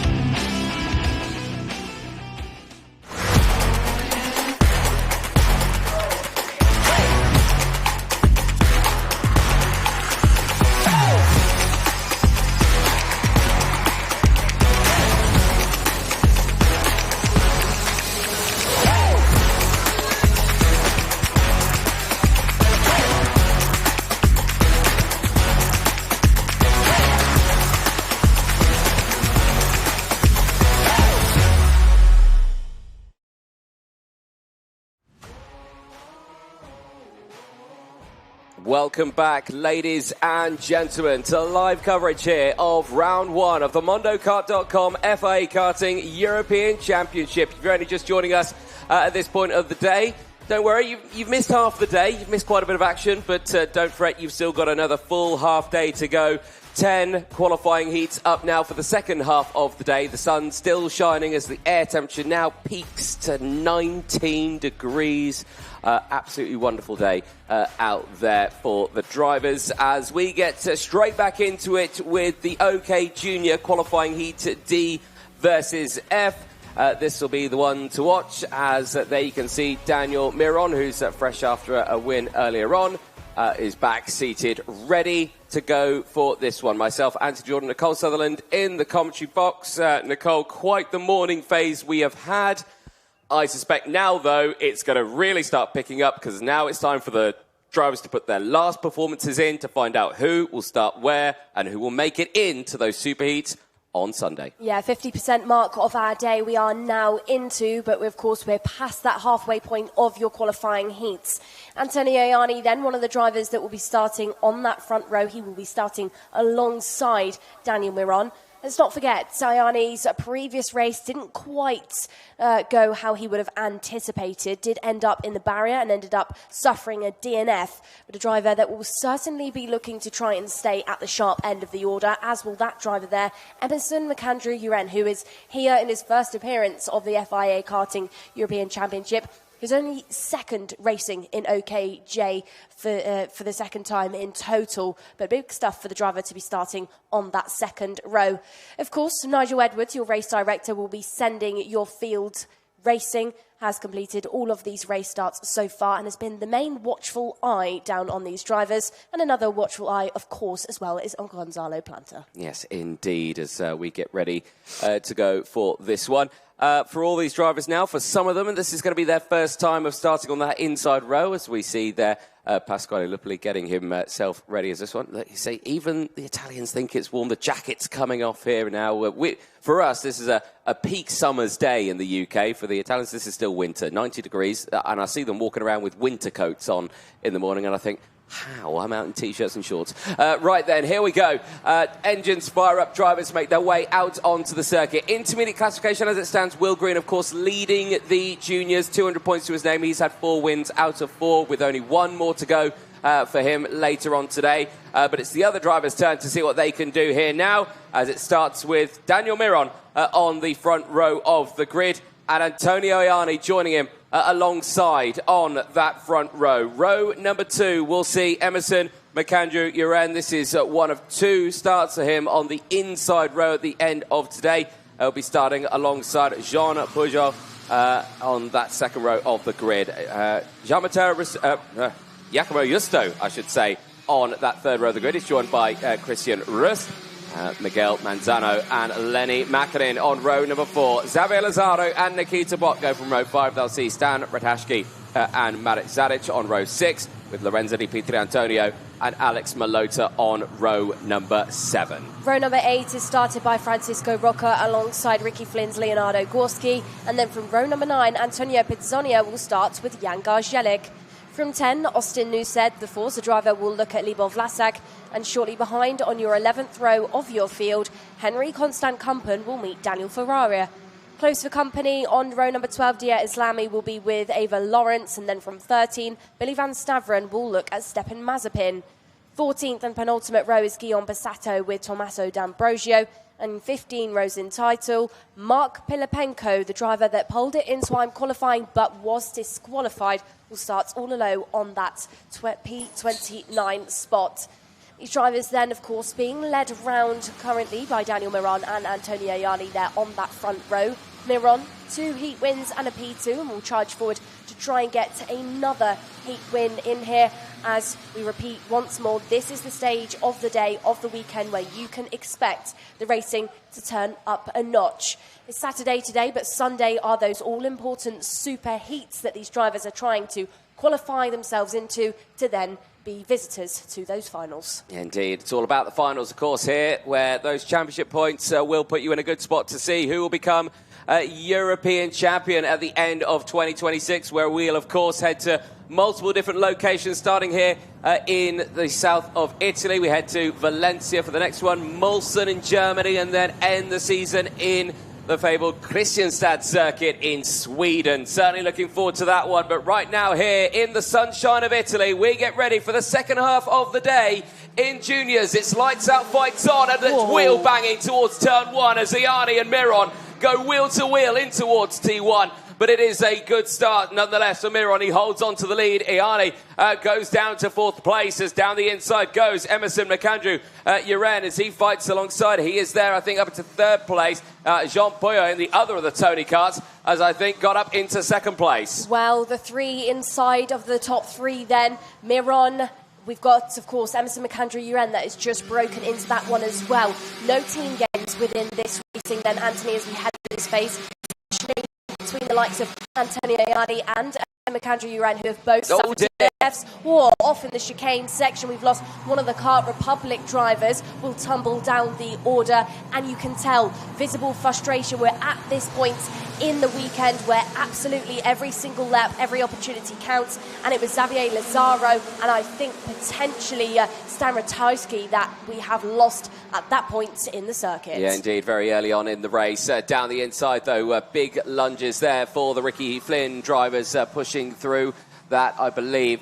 Miguel Manzano just pushing forward in the racing, but I think maybe a little further down the order. But right now, still good fighting for the rest of the field as all of these drivers here looking pretty calm at the front end. A little bit of drama there in the background. One of the Forzas getting squeezed out wide, but still in control of the car. Top spot of this race lead then has switched between Jean Pujol and Daniel Miron. So Miron has been pushed down to P2. Jean Pujol, good racing for him so far this weekend. A driver who is here for Tony Kart, but under the influence, under the coaching and the guidance of a certain Davide Fore, who we know is incredibly knowledgeable. Turn number 3, Antonio Iani being muscled out there.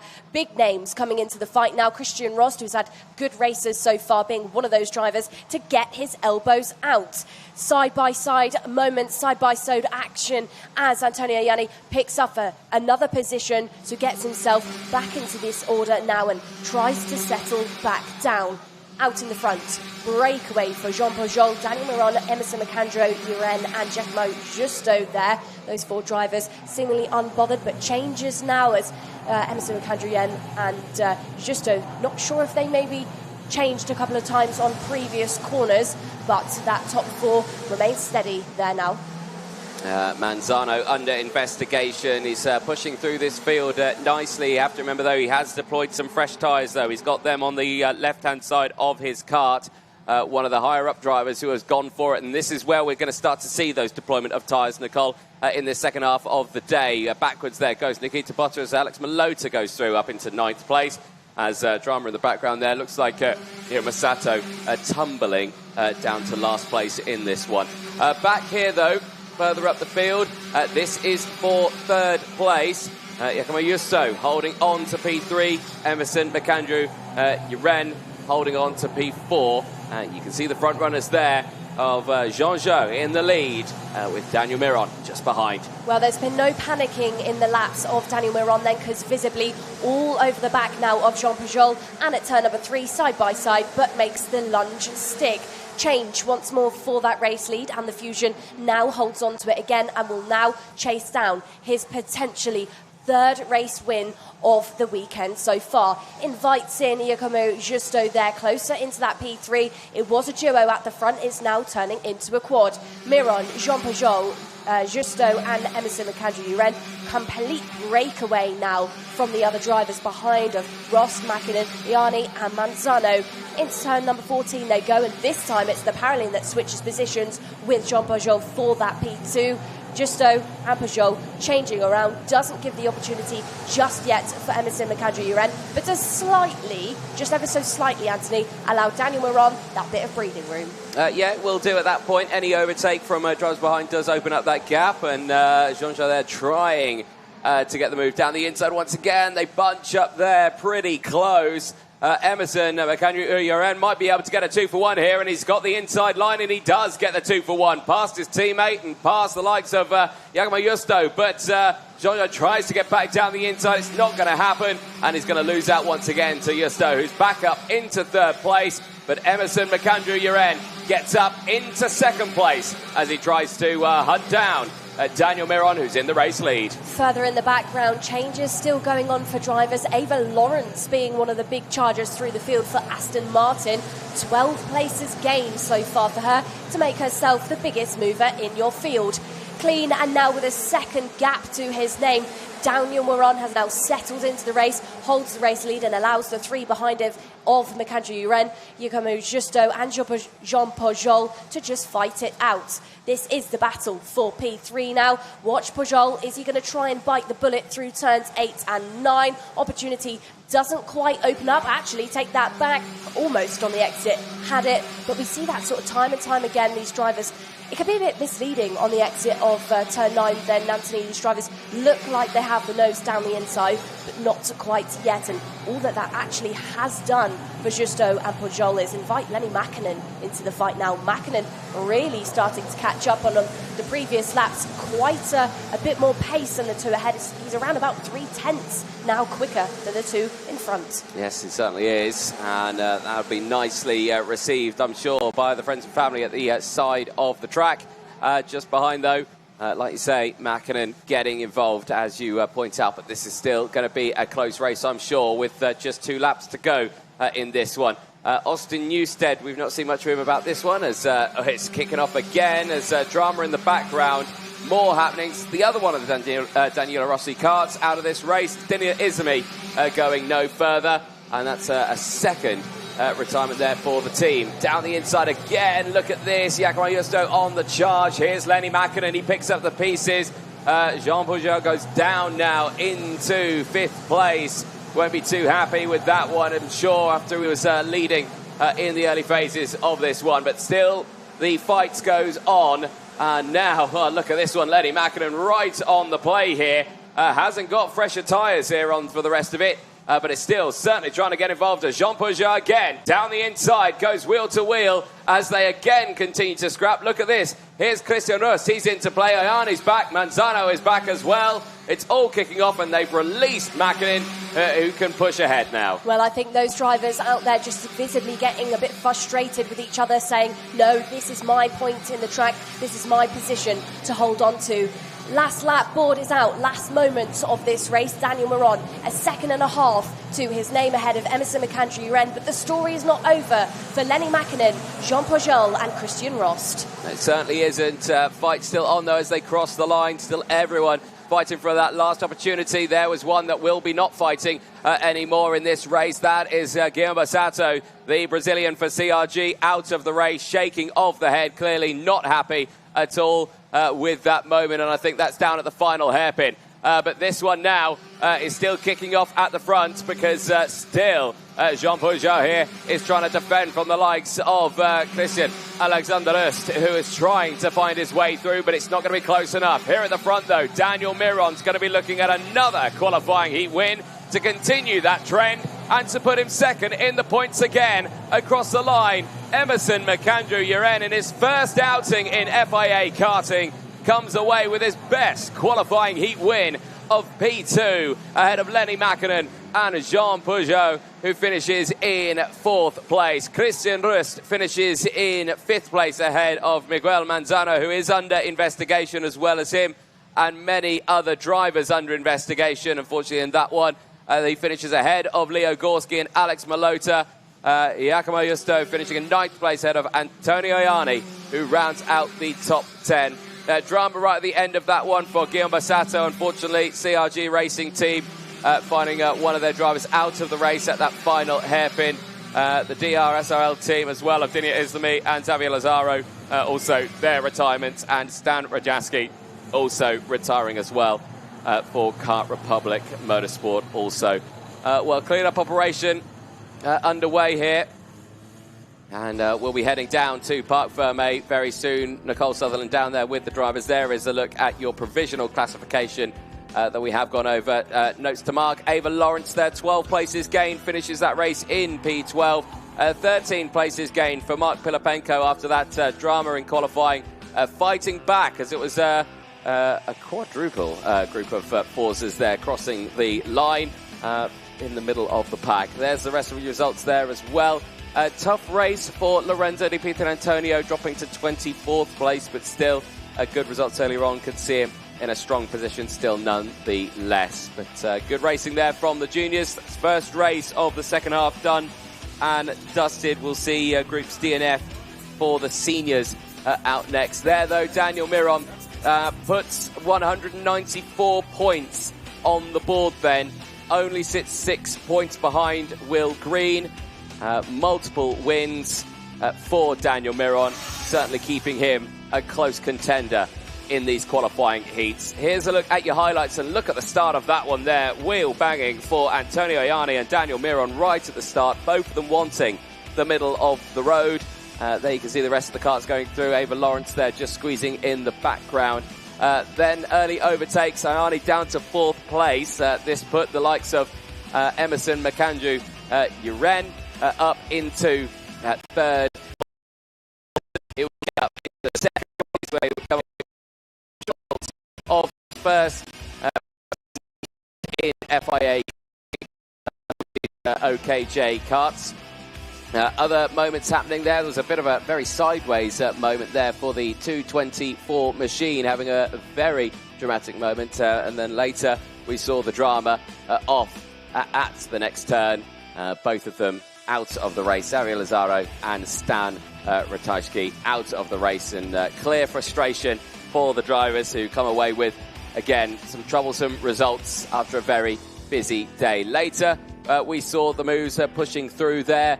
Nice overtakes from Leo Gorski, stepping up another position and pushing his way to a solid finishing position of P7 after gaining 9 places overall. Then Antonio Ianni getting involved, then Lenny Mackinnon getting involved as well as they were pushing their way through the field. Christian Alexanderus also involved in that fight that later simmered down and went into a controlled phase for the drivers. Then later we saw this one here down the inside. Again, good battles nonetheless for the drivers, but there Giacomo Justo just trying to push that a little bit too hard. Did go upwards in the order, so then later all down to 9th place, a deficit of 4 places. A tough race for him at the end of this one. Let's, though, leave you with these pictures as we head down to Parc Ferme and over to Nicole Sutherland.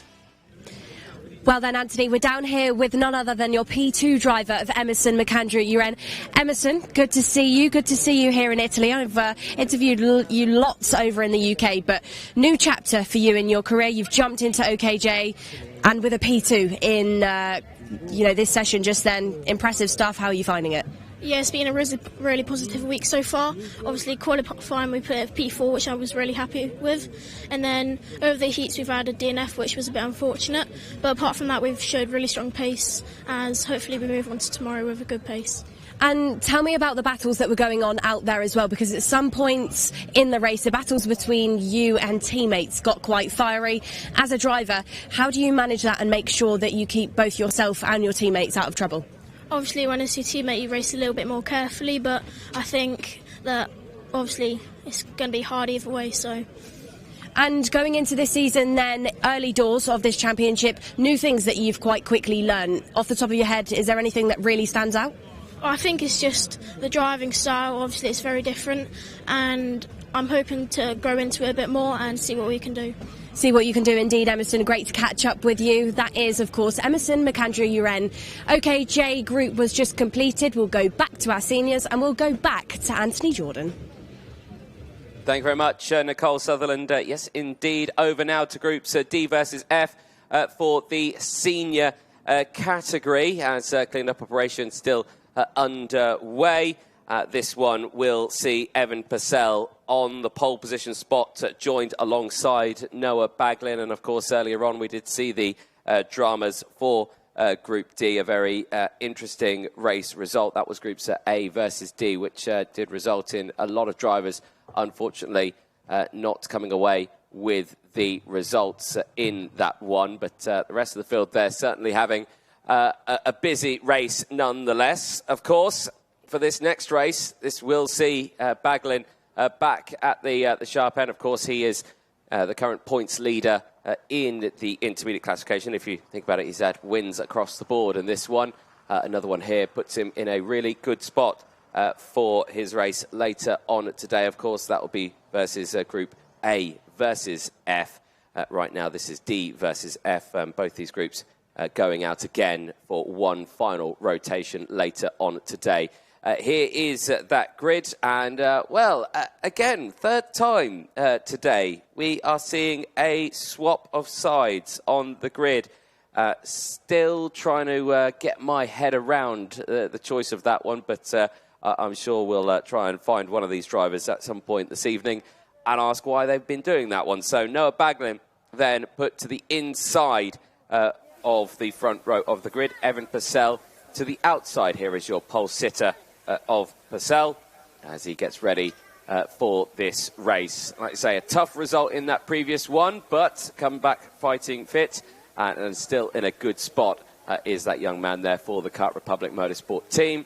And last few words of encouragement there from his mechanic as he gets ready for this next one. Of course, Baglin then starting alongside. He'll be on the inside row. It'll be the same positions for the drivers behind, though. It's only the front row that changes. So Tomo Prodea still on the inside of row number 2. Mariano Lopez still on the outside of row number 2 for the start of these races. As you can see the 1 minute board there going up to signify when this race will start. Obviously, as we've been speaking about him, Noah Baglin is still in a really strong position here. Maximum points at the moment for him in these qualifying heats. He's looking to extend that at the end of this one. Of course, a long way to go, though, in this weekend. We're only in the qualifying heats. We've still got tomorrow, as we've mentioned earlier on, the super heats. And then, of course, those all-important finals. That's what it's all about here. But the young Ferrari Academy driver primed and ready for the start of this race as our cameraman Oleg there runs to cover as this race is very nearly going started. And happy to report that it is his birthday today as well. So happy birthday to Oleg out there. Nicole Southern, you'll be back in the commentary box. Something tells me you've just been told something in your ear that I didn't hear in my ear. No, I looked at your feet and saw that you've got no shoes on. Well, yeah, it's hot, so I've taken my shoes off again. What's wrong with that? Anyway, right, enough about my feet. There we go. I have to charge extra for that. Right, here we go then into this race as we get started. Seniors qualifying heat, D versus F makes its way out onto the track. Let's take you through the full starting lineup. Once again, the front row has switched sides of the grid. Purcell now starting from the outside of row number 1. Baglin on the inside, but they are still your front row nonetheless. Row number 2 will see Tomo Prodea and Mariano Lopez, with row 3 being Andrea Mani and William Kalesia. Angelina Simmons on row 4 alongside Asher Osteen, with Ilya Berezkin and Gabriel Canal on row number 5. Emiliano Hernandez and Ashton Sharp go from row 6, with Egon Pedrotti and William Marshall on row 7. Row number 8 looks like Archie Owen alongside Michael McGoy, and then from 9 is Japan's Arata Endo with Drew Waltz. From 10, your top 20 is rounded out by Yuri Bachika and Peter Stiller. And then shortly behind, on row number 11, is France and Italy in the form of Matteo Gallo and Bruno Blanco. 12, your top 24 looks like Zarif Raquel and Lilia Scarborough of Ricky Flynn. And then from 13, Yves Riz will be looking at Rafael Bussato. 14 rows in total for this qualifying heat for your group of senior, 28 drivers, Rafael Ballard and Gavin Adam being the last 2 of those runners. Why is it weird that I've taken my shoes off, Nicole? It's just really unexpected that your toes are out. Well, my toes aren't out. I'm wearing socks. You've got them not inside out today, I guess. Yeah, that's true. And they match? And they do match. They matched yesterday. Oh, I tried not to look. There we go. Anyway. Moving on. Moving swiftly on. Intermediate classification as it stands. Henry Domain is the points leader at the moment with 165. Benjamin Magnac with 164. Hugendorn with 158. And Aleman with 151. However, Noah Baglin, who has 150, is 3 wins out of 3 and is the more favoured driver in this one. Now, is this the back of Noah Baglin? I think it is. No, I'm just trying to think who that we were on board with. No. Okay, I can see who we were on with. Thomas Pradir we were on board with there, looking back, and he's just slotted into the outside, the inside of row number 2. Right behind now, Noah Baglin. As we enter into the tram lines, are we racing? The answer is no. It's a false start. I did think that. The back of the grid was not set up at all. Well, interesting start to our race. In a moment, of course, those sides being swapped for our drivers. We've had those reports come through. So let's see how this one plays out. But very interested indeed. Didn't quite have the opportunity to go around and ask the likes of Dan Alleman why this decision is being made by our drivers. But definitely adding to some of that racing action. Yes. I still don't get why, though, because, like you say, we just can't get a There's clearly a reason that we've just not been clever enough to sort of clock onto just yet. We didn't... actually, you know what? I know what it is. It's so they're on the racing line. That's what it is, because the rubber's gone down. There's a lot of rubber down on the circuit. It's just they're on the racing line. It's the outside line onto the inside. They're able to just be not on the dirty part going into turn 1. Of course, the inside is off the racing line, so they want that. That's probably the reason. It could also be the case where it actually favours the anti-pole side as well. So the driver in P2 can more easily stay in P2. It doesn't give P3 as much of an advantage, if that sort of makes sense. So you've got those 2 KRs on the front row. So potentially it's the case that it actually allows Evan Purcell to more easily hold on to things alongside Noah Baglin. Do you get what Potentially, I get? Yeah, maybe? potentially, yeah. Moving on. Racing, here we go, into the tram lines. It's the seniors, it's DNF, we're lights out, fights on. Good start again for Purcell with that racing line that I think it is as they go through. But there, Baglin slots into second place. Makes it so much easier there for the second place person to maintain second place with that swap of pole side. In the background there, nearly 3 wide going in towards turn 6. Very risky spot. But the whole field goes through as one of the Premas there nearly getting muscled out wide. In the background then, as they push through, still a good getaway for Purcell at the front of the field. Looks calm, but Baglin right there, ready to pounce if the word go happens. We go backwards on board with Thomas Pradir. He can see the likes of Mariano Lopez all in that rear view as they head out of the final corner into the tram lines once again. It's going to be a change to the lead, potentially to the inside. Baglin thinks against it. Yeah, Baglin backs out of that one, but clever indeed. But he doesn't back out of this one. Turn number 3, door left wide open by Evan Purcell and allows Thomas Pradir to get past, as well as further down the order, Evan Purcell will tumble. Mariano Lopez managing to get through as well. So Baglin out at the front, 4 tenths to his name, ahead of the Tony Kart, who have got that on-board footage from, of course, that will be looking right at the front nose cone of Mariano Lopez as Evan Purcell would try and climb back up. Purcell then, of course, let's not forget what happened before lunchtime. That race start went completely wrong for him as he now gets overtaken again at turn number 15, this time by William Kalisha, but suffered a bit of a difficult race earlier on, was really pushed into the back after not taking that race start properly. So in this one, he's a driver in this field that you would expect will be desperate for some points on the board. Change for P2, this time between Thomas Pradir and Mariano Lopez. Yes, indeed. That fight still goes on then. It allows Baglin to break away even further. Peter Stiller, fastest driver out there, a team swap into this year now with MP Motorsport, 48.250 for him as he continues to push forward, currently sitting in 16th place, only, believe it or not, 4 seconds off the back of the race leader. Shows how close it is still in that fight. Look down in towards the hairpin and, well, big lunges down the inside there. That's the CRGs on the move. I believe that could be Asher Osteen on Aston Shah heading through in towards the likes of 9th place. Good stuff so far within this race for Mariano Lopez, of course, is one of the 7 drivers that Fusion have out in the seniors. They've got 14 in total and is currently your highest ranked driver within the intermediate classification for the team when it comes to those points. Currently holding on to that P2 very nicely, but of question marks raised now whether or not he's got a bit of a chunk indented into that front nose cone. Doesn't necessarily mean that it's dropped, but for anybody watching on, of course, we do have those brackets on the front end which are deployed to make sure these drivers aren't, going for too much contact. You go into the back of someone, if you tag someone, you're going to end up with 5 seconds. Further down in the order, big battles going on. Angelina Simmons, one of those drivers that's absolutely been getting to work time and time again throughout these heats, and now she's giving a good go of this one. She's on the tail end of Andrea Mani, as just behind those two drivers, Egon Pedrotti now finds his way past Asher Osteen, as Eno Arata makes a good move of that one as well. Yeah, indeed, is capitalising on the fighting ahead as Adam Gavin takes the fastest lap away from the likes of Peter Stiller now. 47.678 is the progression, as he sits currently just behind Peter Stiller. So the pace for 15th place and 16th place actually very, very quick right now, so we'll keep a close eye on that one. Still at the front end, Baglin has broken away from the rest of the field. However, Lopez, Pradir and Kalija, second, third, fourth, there they are on your screen. Very, very close indeed as the rest of the pack trails in behind.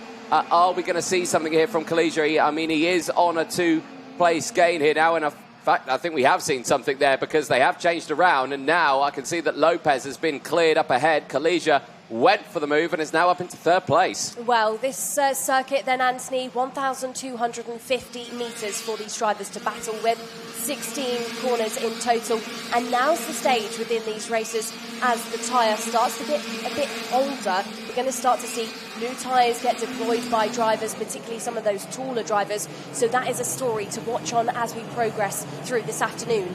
Changes going on then, this time between Evan Purcell and Emiliano Hernandez at turn number 15. Hernandez just dances slightly onto that tighter line to try and throw off Evan Purcell, and I'm sure Hernandez then would have seen that signal by Purcell, who's visibly quite frustrated now at this demotion, and demotion for other drivers out there. This time retirement's going out. I think that could have been Eva Riz that's just pulled in and will go no further. Yeah, the MP Motorsport driver not having a good run in this one. I did hear a brief tyre squeal moments ago. Not sure what had happened, but potentially some drama out there, as we've seen some drivers go upwards and quite a few go backwards. Now, reporting about drivers pushing forward and setting the fastest laps of the race, I think I've figured out why, Nicole. I've had very helpful information reported to me from the pre-grid. Some fresh tyres out there. Gavin Adam, who's been looking very quick, has got brand new set of tyres. Peter Stiller, who's been looking quick, has also got brand new tyres on the left-hand side. Yeah, early deployments for some of these drivers then, and some actually, especially in the junior grid, actually went quite early on. This is a big move down the inside. William Kalija getting a bit of airtime there. Kalija Airlines out there through that 3rd corner. That was the reason why Lopez is miles ahead now of Kalija and Pradir. That was the attempted overtake that nearly resulted in a trip to the grass and the tyre wall. So that didn't happen, thankfully, as they managed to push their way forward. And you could see there just how the anti-launch device said, just utilising the side-by-side contact there, it prevented those wheels from touching. Yeah, and he is now under investigation for that moment, so might have been able to get away with it on the road and did settle back down, but is now being watched under for potentially being the reason that one occurred. In towards turn 3, these drivers will go once more, barrelling in plenty of speed. Of course, the track will progress lap after lap, and so will the drivers in the background then. That's Aston Sharp starting to light things up. Aston Sharp then, a VAR back driver, Van Amersfoort pushing Sharp ahead. Last year, of course, that livery would have been owned by the likes of Noah Wolf, but of course Noah graduated out of OK Karting at the end of last year, and now that honour has been given to Sharp, who's currently sat there in P11. Indeed. Like I say, I said it earlier on, I'll say it again, they grow up so fast. Right then. They're starting to make you feel old, Anthony. No, I'm not old. I'm not. I'm still young. Anyway, on board here, Thomas Pradir looking back, Emiliano Hernandez. Don't look at me like that. Well, you can see how this gap's starting to close in just that little bit more. And again, loving this rear view this makes of me the track. miss it. Yeah, this is great, isn't it? I mean, you're looking back, you're seeing how close to the ground they are, how much they're pushing. You can see the gaps closing in as that looks like another retirement in this race. I believe that is the CRG of Rafael Bozzato, that is also out of this race. Here, though, still fighting on. Andrea Mani getting past Evan Purcell now. That is for 6th and 7th place as the fighting still continues here. Gotta say, though, Kalesia's closed in on Lopez, Nicole. The fight for 2nd place could be on here. Could be on indeed, but dying stages. It is on. It is on, absolutely. We missed the initial part of that overtake, but that is the change for P2. So William Kalesia fights his way past Mariano Lopez. Will Lopez respond? Will Lopez know that the parallel in front of him is under investigation and potentially might not hold on to it? You'd say, as a racing driver, he's always going to get it a good go, and he will try and close back in up on that gap as that last lap board on the next time as these drivers enter the lap will be given. Noah Baglin out there in the front, 2.1 seconds clear, and doesn't he know it? Looks over his shoulder, will now settle down and back off slightly to just bring it home. It was 150 points to his name as we headed into this race. He will now look to add another 50, make it 200, and continue on what has been so far for him a clean sweep. A very successful start to the first round of the 2026 campaign. Like we say, the junior world champion last year in the Europeans, certainly looking like a favourite here at the start in La Conca. But with only a few hundred metres to go then in this one, Baglin literally just needs to complete one or two more turns. There he is now in towards turn 15. Down the straight, checker flag awaits. Baglin will see it across the line, adds another chunk of points to the name across the line. He takes it from Kalesia. Lopez takes 3rd from Prader. Emiliano Hernandez comes away with another good result there, Nicole. He's just sneaking his way through that order a little bit. Another 6 places gained, finishing inside that top 5. Andrea Mani, Evan Purcell, Angelina Simmons, Egon Pedrotti, and Endo Arata, who rounds out the top 10. A very strong result at the end of that one for the rest of the field as well. Yeah, but the strongest, of course, so far within not just this race, but the entire senior grid is none other than Noah Baglin. Having got him then, that 16 places gain, impressive stuff, but let's not forget tyres would have come into play with each of those overtakes. Big crowds watching on that race then, and Anthony, you took us through our top 10. After Endo Arata is Aston Sharp, Gavin Adam, Peter Silila, Asher Osteen and William Marshall that take you to your top 15. Bruno Blanco, 6 places gained for him ahead of Gabriel Canal, Ilya Perezkin, Michael McGoy, Archie Owen as your top 20. And then it was Drew Waltz, Raphael Bullard, Lillian Scarborough, Zarif Raquel, Matteo Galle and Yuri Bachika as the rest of your 26 finishers. Unsetting stuff then for the likes of Rafael Bozzato and Ifriz, who did not manage to finish that qualifying heat. That concludes, of course, Groups D versus F for your seniors, and it confirms that Noah Baglin continues on his points charge. Certainly does, and right now, they'll step over to the juniors again after this one as we step to A and C.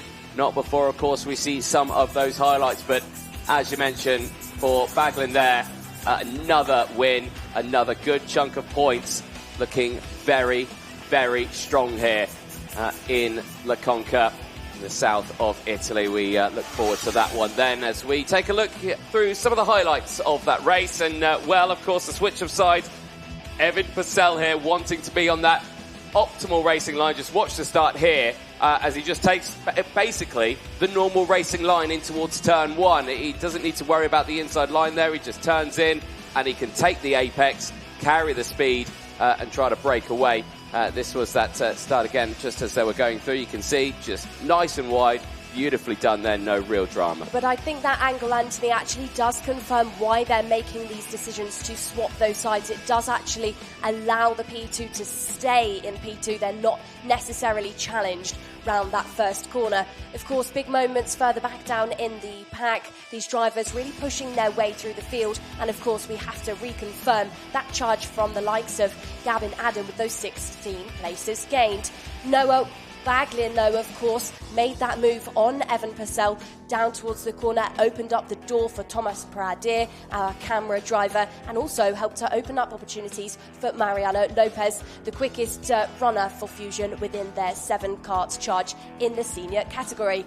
Angelina Simmons, moments of greatness so far for her this weekend, but did actually lose a position overall within the race, but maintained a top 10 run throughout the entirety of the heat. Indeed. One other name that has been sneaking its way through the order as we saw that moment there, Kalesia with Thomas Pradir. Emiliano Hernandez as well, his fight through the field as he was sending it down past Purcell. He would get up into 5th place and still have a strong result at the end of it. Yves Reis was a retirement later on. Rafael Bassato also a retirement as well.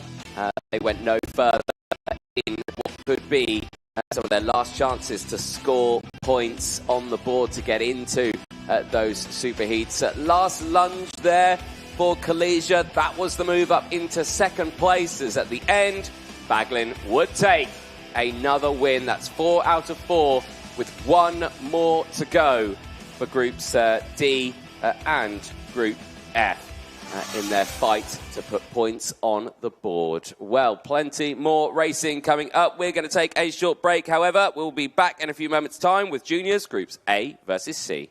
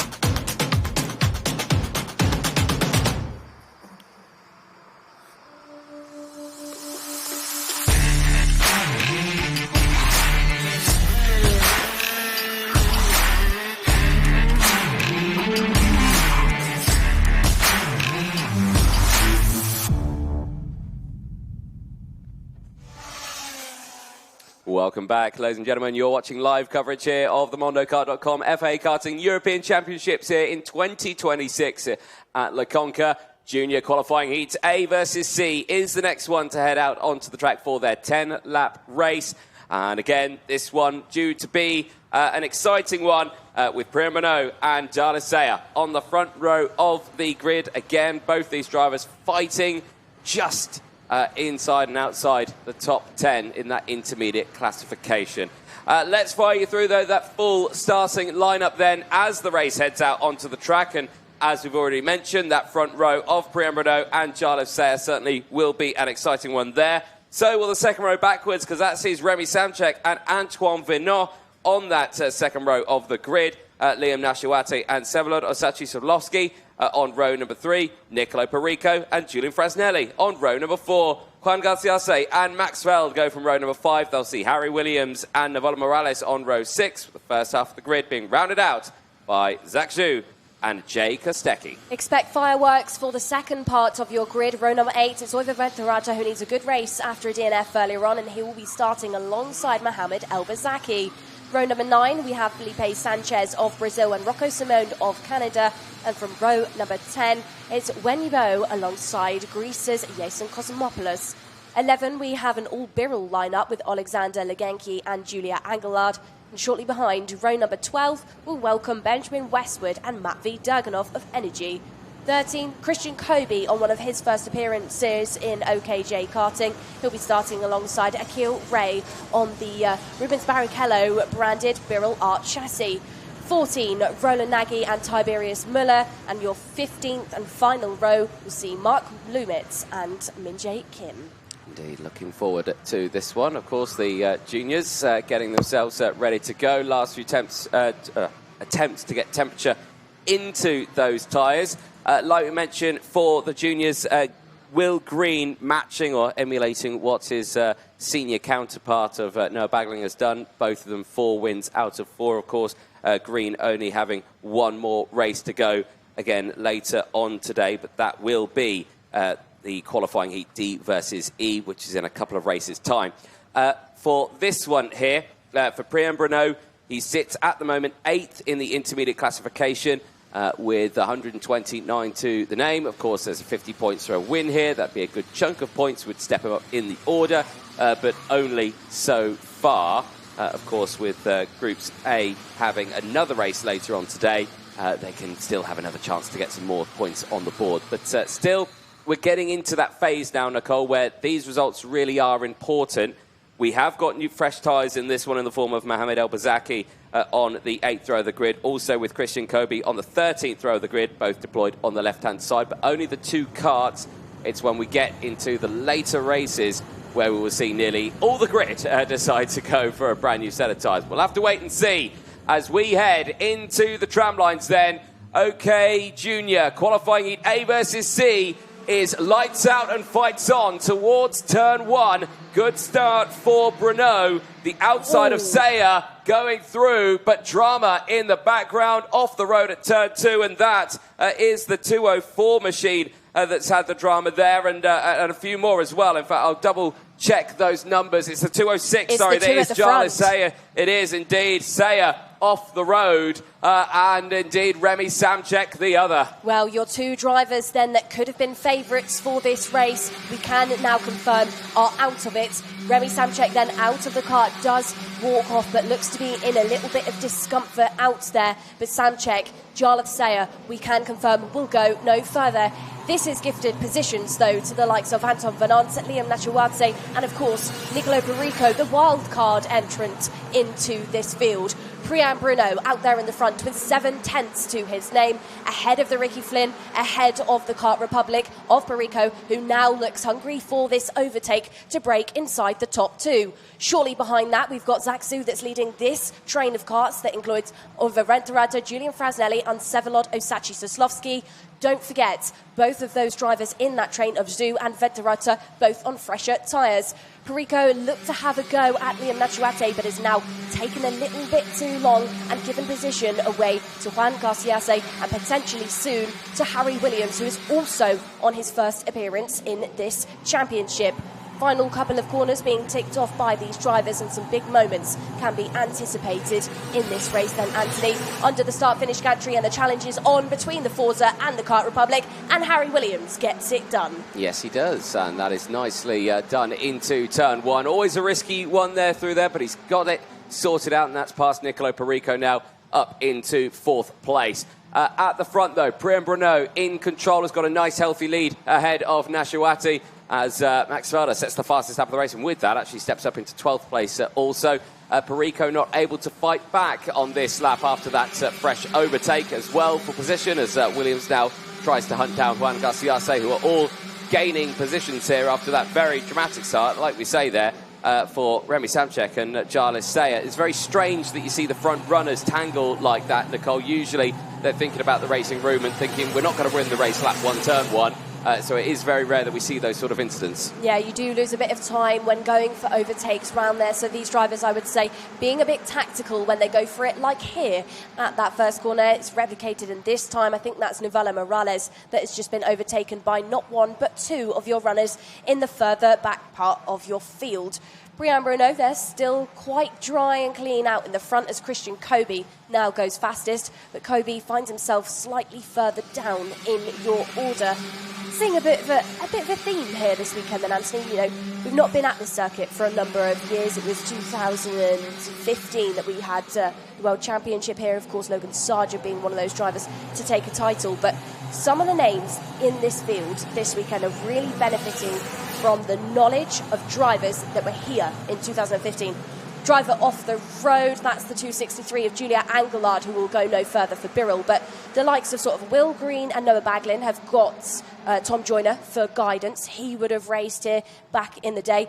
Harry Williams, his driver coach of Teddy Wilson, he's been at this circuit before a number of years ago, and I think that knowledge is really helping these drivers. And Harry Williams is now backing it up, goes for another position, swaps out that P4 for a P3, and changes with Juan Garciaso. Do you want to know a scary fact, Nicole? Go on. The last time FIA Karting was here, the entirety of that junior grid was probably either only 1 year old or not born. This is this fight going through. It's 11 years, and of course 12 years, all that. So they're probably only 1 year old, babies, when the FIA Karting last came here, and now they're in it themselves. How old are you? 40. What? How dare you? Lap number 6, big lunge down the inside there. Julian Frasnelli on the charge, gets that move done past the likes of Jacques Zhu. Fighting through. Oiva Venturata also in and around that area, has just been squeezed backwards. Antoine Vénard as well, just behind, also trying to get involved, is not quite close enough to attack just yet. Perico and Garciaso, though, still very close. As Matvey Duganov now is your quickest driver out there, currently 14th place, as everyone pushing through. You were mentioning earlier on the fastest laps for Christian Kobe. He's on a good charge here. Of course, he's got those fresh tyres, the same as Mohamed El Bazaki. Bazaki, though, Bazaki's up into 10th place, so the fresh tyres pushing forward nicely. Well, every driver inside of your top 8 then on a charge. Every driver other than your race leader of Priam Bruno have made up some positions, and more positions being gained now, this time in the battle for P6. Julian Frasnelli and Oiva Venturata, then the two teammates, giving it a good go for that 6th position. Anton Vénard then just dropping down ever so slightly as Nicolo Perico looks over his shoulder to the two Tony Karts shadowing shortly behind him. Now looks, I would say, to be trying to suss out where is the best opportunity for him to get inside of that top 4, get past the Paralin ahead. He's trying to gauge and just really suss things out, but has taken too long, made himself vulnerable, and now that allows Oiva Venturata to get past. Yes, indeed, and that's having a good little race there now, as a bit of side-by-side in the background there, one of the World Racings trying to push forward there. Maxfeld getting involved with the drivers behind. More happenings here. Perico back through, Frasnelli back through, and that has put Venturata back down into 7th place now. So the fight very much on here. Now comes the VDK, Antoine Vénard trying to get through, but Venturata slamming the door closed. And this is keeping this fight certainly at bay. Frasnelli now on the back of Nicolo Perico, trying to find his way through at the chicane. Not close enough this time. May try something down into the hairpin. He just saw Venturata do it a lap ago. Doesn't think about it this time around. Stays behind, allows Venturata to close back in just ever so slightly through the corner. Let's see how this goes then, over the line then, and on to lap number 9 of this 10-lap race. They're nearing the end of it, Nicole, and it's still heating up here, but it's heating up for 5th place downwards. Well, it's never over until that checkered flag is out. We've seen these runs to the line between our drivers. We've seen multiple photo finishes throughout the weekend as we have progressed, and expect nothing less as we go through this second phase of today's heats. Perico now gives himself a bit of air to the driver behind of Oiva Venturata and looks to settle down, and actually Liam Nachuate has really been given a bit of a boost whilst the drivers behind have been battling away, as his Harry Williams sat there now very comfortable in P3. Last lap board is now out, and last lap board, of course, is seen first by Priam Bruno. We've barely even spoken about within this race, a second clear of Ricky Flynn's Liam Nachuate. Yeah, indeed. This fight was been nice and calm at the front here. Controlled by about half a second or so. Zach Zhu still under pressure here from Max Elder on that Ward Racing machine as they continue to try to battle away there, but still no paintwork swap just yet. This still Julian Frasnelli on the back of Nicolo Perico. The gap is there still, not close enough to attack though. Priam Bruno, though, at the front of the field, is doing a good job here this weekend, has moved up to 3rd in the points with still one more race to go at the end of it. Priam Bruno will take the race win over the line then, ahead of Liam Nachuate, who comes away with P2. Harry Williams 3rd from Juan Garciaso. Perico finishes P5 ahead of Julian Frasnelli. Oiva Venturata finishing in P7 ahead of Zak Zhu. Max Veld finishing in P9 with Felipe Sanchez holding on to a top 10 after gaining 7 places to finish in P10. Your race winner, though, however, Priyan Bruno on your screen. Victory lane, putting victory on circuit as well with that young man in the 2:31 machine. Your biggest mover, though, Matvey Durganov with 11 places gained, 24th to 13th as the clean-up operation underway there. Remy Samchek, Charles Sayers karts out of it. Julia Angelard's also retirement, and Alexander Legenki also was a retirement at the start of that one, but you can already see heavy damage there to some of those karts. Here's your full results. The top 10 we've gone over. Mohamed Elbazaki, good race there, 11 places, or 5 places gained, I should say, in P11.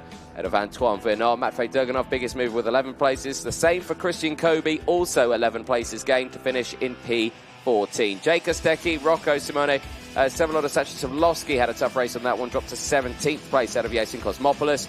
Wenyabu from Achille Ray, Roland Nagy from Novola Morales, Mark Lumitz from Tiberius Müller, Min Jae Kim from Benjamin Westwood, rounding out the 26 finishers. As we mentioned, the retirements, Julia Anglard, Sayer, Samchek and Legenki, unfortunately all not seeing the checkered flag at the end of that race. Well, clean-up operation underway once again here for the handful of drivers who had those moments out there. For Priyan Bruno, up and down day and weekend so far, but still sits there third in the points. He's a fair few off the back of Daniel Miron and Will Green, of course. 179 to his name. He joins Manny Nuvolini with 179 points. And, of course, Nuvolini we will see out again later on today.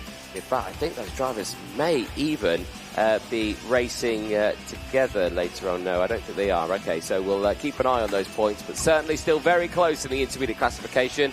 Girardello currently 5th, Bertolucci 6th, Rolli holding on to 7th of the points, Antoine Vernal, Julian Fresnelli and Liam Nashwati currently running out the top 10 in those points. Here is your highlights from that race, and again, solid stuff for the inside road, but keep an eye there on Samchek and Sayer, wheel to wheel, and oh dear, just ping it over the top and going forward and straight into the barriers. That must have been a little bit of a painful experience, but thankfully I think they are okay. We did see them both walking away from that incident. That promoted a lot of the drivers up through the order then.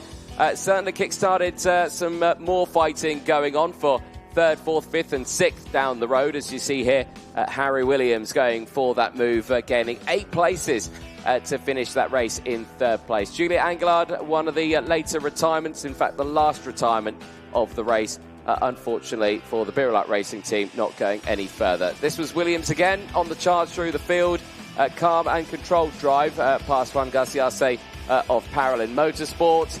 He would then have to fend off the likes of Nicolo Perico, who would later also squeeze past, and then started the trials for the Tony Kart team. Oiva Venturata and Julian Fresnelli fighting away.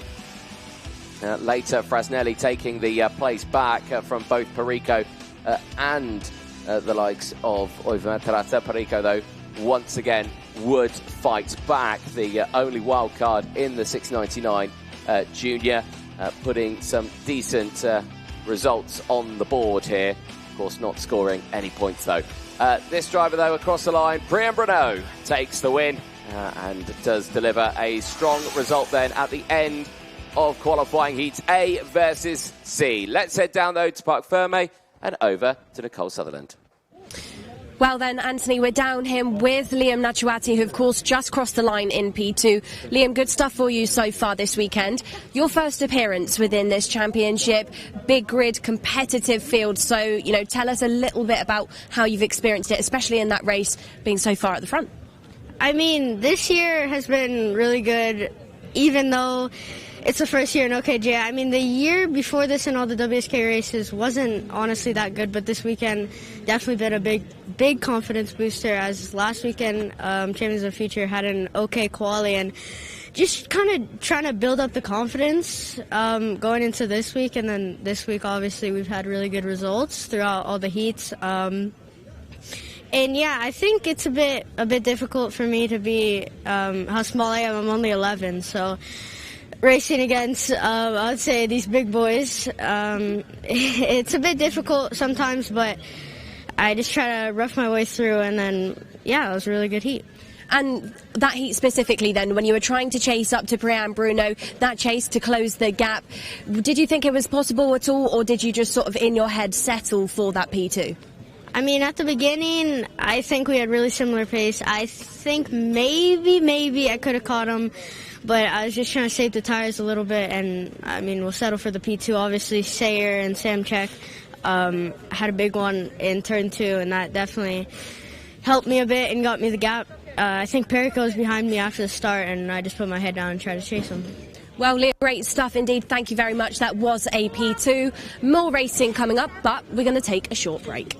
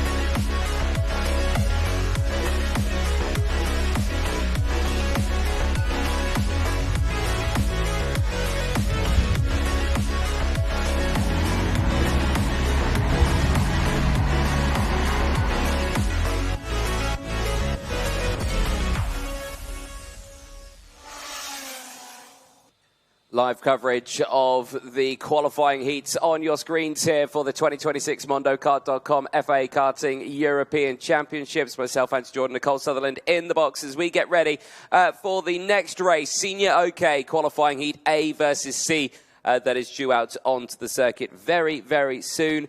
In around 30 seconds' time, those engines will be firing up as the field gets themselves primed and ready.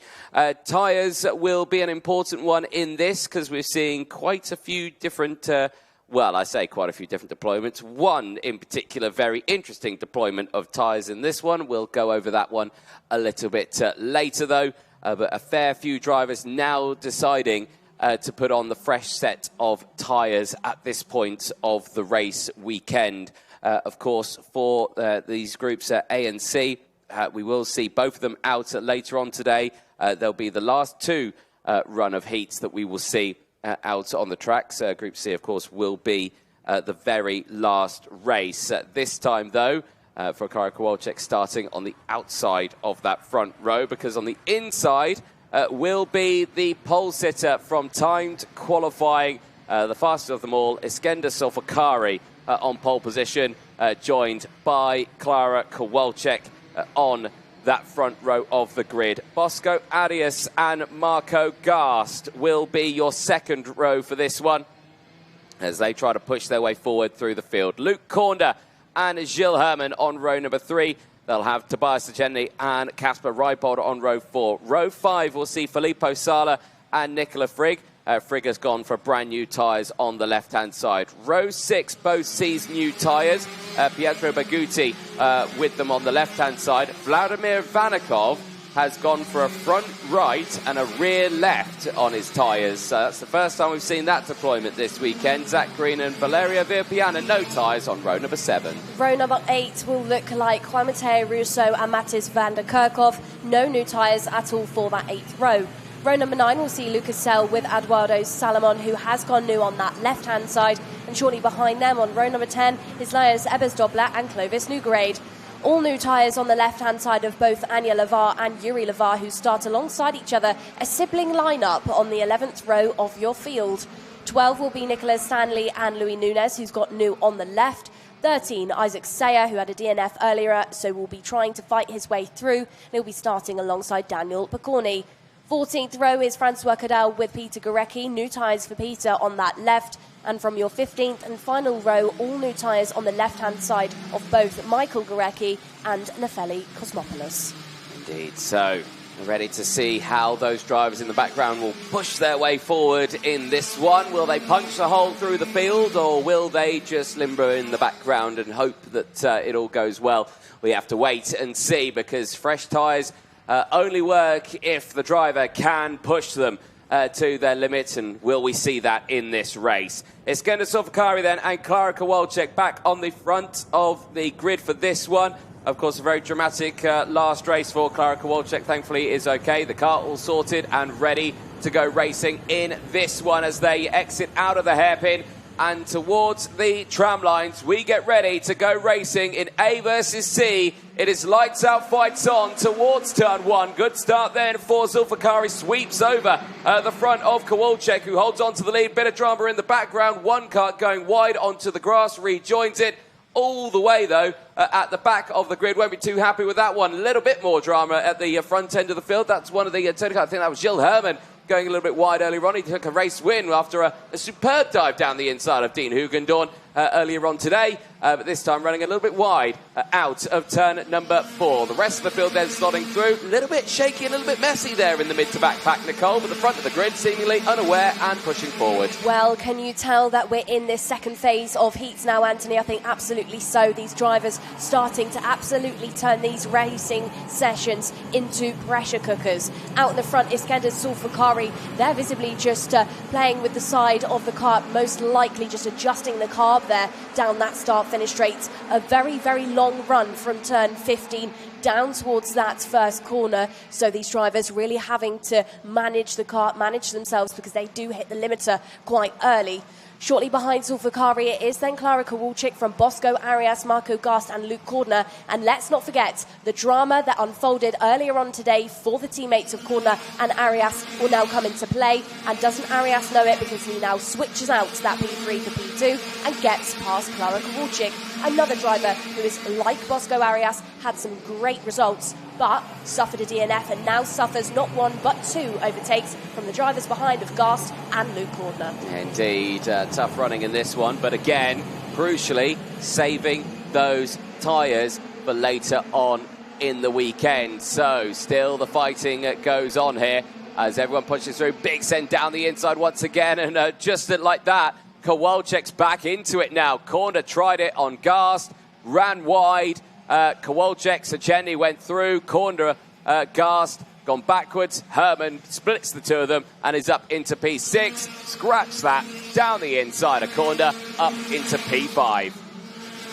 I think we're going to see a domino effect of battles coming into play now, Anthony, as the drivers ahead scrap, and it just brings everybody closer and closer together.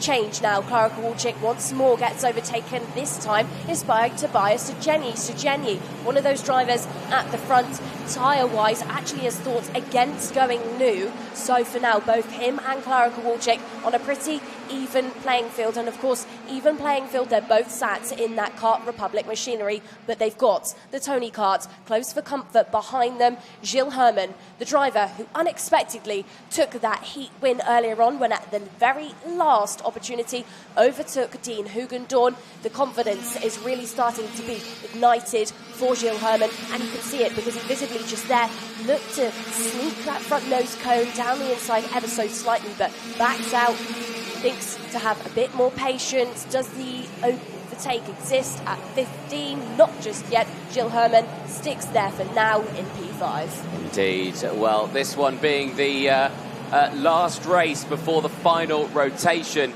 of heat. Zulfikari in the front here, despite that drama he had in that second race. That result still puts him at 6th in the points here with 155. That is still with one more race to go, but of course all the drivers who are ahead of him in the points have also got one more race to go So again, it's looking like he's not going to benefit too much here, despite the fact, but still a good result, despite the fact that he had that DSQ earlier on today.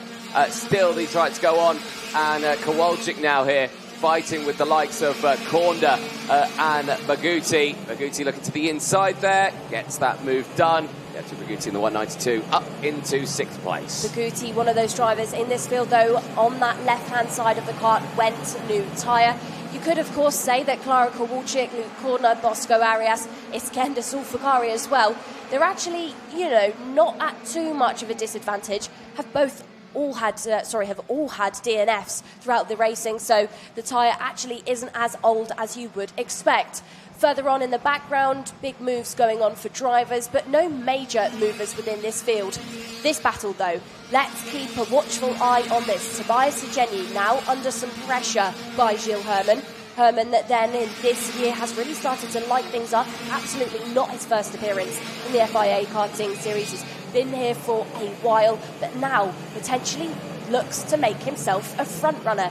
In towards that first corner, opportunity is not open, down in towards that first corner, the driver's just flirting with that curb, carrying loads of speed into this triple sequence of corners where the driver's consistently making the same direction change and making overtakes, as we've just seen from Gilles Herman. Yeah, indeed. Tobias Segeni there caught unawares, and now Luke Korda.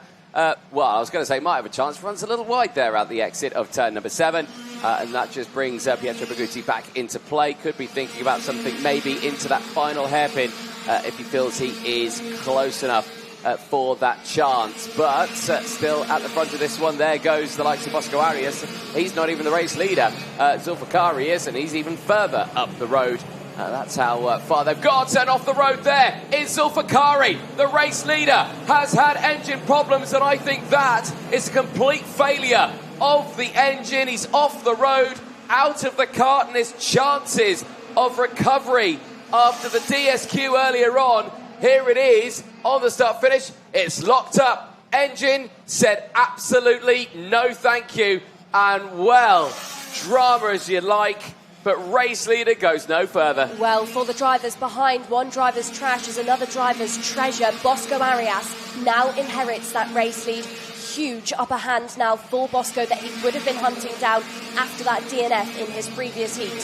So it's Arias that leads the way, his teammate of Luke Korda now making the overtake to break back inside of the top 4 to get to Pietro Baguti. And there he is. There is Iskender Sulfakari, your previous race leader, the driver that suffered a disqualification so far today, a driver that has taken heat wins but now suffers an engine seizure on that start-finish straight. Doesn't bother the drivers behind, though. They don't care. Actually, they're thinking, that's perfect for us. Another place gained. This is the battle between Zach Green, Pietro Baguti. Problems! That is Bosco Arias. Now, that is interesting. Both Zulfikari and Arias are on TM kart engines, and they have both had dramas here.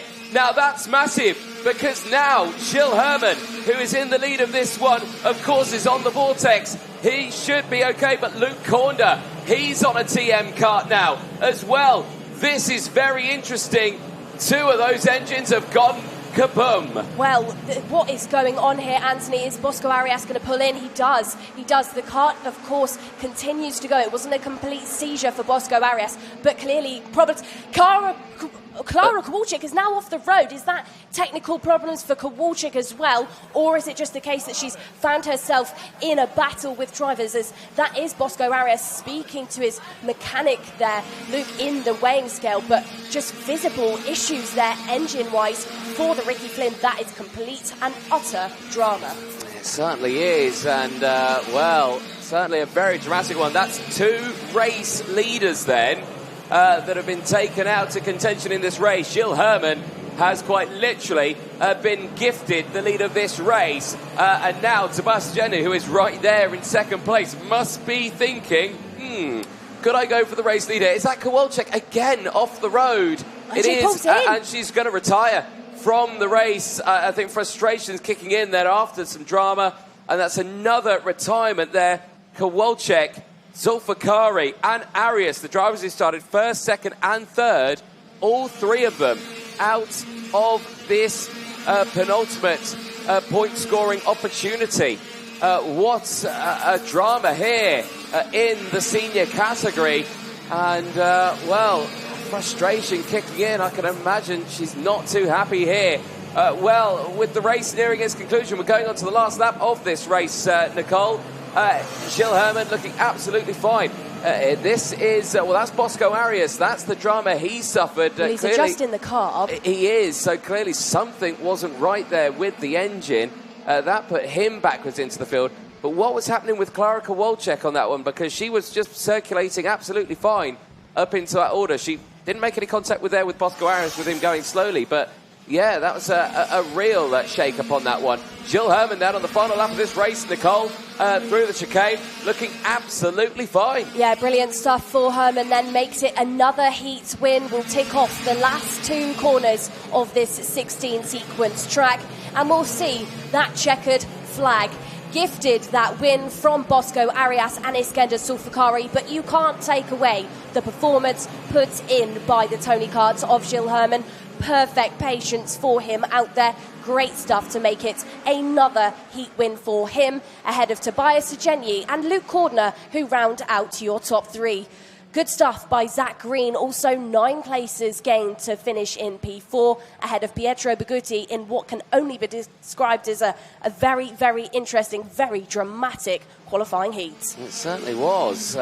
Very, very interesting indeed. And Gilles Herman there comes away with a good chunk of points. And actually with that, will join Benjamin Magnac on 164 points and stepping up into 4th. Actually putting him in a really strong position to potentially be on the front row of Superheat 2 tomorrow. That could be an interesting one, of course, but there is still one full rotation to go, of course. We will see all groups A, B, C, D, E and F all doing one more race today.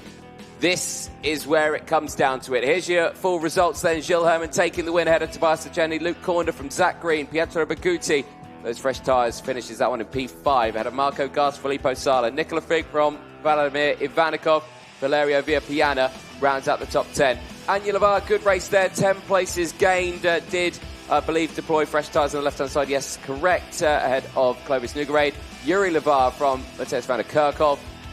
Louis Nunez from Casper Reipold, Isaac Sayer from Lucas Sell, Juan Mateo Rousseau from Nicola Stanley, Nefeli Cosmopoulos out of Michael Gorecki, Eduardo Salamonde and Elias Evers-Dobler from Francois Cadal, Daniel Picorni, Peter Gorecki running at the top 27. Retirements were your top 3, Kowalczyk, Arias and Zulfikari, all retiring from the event. Well, some of your 3 biggest favourites for this race, indeed, down and out of that one.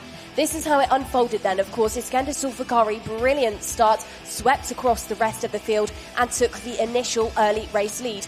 Klara Kowalczyk did look strong to grab into P2, but further down the order, we had dramas for the drivers in the background. Turn number 3, this is the point in the circuit where drivers do typically go side by side, and actually Gilles Herman was one of the drivers to get a bit unsettled and dropped a wheel off of the grass. Klara Kowalczyk, this is when she started to get shuffled down into the pack, and it was Bosco Arias that was the first driver to ignite this fight. We did then, of course, have Luke Cordner get involved. Tobias Sugenyi capitalised off of this as well, as Pietro Begutti initially also got into the fight. Big sends down the inside. Turn number 3 definitely being one of those favoured opportunities for our drivers. Filippo Sala, one of those drivers that qualified slightly further down compared to where he would have expected, gave it a good go throughout the entire race, but it was only 2 places gained for him overall. This was the stage where our race winner of Gilles Herman then for Tony Kart really did start to come to life. Klara Kowalczyk at this point in the race was still very much involved, as of course was Luke Cordner. We then started to get closer and closer to the more dramatic parts of this session, as this is at turn number 15 where we saw Pietro Begutti definitely make himself a contender. Iskender Sulfakari then. Sulfakari coming down the main straight, would have absolutely not expected to have that rear swept away from him. Engine seizure was the problem for him and makes it a DNF for a driver that looked to be on the course for a heat win. Visibly upset, visibly despondent. He's of course already had a disqualification this weekend.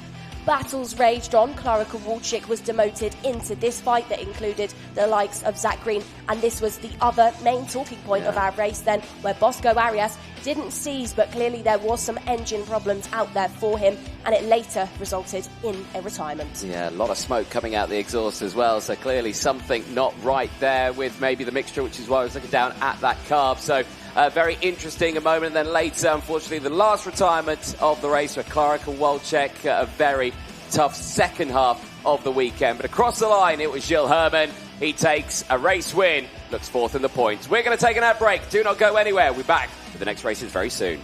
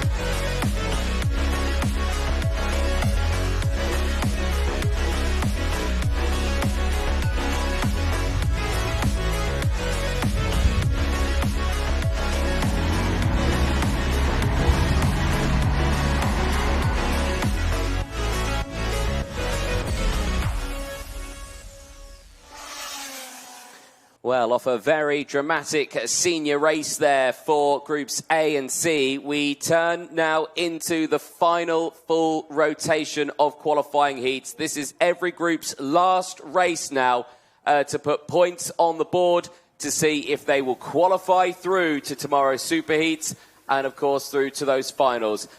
For one young man who'll be starting it on pole position, Daniel Miron. Well, he's in a really good spot here. Here's this young man to potentially make it through, maybe even getting a pole position for those superheats tomorrow. So we'll keep a close eye on his progression. The driver who starts alongside him, however, Will Green, has not lost a race yet. The Williams Junior driver is looking at a 200 points to his name.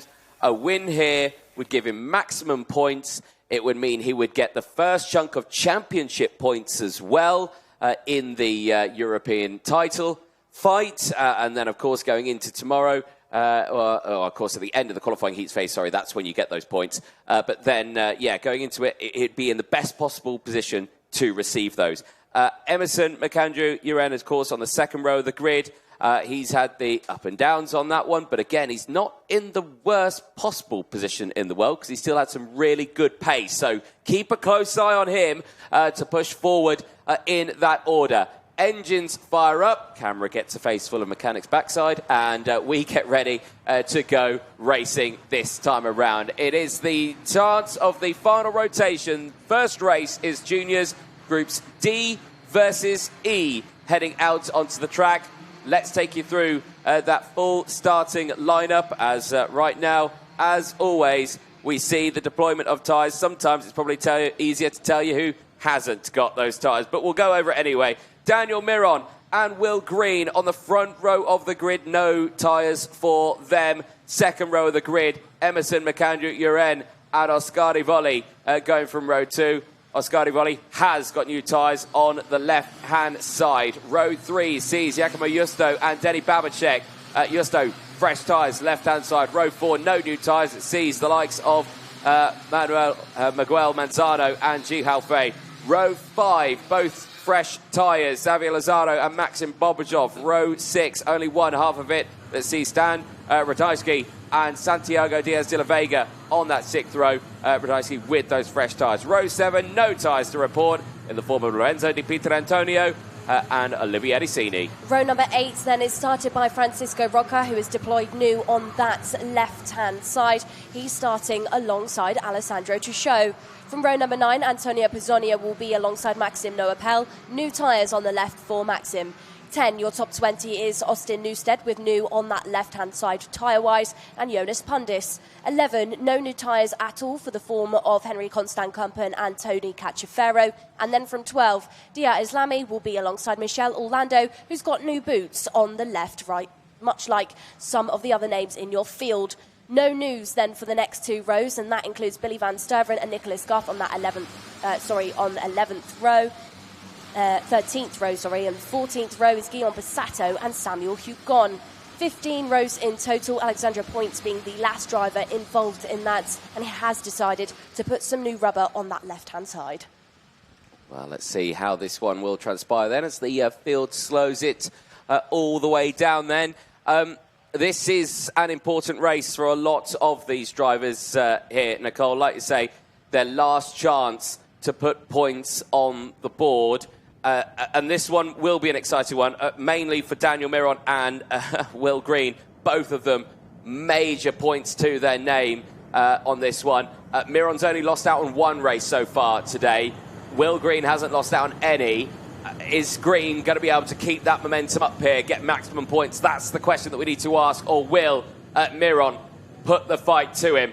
We're about to find out then. For the last time today then for Groups D and E, they get ready to go racing as they enter the tram lines. It is lights out, fights on towards turn 1. And it's again a good start for the inside row. Miron covers off the attack from Will Green, who stays there in 2nd place. The rest of the field slots in behind. You can see how Emerson McAndrew has slotted there into 3rd place as the rest of the field all snake their way through, 3 or 4 wide in the background. Not 4 wide, but as they go through, looks like everyone's had a relatively decent start there, Nicole, as they head down the infield straight towards the likes of turns 8 into sector 2.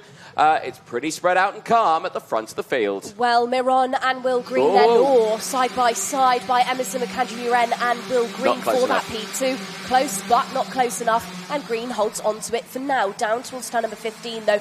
Does the Tony Kart look to have a go? No, stays there in P3 for now. Of course, today, throughout racing so far, and yesterday as well, Will Green and Daniel Miron have been your 2 most successful junior drivers. Who's going to look to take those superheat poles? We will not just yet be able to confirm, but what we are looking at is your 2 drivers that are absolutely on the charge to try and achieve such a thing. 3 car, slight breakaway for this race start, as just shortly behind we've got a duo of Paralins trying to chase up to McAndrew-Uren. That includes Justo and Oskari Volley, who now invite more names into the fight and actually get separated as Denny Babicek gets himself involved. Yes, indeed. Denny Babicek really pushing forward in this one, like he was earlier on as well. So keep a close eye on his fight through this field. Remember, Oskari Volley and Justo have both got new tyres on board, both left-hand side. So again, they will be ones to really keep an eye on for the likes of Denny Babicek in this one. Has he got new tyres? I don't think he does. No, he doesn't. As down the inside once again, Emerson McAndrew, this time around losing out to Giacomo Justo. Yeah, of course. Justo is one of the drivers that decided to go new boots on that left-hand side. Uren has not decided to go for that, so that will come into play through these heats. But Emerson McAndrew quite quickly decides, actually, I want that position back, and opens up to the door as well to Denny Babicek. Don't be fooled, of course, those drivers running the same suit, same livery, but they are not teammates. McAndrew-Uren running for that Tony Kart factory team. Denny, of course, running for the family Teps team, and is giving a bit of a hard work to the drivers behind the 2 Paralins of Justo and Oskari Volley, who just slightly got a bit close for company out of turn 15. big sense going on down towards that first corner. It's maybe not a favourite because you can lose out on some time, but for one of the Forzas just a moment ago, nice little stuff, nice little change down in that first sector. Yeah, indeed. They are liking that one as, unfortunately, out of the races, Olivier Sini. Yeah, it's tumbled down the order. Potentially may have been involved with something with Maxime Noapel as, yes, indeed, a change to the race lead. Daniel Miron has had to surrender it. Will Green takes the lead on lap number 4 and tries to push ahead of the rest of the field. Will he retaliate? Yes, he will. He looks to the inside, nearly making contact there with Green. These two, I don't think it's over. Getting towards turn number 1. Is he going to go for it? Daniel Miron says, thank you very much. You're not taking this one to the very end. Down the inside goes Emerson McAndrew-Uren. He's back into second place. It's another good run in this one as he fights with the points leader at this stage of the race. We go on board with Ascari Volley, who's currently sitting down in 5th place. He can see the likes of Denny Babicek all in his rear view, but eyes on the front. Emerson McAndrew-Uren slotting into second place. Daniel Miron has already broken away, though. There is no camera in this commentary box, so you can't see the smiles on the faces of both myself, Nicole Sutherland, and Anthony Jardine. But as we watch this unfold, it's getting exciting. Will Green snatches back that P2 as Anthony's just sat there visibly very excited at this one, but change between... Have I broken Nicole? I think I have. As he's going through, Green back through into second place. And he's got that move done quite soon on as well. So Emerson McAndrew-Uren slotting back down into 3rd place. Justo holds on to 4th. Volley still there in P5. Denny Babicek from Jihalfei. Stan Rajanski pushing through as well in the top 8. But these drivers here now need to think about one thing and one thing only, and that is to close in on Daniel Miron, who has broken away by 7/10 of a second. I've seen a warning flag go out. It is for the 205. That is Denny Babicek, who unfortunately will be under the watchful eyes of the officials. Apparently, I'm still having to take over. I really have broken Nicole Sutherland in the commentary box. Well, here we go then. Battles going on behind Will Green. This time, Emerson McAndrew-Uren covering that defensive line to try and fend off this big train of karts behind him. Involved in this fight, McAndrew-Uren, Giacomo Justo, Ascari Volley, Denny Babicek, Jihalfei trying hard to catch up, as well as there we can see the onboard footage from Ascari Volley's kart there. You can just see Denny Babicek trying to chase down, trying to push ahead. 3rd sector is being approached by these drivers, and it allows Emerson McAndrew-Uren a gap out there in the front. But I'd say now, Anthony, this stage of the race is a little bit too far back from Will Green and Daniel Miron, who are getting closer and closer to each other as well now. I think this battle for the race lead, it was on a couple of laps ago. It was. It's tightening back up now again. Will Green is starting to get closer, and the pace actually between the two of them is that Green is faster by around about 1/10.5. Just looking there, Stan Rajanski and Jihalfei again fighting for position. They had a very close one earlier on, having a good fight again in this one. As they push their way through. There they are on your screen. Ratajski still holding on to the lead of that little fight there between the two of them. There's the Paralins once again, battling away. Justo and Ascari Volley. No change between them as they stick behind the likes of Emerson McAndrew-Uren, who again, in turn, might be able to get back involved with that fight up ahead. You mentioned it. Green closing it on Miron. Miron now going defensive. He's going to bring the pack all back into play. Well, potentially, but it depends on how Will Green defensive driving from Daniel Miron. Parks it on that tighter line. Tries to back up Will Green, who looks to take a slight look at turn 2. Miron, again, defensive posture. Parks it. Will Green into the back of the Fusion. Gives him a good shove going on the exit of that turn 3, and all that this is going to do is make the racing reduce in the gap between themselves and the Tony Kart of McAndrew-Uren. Will Green looks to snatch away that race lead. Marin continues to park it. White line being covered, being hovered over by that Fusion. Both of these drivers in the Kart Republic, one for Fusion, one for Prema, inviting in the Tony Kart of McAndrew-Uren. And doesn't Will Green knows it, heads over the shoulder, looks at him. Look at this now, Anthony, the rest of the field behind. Look almost off the road. Now these two are fighting for pole position. You have to remember, this will be the fight all the way to the very end. If it stays like this, Miron's on pole for Superheat 1. Green's on pole for Superheat 2. No one else would be able to catch them. That's it, it would be done. But he's off the road, goes Green. Green off the road. Miron takes the lead back, and it's all going wrong here for the field. Will Green will not be on pole position for Superheat 1 as it stands. Daniel Miron is still in prime position, but Emerson McAndrew at Uren is right there on this final lap. Could he go for a lunge and take this win away? And could he come away with his first FIA win in his first weekend in the category as well? To the inside, Miron covers it. Uren tries to follow as well. Justo there in third place. Here is Oscar Volley, but it's going to be a run to the line. Daniel Miron will take it across the line. He will be points leader with 244. He will not be able to be caught. Green, Volley, second, third in the points. McAndrew, Uren, second again. Out on track, Justo third from Volley. Babacek fifth. But my goodness me, for Daniel Miron, he fought for his life on that one. But did he fight too hard? That's the question. But for the time being, all is fine for the 203 Fusion Motorsport machine from Spain. Daniel Miron is pole position as it stands provisionally for Superheat 1 tomorrow. For Will Green now, well, Green tumbling to 6th place. Will that hinder his chances of being on pole position for Superheat 2? I'm just trying to think for Gianni Di Ritello. He wasn't in this race. He is the next highest point. No, you've got Priam Bruneau, of course. Priam Bruneau with 179. Add 50 points to that one is a number that I will try and work out in a moment, which I think is 200 and something odd. Would that be enough? No, it wouldn't actually. It wouldn't be enough. So Will Green, I think, might be okay to hold on to pole position for Superheat 2 as well. So Daniel Miron, provisionally, of course, cannot be caught. That's it. Pole position. Superheat 1 tomorrow is that young man there for Fusion Motorsport. Will Green in second, I believe, cannot be caught in the points for pole position for Superheat 2. That is all very provisional, though, with a capital P.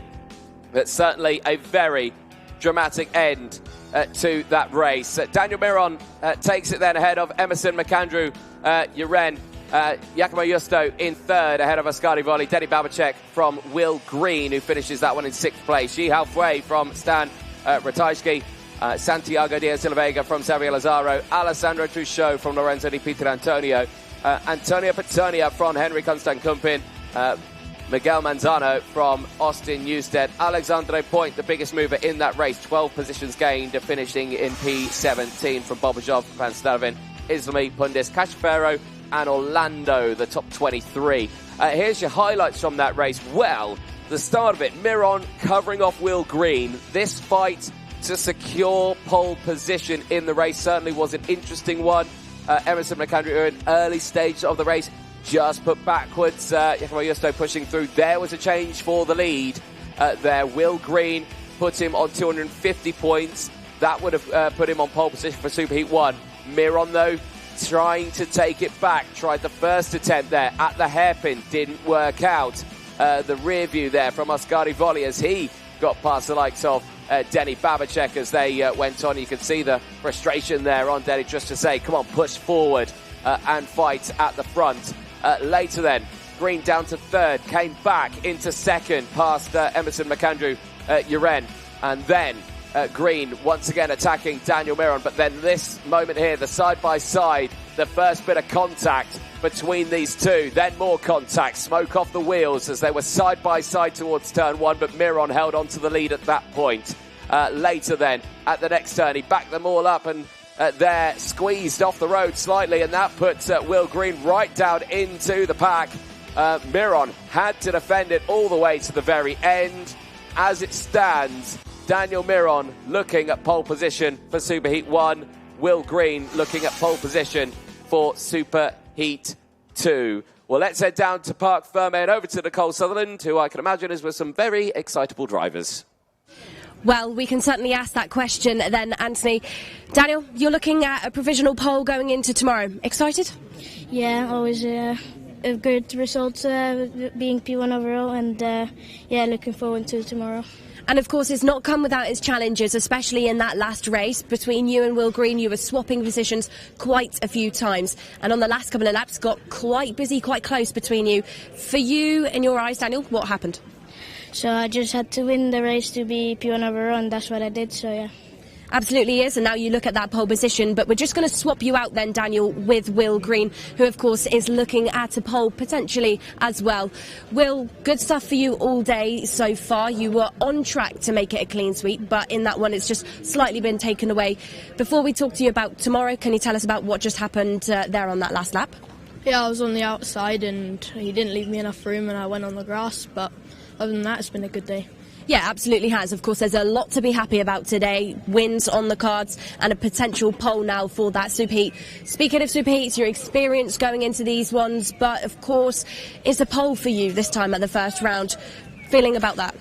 Yeah, it's obviously an advantage being on the pole position, and I've got good speed in all of the races, so hopefully I can get a good start and then pull away, but it's never that easy. No, absolutely not. But, Will, thank you very much. We'll go back up then into our commentary box to find out who will set themselves up for the rest of those grid spots. Thank you very much, Nicole Sutherland. Yes, indeed. I was just doing very quick maths in the commentary box, and I'm pretty sure that no one can close in and catch up to Will Green there. So I think, as it stands provisionally, of course, still, though, Miron and Green both pole positions for the juniors for those superheats. But we'll find out who will be starting on this front row alongside them in those superheats, as the next races for juniors will be up very, very soon. Now, though, we turn our attention over to the seniors for groups D and E, their last race of the day as they get ready to go fighting. And, well, lots of new tyres to report in this one, including the man who starts on the pole position spot, Evan Purcell there, alongside Benjamin Magnac. All new tyres. In fact, everyone inside the top 6 rows have gone for brand new tyres on the left-hand side. So very good to see indeed. In fact, no one going for any specialties, no one going for the right-hand side or a mixture. It's everyone with brand new tyres on the left-hand side for this one. It's easy to tell you the 4 drivers who haven't got tyres. And, of course, there's 2 drivers who are missing from the grid for this one, one of them being Luke Tal, the 130 from the Netherlands, who's due to start on the 10th row of the grid, and Antonio Coccinella, who we've not seen for the majority of the day. He's would have been on the 14th row of the grid. There, though, is Benjamin Magnac on the front row of the grid. Also new tyres on the left-hand side of his kart, primed and ready to go. You can see there the 103, currently empty at the moment. Zach Drummond not sat in his kart, ready just yet. He is probably going to help start that kart. Points at the moment in the seniors, of course, as it stands, still Baglin who leads those points, 200 to his name.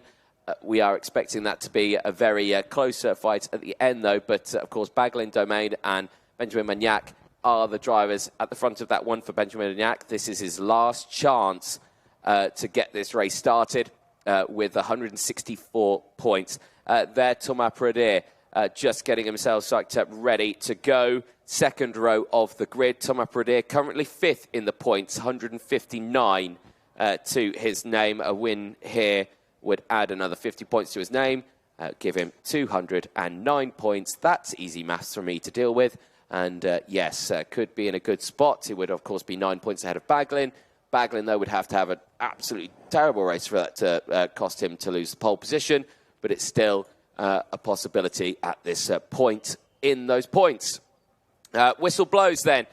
Green light flashes as the field makes its way out onto the track. Let's take you through the full starting lineup. Again, easier to tell you who hasn't got tyres in this one, because borderline everyone has got a brand new set on the left-hand side. Evan Purcell and Benjamin Magnac going from row number 1. Magnac, the highest ranking driver in the points, is currently 3rd with 164 in this race. Thomas Pradier and Zach Drummond on row number 2. Andrea Mani and Oliver Kinmark, they go from row 3. They'll have Angelina Simmons and Dean Hugendorn in their last race of the day on row number 4, alongside Ilya Berezkin and Nicolo Kaman on row 5, Emiliano Hernandez and James Anagnostiadis on row 6. All of those top 6 rows on fresh tyres on the left-hand side. Row 7, the first half of the grid, Egon Pedrotti, brand new tyres. Mika Runitz has not deployed them because I think he deployed them earlier on. Row number 8 will be started by Archie Owen alongside Jindřich Peschel, who's gone new on that left-hand side.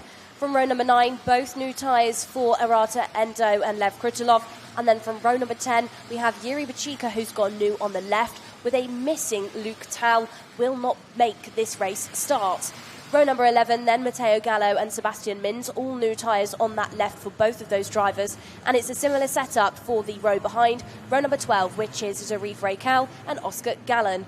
From 13, no new tyres for either Yves and Victor Staubach, but of course both those drivers have suffered DNF, so actually more the case that they don't need to go new just yet because they've not been used. And then your 14th and final row, we have Rafael Boulard, new tyres for him on that left-hand side, and we are missing Antonio Coccinella again from these qualifying heats. Will not make this race start. And just to cover it off again, Luke Tal not taking to this one either. No, indeed. So 2 missing drivers, 4 drivers, no new tyres on board, and the rest of the field all with new tyres. So a big shake-up in this one then.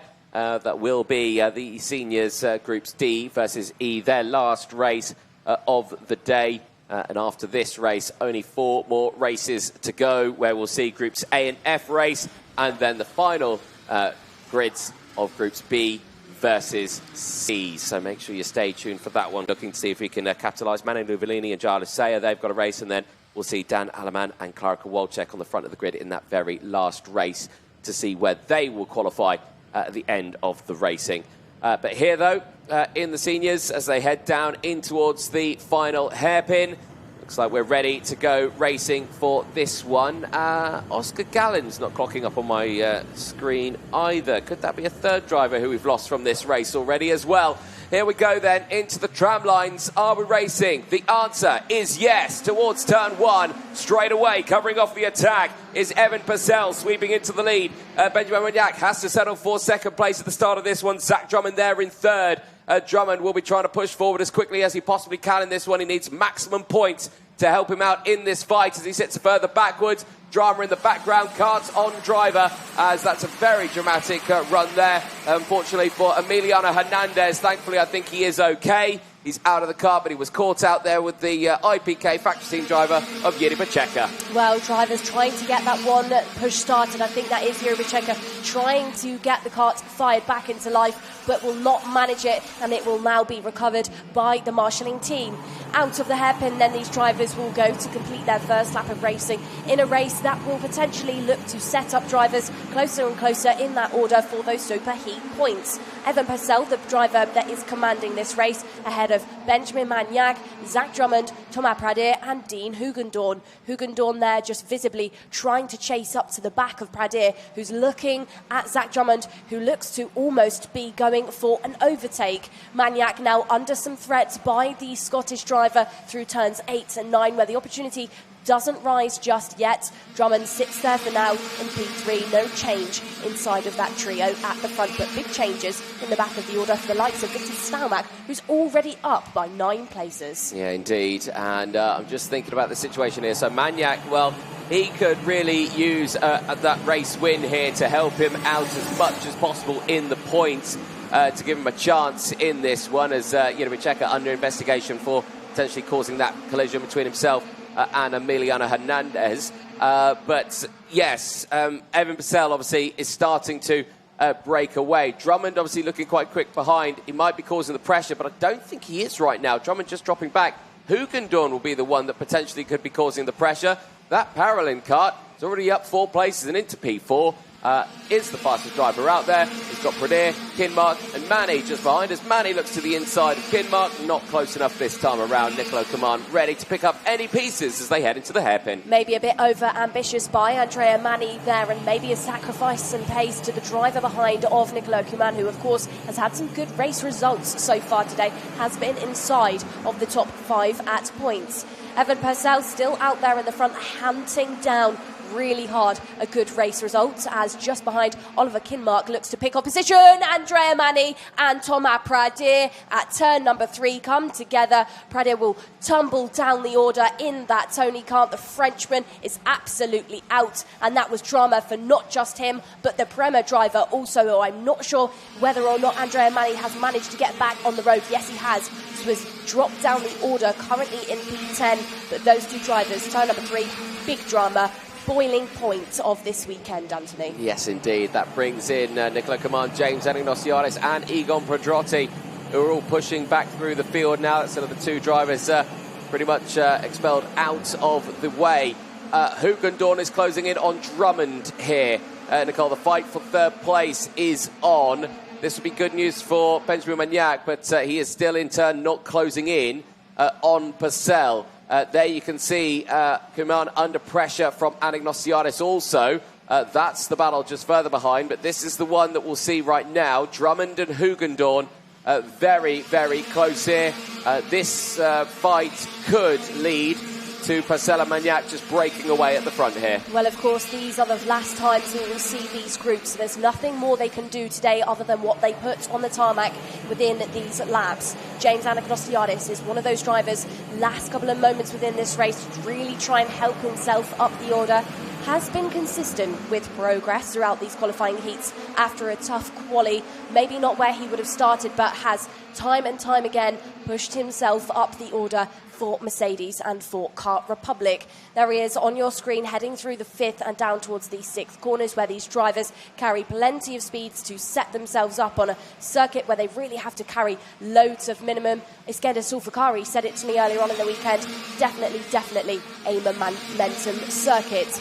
Talking of momentum then, Zach Drummond seems to have found some legs again down towards that last corner.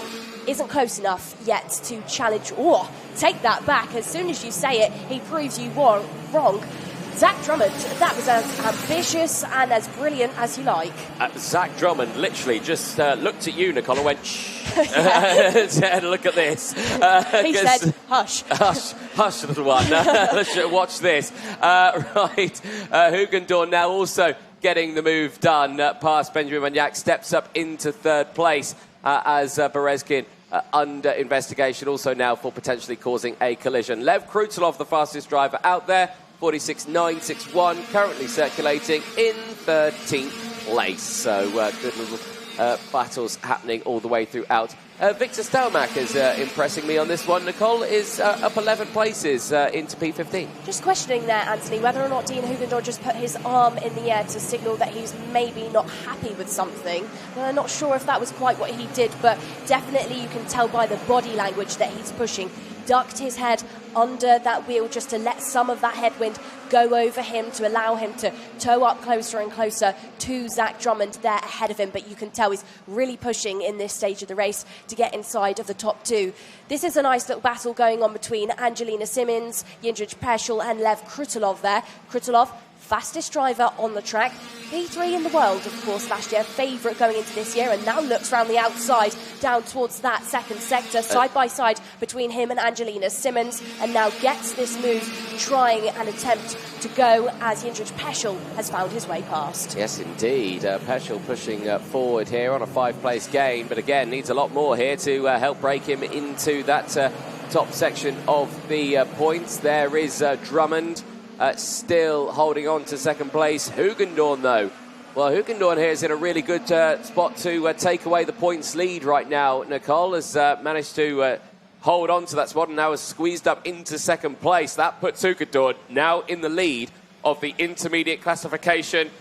Hoogendoorn now will have 202 points from Benjamin Magnac's 200, joining Baglin. Remember, Baglin's got another race, and, well, looking at the points, you can score 2 points. Well, no, you can't, actually. Even if there was 30 cuts to the field, if it come back, it would still be 7 points for a P30 in these races. So, at the moment, still, looking like a good and tough race for these drivers to try and beat the likes of Noah Baglin. More laps left to go for these drivers, more laps left to go for Dean Hoogendoorn, who's visibly got that push, got that boost to try and close the gap up between him and Evan Purcell. Purcell, race leader, currently 7/10 clear from Hoogendoorn, sat in that parallel, but over the course of the previous lap, despite making an overtake, Hoogendoorn was still faster. In the background, though, this is all starting to kick off around some of the Fusion drivers, one of the MPs as well. These drivers just trying to make sure that they get themselves into those superheats, what will set them up for those finals, of course, tomorrow. Final hairpin for these drivers. This is James Anastasiadis still trying to hunt down for that P5. Benjamin Magnac is a driver ahead of him, and now the gap was 7/10 of a second, Anthony. Now it's half a second. Evan Purcell, race leader, could potentially be under some pressure now. We've got a couple of laps left to go. Hoogendoorn, sector by sector, is consistently faster than Purcell ahead, as now we have got that switch between James Anastasiadis and Benjamin Magnac. Yeah, indeed. And again, doing the points, doing the maths here right now, if Hoogendoorn could get the lead, he would add another 6 points onto his name, because obviously for a race win it's 50, for second place it's 44, so it's actually quite a significant points advantage that we get for that win. So again, if he can get that kart into the lead of this race, he might be able to steal the lead away from Baglin if Baglin was to have an absolutely terrible race in his last, but that is very unlikely. But we'll have to wait and see what will happen. Final lap board is out then. Purcell's lead is 4/10 of a second. Hoogendoorn at this moment just isn't close enough, however. Looks a little bit closer now as they've gone through. Yes, indeed, it's down to 2/10 of a second. It's closed considerably. Hoogendoorn is closing in massively here on Evan Purcell. Now, if he's on his bumper as they enter into this sector, he might be okay. He's not quite there. I don't think it's going to happen. Evan Purcell might have this one covered, but we've already seen one outrageous lunge in towards this final hairpin. But we're not going to see another. Hoogendoorn tried his level best. He'll say if he had another lap, he might be able to. But it's enough for now. Evan Purcell crosses the line, steps up to fifth. Hoogendoorn crosses the line, takes the lead of the points, but there's absolutely nothing he can do to stop Baglin taking that one away in this next race. He can only achieve what he can.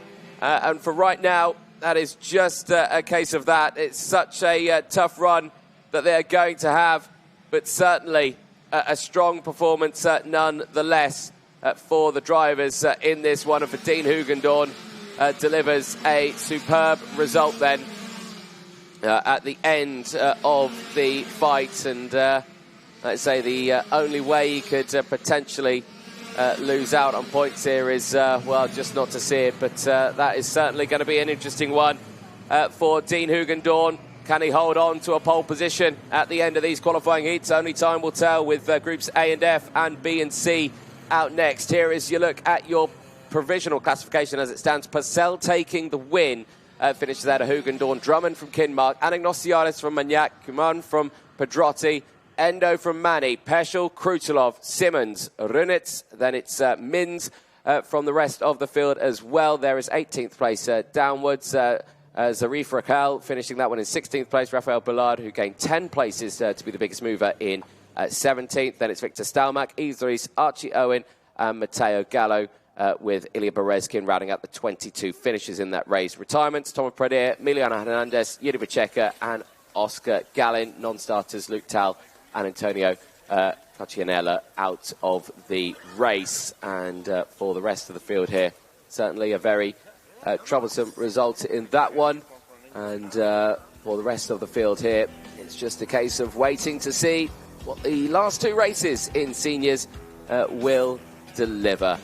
Well, for everyone else here, Evan Purcell comes away with that race win at the end of his last race of the day, and this is how it all transpired across the line. Purcell immediately covering off any advantage from the rest of the field. The drivers behind getting very close with the action. For some drivers, just that little bit too close, unfortunately, as there you saw the likes of Yuri Vicheca and Emiliano Hernandez out of the race at the very start. Later we would lose Thomas Pradier to an unfortunate moment with Olivieri-Sini as well. That would be the fight that would enclose this one. This was that moment, just climbing over the top of it, flattening that front NASA panel.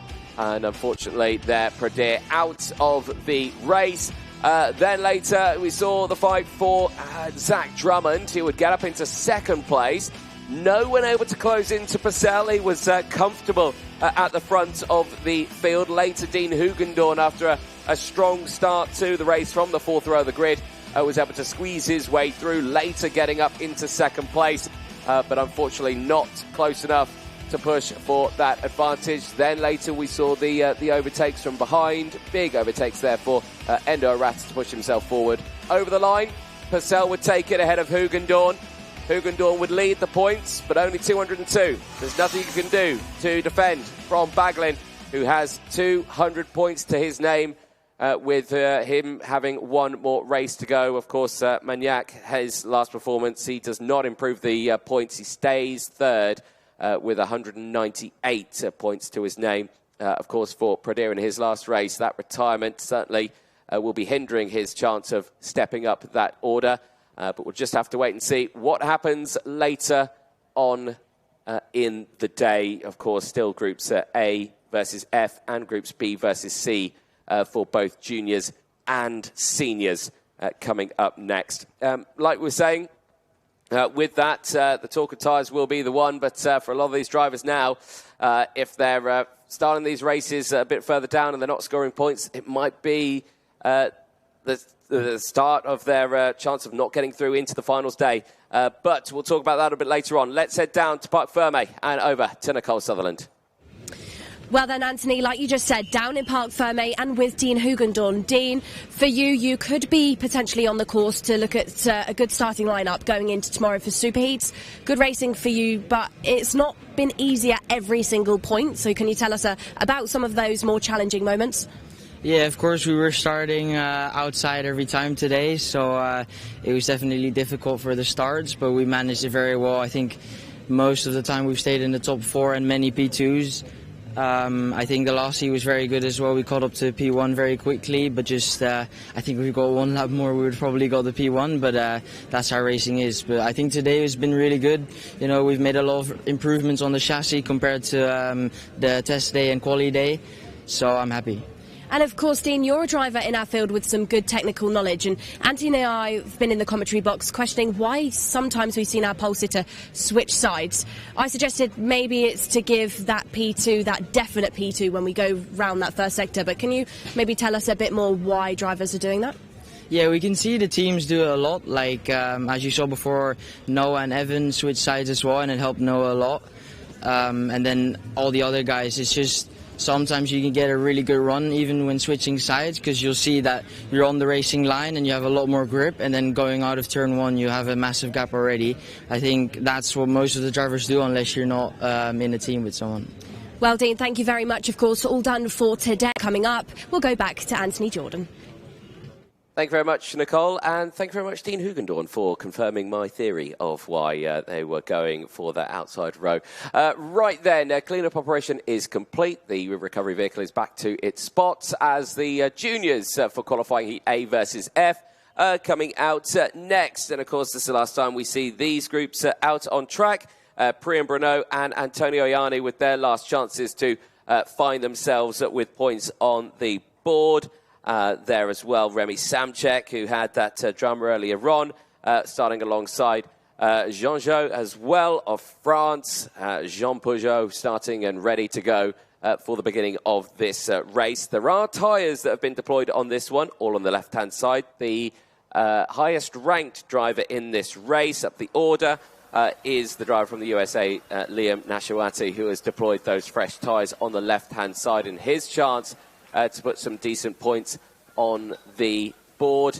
And there you can see them ready to go in this one. There, Priam Bruno, who at this moment sits 4th in the points, 179 to his name. Now, a win here, I said, wouldn't be enough to catch up to either Miron or Green. I still stand by my maths, but I'll have to wait until he crosses the line. The computer does it for me to help me out a little bit on that one. Right then, engines fire up. Drivers make their way onto the track. The last time today we see Groups A versus F in the juniors. Let's quickly fire you through that full starting lineup then. Priam Bruno and Antonio Ianni on the front row of the grid. No tyres for them as they kickstart this one. Remy Samchek and Jean-Jo on row number 2. Row 3 sees Liam Nashawati with fresh tyres on the left-hand side. He is joined by Christian Rust on that third row of the grid. No tyres for him. Nicolo Perico and Lenny Mäkinen go from row number 4. No tyres for them. Row 5 sees Juan Garcia, who has deployed tyres on the left-hand side, alongside Nikita Bott on that 5th row of the grid. Harry Williams and Marek Zaric, no tyres for them. Row 7 sees Zach Zhu and Alex Malota. Zhu has deployed fresh tyres at this point of the weekend. Row 8 sees Oyvind Veterata and Leonardo Gorski. Gorski has got the new tyres on board. Row 9, Felipe Sanchez and Jan Garzielik. Sanchez tyres, Garzielik no tyres. Well, he has got tyres, but none of them are new. Row 10 at the top 20, both of them brand new set on the left-hand side. Wenyabu and Libor Vlasak. Row 11 sees Alexander Legenki and Daniel Ferreira on that row. Row 12, Benjamin Westwood and Ava Lawrence. Row 13 sees Christian Kobe and Stepan Mazepin. Mazepin has got new tyres on the left-hand side. Row 14, Roland Nagy and Tommaso D'Ambrosio, with row 15 seeing Mark Lumitz and Mark Pilapenko. All karts are out there. As it stands, I still trust the maths somewhat. I don't know why, it's usually wrong. I don't think anyone can catch Miron and Green at this point. So from this point onwards, these drivers are purely fighting to be either on the front row alongside them or anywhere else. There is your points. Priam Bruno, of course, there in this race. Oscar Rolo was in that race earlier on. Priam Bruno in this one is the highest ranked of those. The next drivers with 179 points. Manu Nuvolini in the same position. So those two drivers are in a close little fight. But still, though, for this one, it's just all down to this last race then for Groups A and F. We'll have to wait if my maths is right when they cross the line after the end of lap 1. If he can or cannot catch him. Right then, into the tram lines. Are we racing? The answer to that question is yes. It's a late call for it, but they are racing towards turn 1. Ianni on the outside goes wheel to wheel with Samchek. Samchek went off the road earlier on at this part of the track. This time around, no such drama as he stays there in third place. Ianni has squeezed backwards just that little bit as everyone pushes through now in this fight. Everyone else here, though, in a good position, but crucially at the front, Priam Bruno is clean and dry at the front of it. Well then, for one of the first times for the junior racing, absolutely all of that field pretty clean through the first couple of corners. Everybody seeming to get round relatively okay. Ava Lawrence round that final sequence in sector number 2, just attempting some overtakes there, as is Nicolo Perico through that final hairpin, is just behind that driver Lenny Mäkinen, Juan Garciase and Nikita Bott now side by side as we enter onto the start-finish straight. Drivers signalling pressure builds for these drivers, eye-watering moments as we head through these last sequences of heats. Down the inside, Perico now gets a move done. This time it's on Liam Nashawatias over the grass at that third corner. These drivers now muscling each other out because they know every single point counts in this stage of Saturday's racing. Perico now chasing up to Samchek, Ianni and Priam Bruno. But let's not forget, technically, for Perico, Samchek and Ianni don't really threaten him when it comes to those points because they both had some DNFs. Yeah, certainly so. Well, my maths again was correct. Even with a race win here for Priam Bruno, cannot score enough points to put it on a pole position. He can start alongside Daniel Miron, but he won't be able to beat him to that pole position spot. So it's all a case of whether or not he can stay in the race lead. Antonio Ianni may not be right up there in the points. He's only 9th with 167 here in second place. A win here would bump him up 1 or 2 spots as it stands. But, of course, with one more group to go. But like we say, for Priam Bruno. This could take away a front row start for him if he was to get past here. Of course, Antonio Ianni, one of the younger drivers in the OKJ field, one of the brand new faces within this grid as well, but now challenges a returning face, a favourite within this competition. Priam Bruno up there in the front, and of course, actually in a bit of a sandwich now, Ianni finds himself, because Rami Samchek is one of those other returning faces to this competition. Through that first sector, these drivers will go. No opportunity opens up just yet for Antonio Ianni. Now under some pressure by Remy Samchek. Samchek opens up the corner to try and get himself a good run. Keep that minimum speed nice and high, but says to Nicolo Perico, come on, get into this fight as well. Was 3 karts, now looks to be potentially 4. Priam Bruno visibly under some pressure now, just starting to sit on that slightly tighter racing line just to not open up that gap and allow the Tony kart to sneak his way through.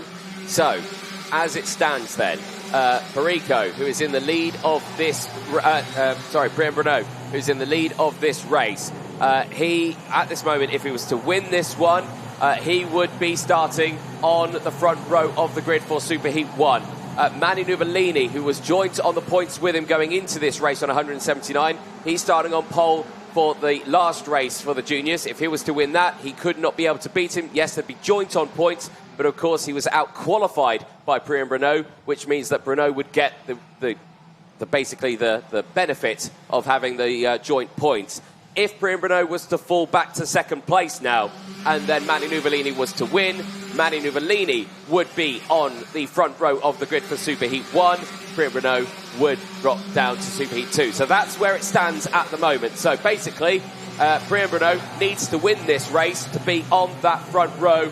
Antonio Ianni, who is not even fighting for a front row start tomorrow, if he can get that move done, he can certainly upset the standings. Well, your top 5 now not letting each other off lightly just yet within this first half of the race. We are now at that 50% mark as now Liam Natuati and Nicolo Perico go side by side for that last 2 spots inside of the top 5. Harry Williams starting to catch up at a rate of knots out. It was a 5-kart battle, now could look to become 6. And I would say, Anthony, at this stage of the race, some trouble could shortly be brewing.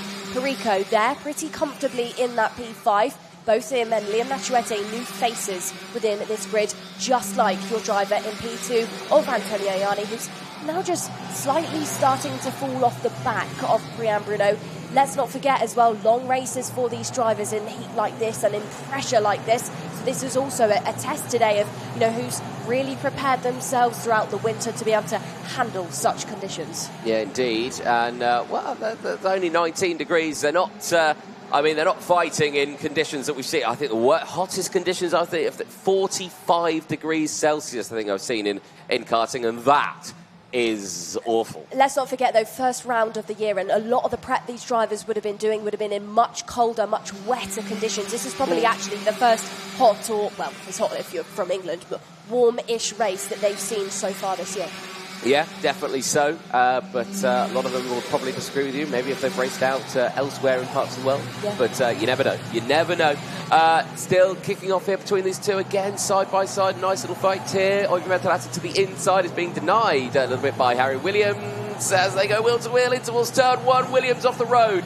Through goes the energy course there of Felipe Sanchez. And just says thank you very much to that one. Again, Perico finds his way past the Ricky Flynn once more. So the story inside of the top 5 still rages on between those two drivers. P4, Perico now, but Liam Natuate hasn't fallen off that back bumper, but they've definitely now fallen away. Our trio at the front. Samchek hasn't really closed in on Antonio Ianni, and Antonio Ianni hasn't really closed in on Priam Bruno. So this race actually a bit of a long phase, bit of a settled down couple of moments as Remy Samchek continuously still tries to push, because let's not forget, big DNF after a big moment with Jarlath Sayer a couple of sessions ago, so needs some points on the board. Priam Bruno then, of course, at the front of this race, now sets himself up to have 229 points on the scoreboard, and despite a potential heat win coming into play for Bruno, it's not looking at all possible for him to try and take a super heat pole. Those, of course, are still owned at the moment by Daniel Moron and Will Green, who we caught up with earlier on. So Priyan Bruno, despite his best efforts, he looks like he could be settling for a P2 in one of those superheats. Yes, indeed. We are at that point now. We're getting on to the final lap of this race. As that board comes out then, Priyan Bruno in the lead is looking at a front row start for Superheat 1 as it stands. It will not be pole, but it would still be a very good position for this race. Antonio Ianni has done everything he can to try and close in, but it's not quite happened. Samche going through. Drama in the background there. Westwood and Daniel Ferreira, they're giving up on this one. I think actually that's Jan Garzielek who has pulled in as well. Retirements on the last lap. Final lap board, like we say, is out. Bruno, Ianni, Samchek, 1, 2, 3. They've not really changed places. That is the reason why. That is a heavy bit of damage to the front of that energy course of Jan Garzielek.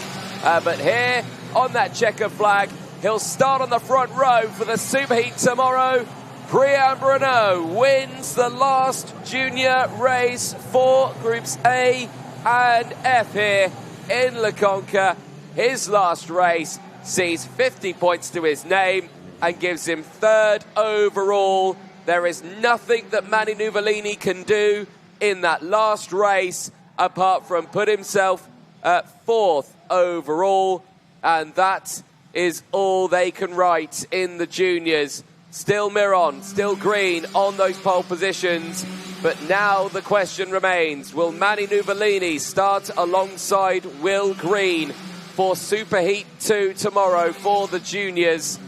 We are moments away from finding out, but of course between now and then we've got the seniors out for Groups A versus F. Priyan Bruno takes the win ahead of Antonio Ianni, Remy Samchek from Nicolo Perico, Liam Nashuati from Oivo Venturata, Felipe Sanchez and Juan Garciase, Harry Williams from Zach Zhu, Jean Peugeot from Christian Alexanderus, Leonardo Gorski, Lenny Makinen ahead of Alex Malota, Alexander Legenki from Mark Pelapenko, who was the biggest mover in that race to gain 13 places, Christian Kobe, Stefan Mazepin in 19th on a 7th-place gain for both of them, ahead of Livor Blazak in 20th place.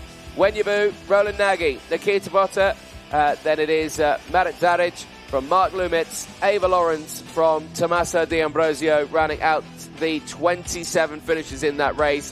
Garzielek, heavy damage to his card at the end of the race. Benjamin Westwood and Daniel Ferreira, all retirements from that race. There is Priyan Bruno.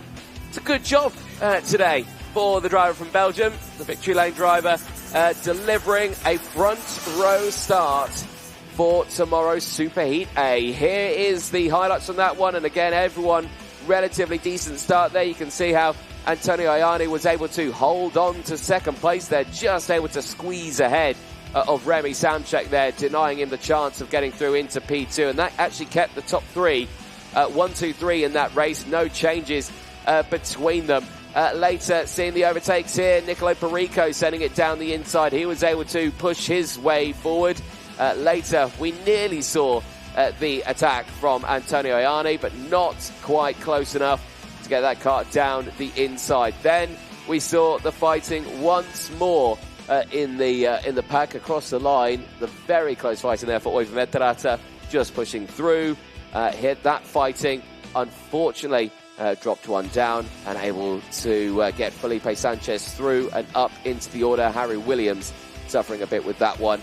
Then the retirements coming in on the last lap. Jan Garzielek, heavy damage to his NASA panel as over the line, Priyan Bruno would take the race win and would secure a front row start for Superheat 1 tomorrow, but no pole positions for these two drivers, which is a big shame for them. But still, the strong results nonetheless, meaning tomorrow's Superheats are going to be exciting. But the question still remains, will Manu Nuvolini in the juniors join Will Green on the front row of the grid for Superheat B tomorrow?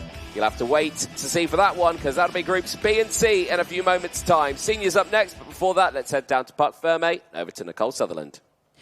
Well then, thank you very much, Anthony. Priya and Bruno, good racing for you so far today. Of course, we're not looking at a pole going into tomorrow. Will Green and, of course, Daniel Moron hold on to that for now. But good stuff anyway?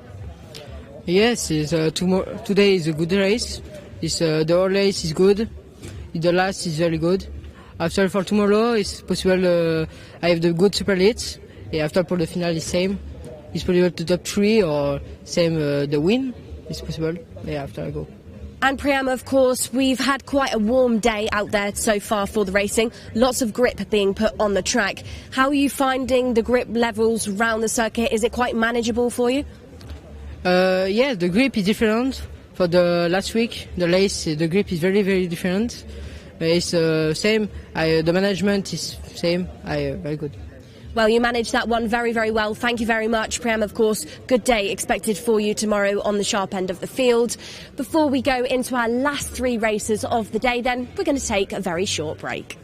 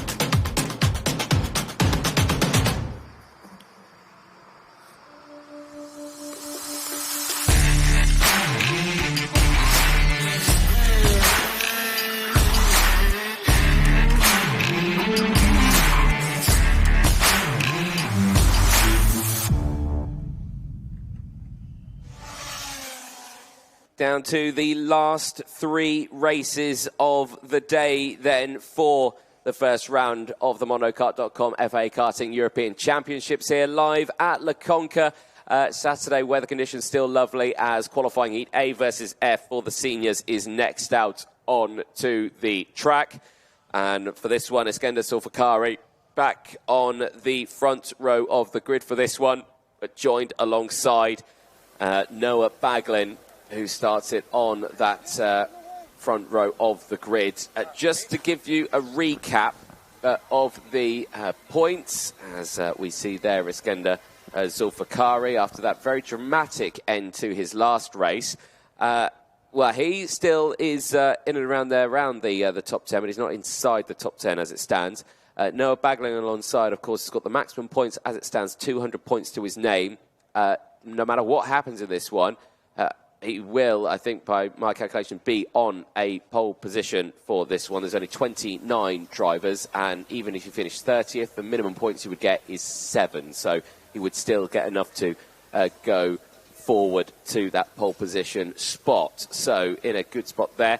Other drivers in this one, Bosco Addis, also he had drama earlier on. He did have to retire as well. He also doesn't sit inside that top 10. So it's only Baglin in this one, in this penultimate race, that could take away that spot. Now, the question is, though, in the last race of the day, is there anyone that could potentially put in the works? Well, the other 2 drivers at the sharp end of that one, where you've got Henry Domain. He sits 7th in the points on 165. Add 50 to that, again, makes a number, but not enough to beat Baglin. Maybe enough to beat Hugendorn, though, if I'm right in saying. Quick maths. Nicole, you're giggling at me for some reason. You say that very tentatively because you've worked that all out in your head. And my head doesn't work very well with numbers. No, lots of talking as well today, so chuck some numbers in there as well. I can't do it. Exactly. 2 + 2 = Z. Right. Anyway, here we go. What? I don't know. I'm not any good at maths, so don't ask me. There we go. That's why we've got computer screens in front of us that do it all for us. You know, it's called a calculator. Anthony, use one every now and then, but I don't. But there we go. Tell you who else has had a really long day is the marshalling team. And they've been very, very busy. They have been out there. And like you say, nice bit of sunshine at the start of the year for the team out there as well. Right then, field gets going. I'm going to do some very quick maths just while these drivers get ready because why not? So what were we saying? Henry Domain in that next race, he's got 165 plus 50 on that one is 215. Yes, he could very much beat Hugendorn. The question is, he could also very much beat Baglin. So if Baglin did drop back to the end of this one, actually, Henry Domain could be able to take pole position away. There you go. Question mark. Right, but we'll have to wait and see. Here's your grid. Iskender Solfakari had a scare earlier on, but he's back on the front row alongside Noah Baglin. Bosco Arias and Mariano Lopez could go from row number 2. Luke Cornder and William Kalija go from row 3. All of these drivers, by the way, on fresh tyres, bar Baglin. Row 4 is Tobias Jenny and Asher Osteen. If I said that one already, I apologise. Row 5 sees Filippo Sala and Gabriel Canal, all fresh tyres for them. Row 6, Aston Sharp, fresh tyres. Pietro Berguti, no fresh tyres. Row 7, both fresh tyres. Zach Green and William Marshall have them. Row 8, Carmatera Rousseau and Michael McGoy, both fresh tyres for them. Well then, row number 9, we're looking at Lucas Sell and Drew Waltz. Drew Waltz has gone new on that left-hand side. Row number 10, your top 20 is rounded out by Elias Ebbers-Dobler and Peter Stiller. No new tyres at all for that 10th row. Same setup then goes out for row number 11, which includes Anya Lavar and Bruno Blanco. And then new is on board the left-hand side of Nicola Stanley, who starts from the 12th row alongside Lillian Scarborough. 13th row will look like Isaac Sayer, who's got new on board that left-hand side. No new tyre is being deployed, though, by Rafael Bussato. 14th row of your field, the DPK of Francois Cadal has opted for some news on the left, like the rest of the field, alongside Gavin Adam. And then your 15th and final row, Michael Gurecki, makes it no tyres at all for Michael Gurecki, so 29 runners in this field, and your last spots on what will be these drivers' last appearance today. Yes, indeed. And yes, you are right in saying no tyres for Michael Gurecki. So there we go. I wrote it down wrong on my piece of paper. There we go. So there is your intermediate classification. Hugendorn with 202. He's done and dusted. He can't do any more on this one. Baglin. Now, if in this race, of course, the lowest score he could get with 29 karts in a race would be 8 points. So the worst score that Baglin can score is 208. That's as it stands. Henry Domain, who starts in the next race for senior, can score a maximum of 215. So there's an outside chance holding on with your fingernails here for a change with pole position. Absolutely, though. Maths. It's amazing. I'm not going to argue with you because the calculator doesn't lie. Ow, I just poked my finger with a staple. Right, anyway, back to the racing. This is where it all falls down to. It's Iskender Solfakari on that front row of the grid. But let's see how Baglin takes this one. I think he's just looking forward, seeing how this one will go. But we'll have to wait a little bit longer, which is all good, because I got an ouchie from a staple in the commentary. I really did get an ouchie there. Anthony Jordan might not appear tomorrow. He's got an injury. No, I'll be fine. It was only my thumb. Right. Look at the weather here. Absolutely lovely, isn't it? You know what? When at the start of the season, in this early phase, we always worry, we're just going to get rain, is it going to be too cold? But no, last week it was that. This week, not a problem here in La Conca. What I can confirm for you, though, Anthony, after running in and out of the commentary box and getting my steps up this afternoon, reaching that 10K, of course. Already? Well, no, that's what you're supposed to walk every single day. Oh. That's what they recommend. Anyway, Miles wind is picking up. That's what I've felt over the past couple of hours. Wind levels are starting to rise, so it could be a new challenge for some of our drivers going down that start-finish straight. TMI, Nicole, TMI. I need to know about the wind. Well, never mind, that sailed over your head. Right then, in this one. Oh, it's been a long day, hasn't it? But looking forward to this one. I get it now. There we go. It's clipped. It's clipped over. Good stuff. One question for this one that I've got. Baglin's not deployed the tyres. He's saving those for tomorrow. Everyone else around him, as we go on board with him, have got new tyres on that left-hand side.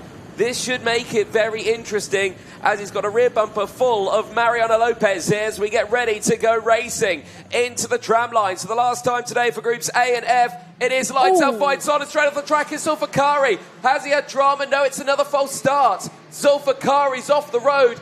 Has that engine gone again? Well, no, it's rolling, which means it's not seized, but clearly he's had another drama. 2 races in a row for Iskender Zulfikari. That kart just doesn't want to go. And from the word go, his chances of, well, I think he's still good to make it into tomorrow, into the Super Heats, but he's going to be so far down now after these 2 results. That is such a shame. So Baglin now all alone on that outside row.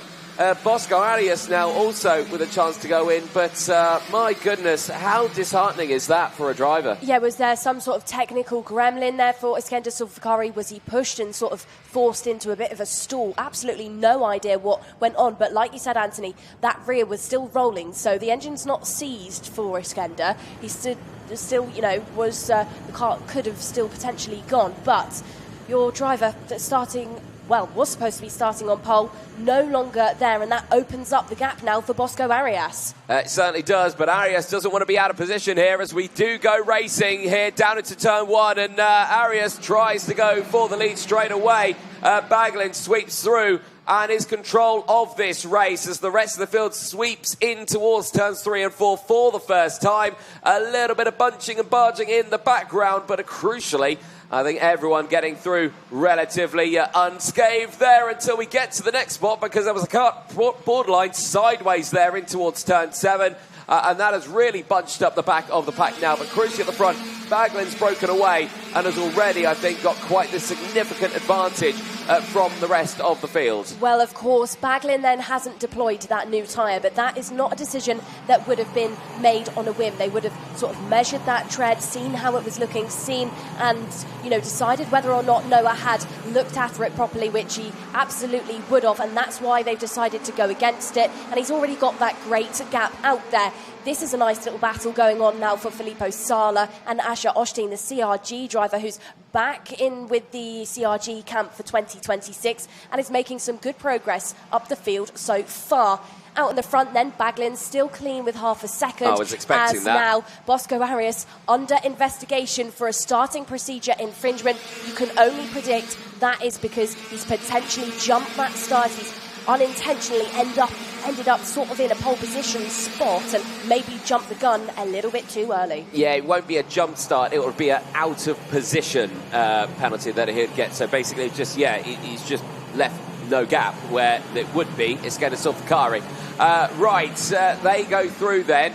A clear breakaway forming then for the top 4. Baglin, though, has not been able to break away, and I was expecting this one on board of him. Mariano Lopez all over the rear bumper. Those fresh tyres on the left-hand side will be helping him out here. Of course, on the inside here, he'll be able to drag him through the corner, but it'll be more in the high-speed turns where they go round the idea of the left-hand corners. And yes, you can see much, much quicker there. And straight through, down the inside goes Lopez.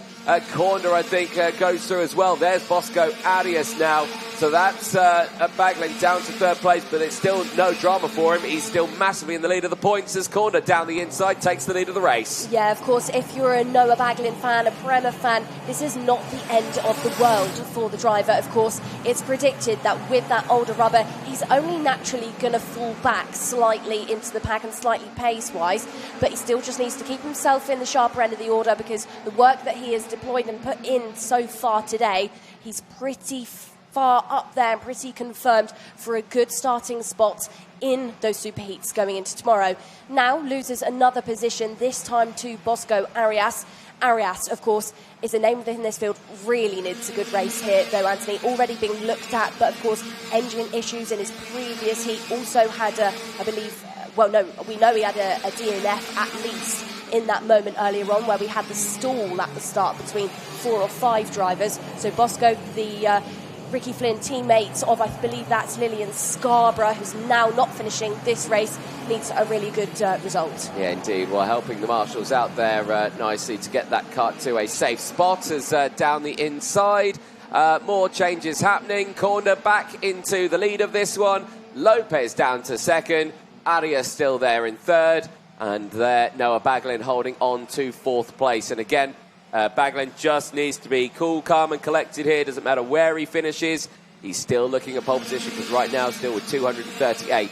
The last thing he wants, though, is to drop below the 215-point mark. If that happens, it puts the ball into Henry Domaine's side of Henry Domaine's side of the court. He could potentially, if he wins, take that away. Baglin's fighting back, though. Goes wheel to wheel there with Mariano Lopez. Gets back up into third. Well, Lopez then just slightly dropped a wheel off the road at that final corner. Does get back on, but Baglin gave him that gap to regain on the surface. Filippo Sala now being invited into this one of the first times we've seen Sala arrive into the fight for the top 5, as this is that on-board footage and is, of course, on board with Noah Baglin looking directly at the face and at the nose cone of the fusion of Mariano Lopez, who's all over the road now trying to fend off Filippo Sala in the Charles Leclerc outfit through the chicane section. These drivers will go toughest points of the circuit for these drivers. Load of stress on both the driver and the kart, trying to balance the speed and really trying to turn the corner into a nice and straight line to get a good run through that third sector. First corner, now loads of speed through there as well. These drivers just slightly dancing around and flirting with the curbs through that point of the circuit, where they now get to here on the road, turn number 3, where overtakes very much open up for these drivers. Again, Baglin settled now back inside of the top 3, and points-wise is now looking at 241. Yes, certainly so.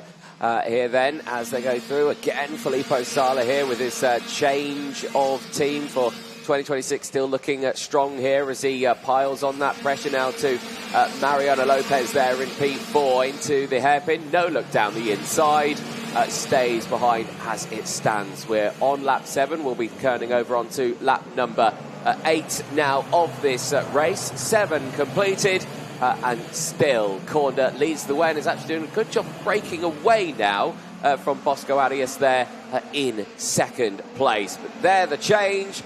Had to wait a little bit. Sala down the inside gets past Lopez. Yeah, Zach Green now looking to send a move as well for Jamie Green. Of course, new team entered into the series for 2026, but not a new driver inside this championship. Of course, last year appeared for DPK. This time again in the OK class. And again, knocking on the door of that top 5. Mariano Lopez now under some pressure from Green. Does he give it a go? Absolutely. Makes the move stick and gets past Lopez. Good overtake. Helps out with the points. Maybe 1 point more than he could need to get through into the final tomorrow. You never know with this stage of the weekend. It's never, you never want to give up any position at this point of the weekend. You've got to gain as many as you can, because it could mean you getting through into that final or not. Corner still setting the fastest lap of the race. He's doing everything he can to help benefit himself, gaining those points. Obviously would bump himself up to 5th in the points as it stands. Well, Baglin still sat in P3 for now, and questioning, whether or not he knows that Arias could be in a spot of bother post-race. Is that maybe why he's not gone for the overtake and maybe not pushed as much as we typically see just yet? Or is it the case that the tyre is coming into play for Noah and he just doesn't quite have the legs so far? Filippo Sala there, P4, has broken away slightly from Zach Green, but Zach now looks to potentially give it a good go, as just shortly behind, again, Mariano Lopez losing position, this time to Tobias Sechenyi. Further back in the order, no major movers then through this race. Anthony Green being one of the big hitters with 8 places gained, matches his down the inside. Big sends going on in the background. Ash Osteen, Michael McCoy, William Marshall, all in around that area there, having quite the little scrap there, and just nearly driving over the front wheels, but no full drama to report. Zach Green still ever closing in on Filippo Sala. Baglin still clear there in second place. Bosco Arias there just making some hand signals, maybe thinking that is Baglin closing in. Well, doesn't need to really worry about that, because there's your intermediate classification. Baglin 241, Hugendorn 202, Magnac just behind there with 198. Like you say, it all falls down to what the likes of Henry Domaine could do in that last race. He's now outside of that top 10. but of course with his points he would jump up quite nicely to 215. So the best he can do is find himself in pole position Super Heat 2. Yeah, well, Noah Baglin has pretty much confirmed then for that first Super Heat for our senior class tomorrow to be the leader going into that first corner. But for now, it's the last lap of this qualifying heat. We will not see Groups A versus F, of course, at all again today. These are the final moments for these drivers and potentially the final moments for Zach Green to try and bite the bullet and give it a good go to get ahead of Filippo Sala. All over the back of him now, these drivers dancing round this final lap. Who's going to have that P4? Is it Sala? Is it Zach Green? We'll have to wait and find out. Green checks over the shoulder, can see that he's got the clear air just for the run. Again, Bosco Arias is not happy with his car. He's saying it's still not running too well. The engine there really seeming to struggle. Here at the front, though, I think there has been a change. Green did get past Sala while we're watching that replay. As across the line, Luke Corner's going to take his win of the weekend from the rest of the field. He'll be delighted with that one as he steps up to 6th in the points, because those points did change around. Kalesia now jumped up to 4th. So Kalesia at the moment is looking at a front row start alongside Dean Hugendorn. Benjamin Magnac is looking at a front row start alongside Baglin. But there is still a senior race to go in the form of Groups B versus C. That is the question. Could it be the likes of Henry Domain, who starts on that second row of the grid, alongside Dan Aleman and Clara Kowalczyk, not really in that points fight after the dramas that have happened over the course of it. There is your full provisional classification as it stands. Priya Renault from... no, that's the wrong one at all. Luke Cornder from Bosco Arias. That is your top 2 from Noah Baglin. Zach Green from Filippo Sala. Tobias Jenny from Mariano Lopez. Mohamed Rousseau in 8th place ahead of Pietro Baguti. William Kalesia from Drew Walt. Asher Osteen from Michael McGoy.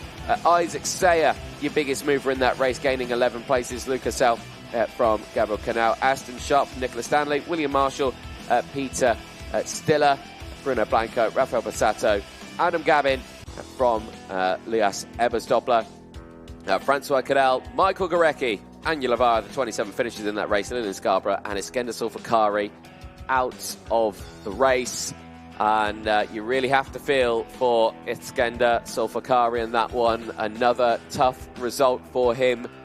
The car just not going and retiring before the race really starting on that one. The only good thing he can take away from that one is that he did deploy the fresh tyres, but they will be in a really good state tomorrow, of course. No matter where he is starting in those super heats, and I do hope he is still starting in those super heats because he's had a tough old day today, but he still had the good result, so I think he will be okay to make it into tomorrow. There is some of your classifications for that one, which we have already gone over. But like we say, the biggest mover, Isaac Sayer, who finishes that one in 14th. One more race to go then for the seniors and the juniors. Baglin, Hugendorf, Magnac, Kalesia at the moment are the top 4. It may still change for that one. The juniors as well, very similar story. Daniel Miron, Will Green, they're 1 and 2. Oscar Ivoli at the moment 3rd and 4th. That may still change with Manny Nuvolini out in the next race as well. But that was that. And this is the highlights. And right at the start, such a shame there for the likes of Iskender Sulfakari. The car just not going. It was a false start there. It was very lucky, actually, for the rest of the field that was a false start. And that allowed Arias to be in place. But remember, Bosco Arias under investigation for a starting infringement, potentially maybe being out of position at the very start with the missing Iskender Sulfakari. Here the rest of the results and the rest of the highlights. You can see the early overtakes here. Mariano Lopez getting through past the likes of Noah Baglin. Luke Cornder able to follow through as well. Luke Cornder would then go for the race win. He would push himself forward through that order. They were to continue to fight left, right and centre, keeping those karts and keeping Baglin at bay. Baglin was very lucky not to really fully get involved with a fight there with Bosco Arias. He would later find and sneak his way through. There was this moment here down the inside. That put everyone a little bit wide, and that was just able to get Baglin back up into third place. Later, Filippo Sala and Zach Green starting to get involved. Filippo Sala this year rocking a brand new helmet design, which is nice to see as well as they push their way forward. Last attempt of overtakes that we saw in the early or later phase of the race. Good runs there for the Kart Republic of Tobias Lechenny, who was getting involved in the fight, who would later get up to 6th place.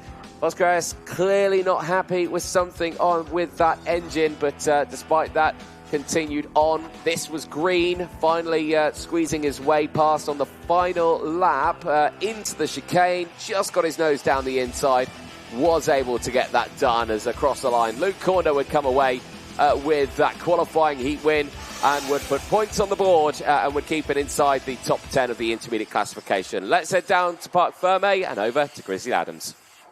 Well then, Noah Baglin, you're picking up this year where you left off last year in the juniors on strong form. Of course, within that race, a bit difficult. You were the only one in the field not on new tyre, but you're still looking at pole position for tomorrow's Super Heats. But tell us, was it a struggle on the older rubber? Yeah, obviously on these tyres it's quite hard to stay strong with everyone else when they have no. Obviously I was the only one on olds because something before I went out, Dino said something like I have to get 22nd and Domain has to win for me to not be pole for Super A. So yeah, I think the pace was strong on old still when everyone had no. So yeah, it was quite good. P3, I'll take it. And with those pre-race calculations going on between you and the team, does that actually give you a boost of confidence when you're driving around there? Even if you do lose positions, you're safe? Yeah, I felt quite safe even if I didn't have a great race, but not much confidence, just how do I say, like a pat on the back, knowing I've done quite good and I've put me in this position where I've quite a safe race and I don't have to risk everything, you know. Well, Noah, thank you very much. Of course, pole going into tomorrow. 18 races down then, 2 left to go. Anthony Jordan, back to you. Thank you very much, Nicole Sutherland down there in Parc Ferme. Yes, indeed, karts have made their way out onto the circuit, so let's quickly fire you through that starting lineup. Manu Nuvolini here could have a chance of starting it on the front row of the grid, but not close enough to take a pole position away as he starts it on P1 for this one. Jalise starting alongside Giulio Giardello and Antoine Vinot going from row number 2. Martin Bertolacini and Saveloda Sacchi-Savlovsky going from row number 3. They'll see Augustine Felignoli and Julian Frasnelli on row number 4. Teo Parfrain and Maxwell go from row number 5 with Albert Tam and Novola Morales on row number 6. Leon Shilidze and Jay Kostecki go from row number 6. Mark Casada and Mohamed El Bazaki go from row number 8. They will see Mason Robertson and Rocco Simone on row number 9. The top 20 will see Lisandro Caraballo and Jason Cosmopoulos on that top 10 rows. Lucas Palacio starts alongside Julia Angelard. They'll have Jeff Beck and Matvey Duganov on row 12. Aurelien Lambert and Achille Ray go from row number 13, with Oliver Spencer and Tiberius Müller on row number 14. Row 15 and the 30 runners, Alexander Lazarus and Min-Jae Kim. This one, again, a lot of tyres have been deployed. No one on the front row has deployed them. That might make it very difficult for Manu Nuvolini, knowing that Antoine Vinot and Saveloda Sacchi-Savlovsky have deployed those tyres. Row 6 have as well. Can report all on the left-hand side of the kart. Half of row 7 has in the form of Leon Shilidze. The same as half of row 8 have in the form of Mark Casada. So a lot of new tyres in this one. There's a fair few more in the background, though, as the drivers are getting ready to start the race. Let's see if those front tyres or left tyres can help them out.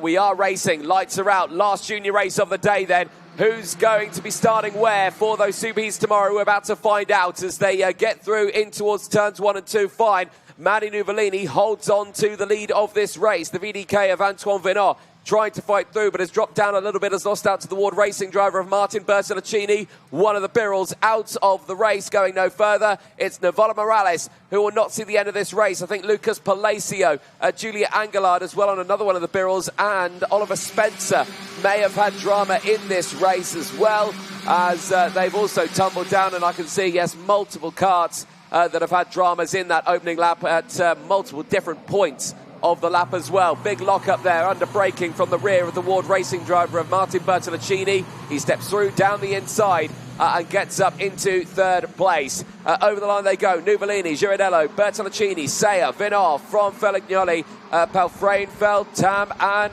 Fresnelli rounding out the top 10. Well, Nuvala Morales then makes it a second DNF of the weekend, and Julia Aguilard makes it a second DNF in a row. But that's finished, that's concluded for those drivers, but it's not concluded for the likes of Manny Nuvolini, still out there in the front, just ahead of Joely Girardello. Girardello looking really strong there in the parallel as always, and continues to hunt down. But Nuvolini is looking to set himself up, of course, for a front row start going into tomorrow. And I'm terrified again, Nicole. My maths was correct. There is nothing that Nuvolini could do. I know, this is terrifying. But yeah, like you were saying, with qualifying, was out-qualified by Priya Bruno. They are joint on points. 229, he would not be able to beat Priya Bruno, which means the best he could do is a front row start for Superheat B tomorrow alongside Will Green. That is only if he wins the race. The gap is 0.2 of a second. Joely Girardello, who is there in 5th in the points with 206 points to his name, would get a benefit, but it wouldn't be enough to get him ahead of Manny Nuvolini, only if Manny Nuvolini went back even further. But that, again, is a long shot, because right now he is still looking a little bit comfortable up ahead. This battle, though, doesn't look very comfortable at all, because they're still all fighting for positions here. Is that Martin Bertolacini just trying to fight his way? No, this is a little further back, actually. This is Max Veld who's got in front of this one. Theo Pelfrén, Julian Fresnelli, Albert Tam, Marc Casedo. It's Antoine Venot who went backwards there by 5 places in one lap alone. Well, some of these drivers in this pack, in this squabble going down the start-finish straight, that includes the Red Bull driver of Mason Robertson there in P12, are all some of those drivers that find themselves in a bit of the firing line, a bit of the danger zone when it comes to those qualifying heats, and they really risk starting at the back end of the order. Big sends down the inside, these drivers just using the curb to get themselves hooked round and jumping past the drivers ahead. Albert Tam, one of those drivers in this field that's trying to push up, is Julian Fresnelli that he currently has in front of him, but it looks to me Fresnelli, Anthony's got a bit damage on that front Nasso panel, looks to be slightly unhooked from where it should be on the bracket. That won't be a performance hindering thing as such, but something to maybe keep an eye on.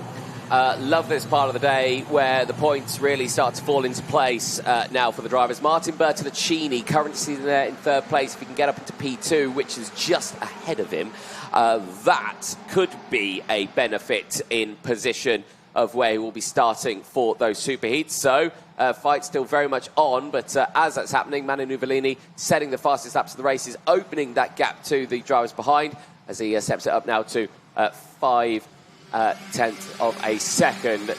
This is that fight for second place. Girardello and Bertolacini on your screen through the chicane. Nothing that has happened so far. Check over the shoulder for Bertolacini just to see what is happening. Sayer is there behind, but not close enough for an attack, as we're at the halfway point of this race. Nuvolini is definitely going to want to be holding on to this race win, not just for the points, but also to set himself up alongside teammates of Will Green. Of course, if he stays there in P4, he would be alongside Green for that second superheat. Both there in the Kart Republic, so massively would be beneficial for him. This is all kicking off, though. It's starting to boil over for the drivers in that midfield section. Max Veld, Theo Pelfrén, Julian Fresnelli and Albert Tam being these names to start getting involved. One of the energies now trying to push into this big fight that we've got going on as side-by-side moments just show, a shine of not desperation, but, really those last final moments where these drivers are thinking, right, I really don't want to start. There's a big change. This is points, standing, change and shuffle that's going to go on. Martin Bertolacini and Joely Girardello, how does this affect things? It does. Well, it swaps them points-wise. Girardello now down to P6. Martin Bertolacini now P5, and points, it's 205. Basically then, that's first, that's second, that's third. That puts Martin Bertolacini right behind Daniel Miron in Superheat A tomorrow if he has this position. So that is a really good starting position to be in for one of these races. So, again, this is still very important even at this phase. Yes, okay, they might not be fighting for pole position, but they're still fighting for those last attempts to move up the order in those Superheats to the best possible positions to be ready for the finals. but still, that change there, a very good one indeed. Yeah, absolutely. Girardello, though, not shaken off. Neither is the drivers further behind. Julian Frasnelli still trying to fight this one out. And like you can see on the camera, mentioned a couple of laps ago, just that Nasso panel, the bottom of it, I think, has come off of the bracket. So it's all right for the time being, I would say, for Frasnelli. But he's out there, he's fighting, he's trying to keep himself sharp. Right then, Martin Bertolacini has not been let off lightly from that overtake. He's still sat there in P2 for now, but Girardello can't be shaken off, and Jarlath Zeyer is now starting to knock on the door of this fight. Zeyer, a bit of a difficult day for him. He's had good results, but he's also had some moments in the barrier, so he needs to pick off some points, and he's doing just that. Finds his way now past the Parolin at that final hairpin. Yes, indeed, and steps up now into third place. With those overtakes, the fighting behind still rages on as well. Max Feld leading that fifth place onwards battle. Julian Frasnelli just behind. Well, Jarlath Zeyer and Girardello, they continue to fight away. They can see they've got quite a big gap between themselves and the drivers behind. They're keeping that fight in. Frasnelli is under increasing pressure from Albert Tam as well, just behind in that next group. So, again, good battles happening all the way up and down this order. As there, Jarlath Zeyer continues just to sit behind. We're not far away from the end of this race here, Nicole. For these drivers, they're not fighting for a pole position, but they are fighting to be at the sharp end. But this here is not going well at all, because that is a driver out of this race, and that is in the form of Leon Shelidze, who had a big drama earlier on. Has found himself out of this one as well. Yeah, well, drivers tumbling down the order then. Shelidze out, and more drivers out then at that final corner. This time there's one of the fusions that will tumble down, so we'll take you through the names that are not clocking up. There's Andrew Carabello, Tiberius Miller and Min Jae Kim as well. Yeah, indeed. They've all come together there at that final hairpin, but let's see how it will transpire for these drivers. Like we say, they're not going to be fighting for pole position, but they're still fighting to start on that front row of the grid. Last race of the day, Manu Nuvolini has done all he can and will start on the front row alongside Will Green for Superheat B tomorrow in the juniors.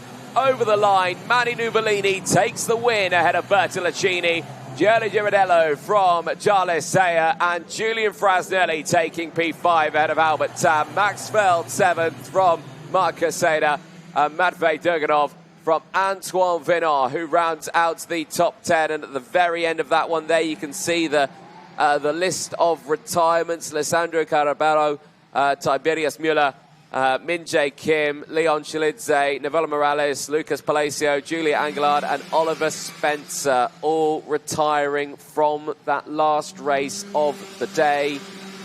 Big shame for them, but the field makes its way back to Parc Ferme, and it could be a bit of a lengthy clean-up here. The juniors done and dusted then. Provisionally, of course, as it stands, Daniel Miron will be starting pole position for Superheat A tomorrow. He'll have Priam Bruno for company alongside with Martin Bertolacini and Oscar Volley on that second row of the grid. For Superheat 2, Superheat B tomorrow for the juniors, Will Green starts on pole position, provisionally with Manu Nuvolini starting alongside Gianni Girardello, and Julian Frasnelli will be that second row of the grid as well. There's your full classification at the end of that race. The top 10 we've gone over. Matvei Durganov, biggest mover out there with 15 places gained, finishing P9. Several Stavlovsky to put the fresh tyres. Didn't work out too well for him. Dropped down 5 places, finished in P11 ahead of Rocco Simon. Then it's tailpower frame from Jay Kostecki, Mohamed El Bazaki from Augustine Felignoli. Alexander Lazarus gaining 12 places to finish in P17 ahead of Mason Robertson. Jesse Cosmopoulos, Achille Ray from Aurelien Lemaire. Jeff Verbeek rounds out the finishers in that one, 22 of them. And the retirements we have been over already. Manu Nuvolini there, though, will be starting on the front row for Superheat 2 tomorrow in the juniors.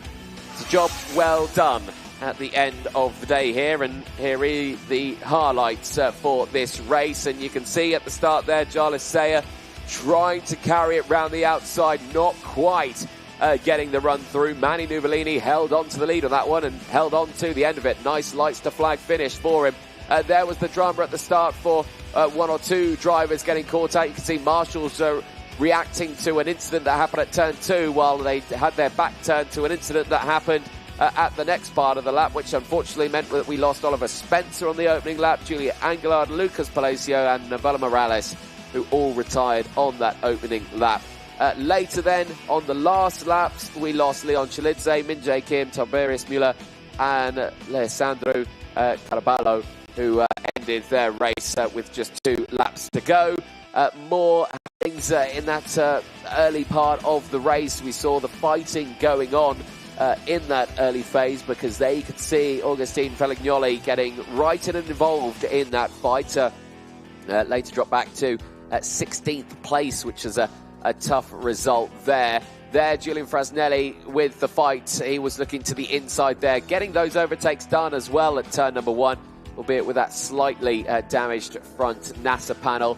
There was an important change for Martin Bertolacini. That would put him into a really good starting spot for tomorrow's superheat. That would start him on the inside of row 2 for superheat A tomorrow. So a very interesting one. There was, there you go, concertina effect. Everyone fighting on that inside line.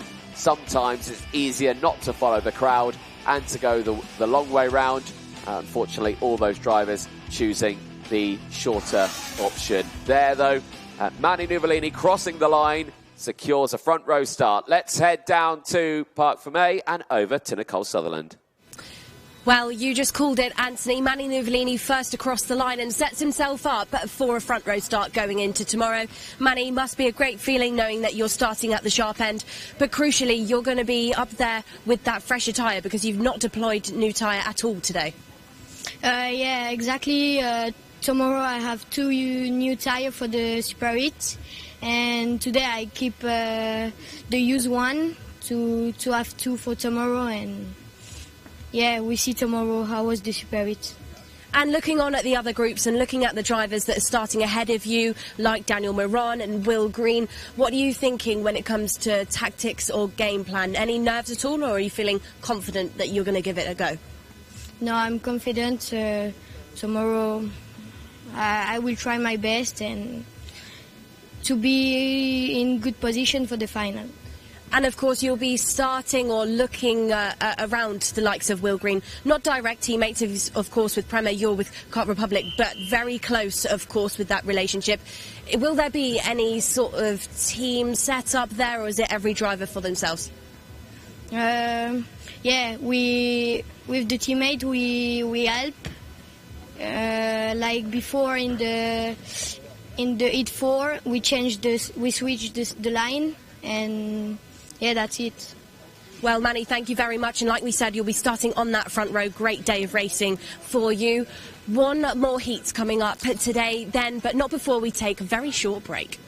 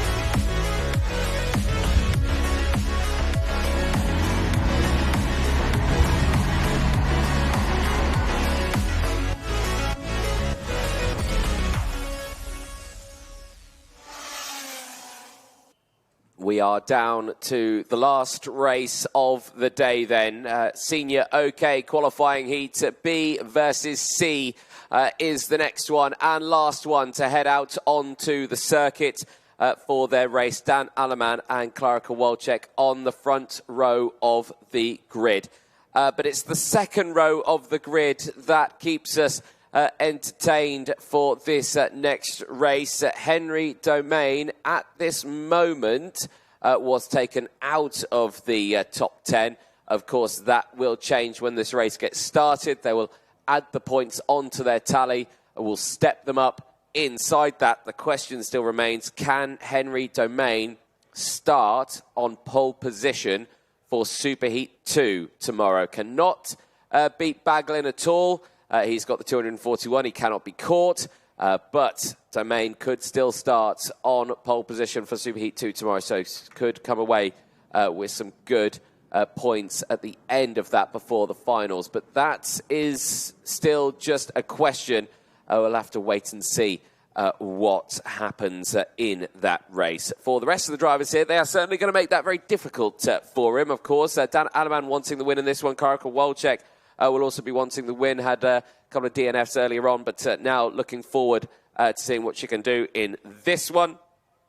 Marco Gast as well could be a driver to deliver. There is, though, Henry Domain, the MP motorsport driver, ready to go. The Henza kart powered by the TM engine, ready to rock and roll in this one as the lights go green now for the drivers. The engines fire up. Let's quickly fire you through then this last race lineup of the day. It's been a long old heats day for the drivers, but tomorrow the first Superheats and finals of the 2026 campaign, and this is how they will line up for the start of this race.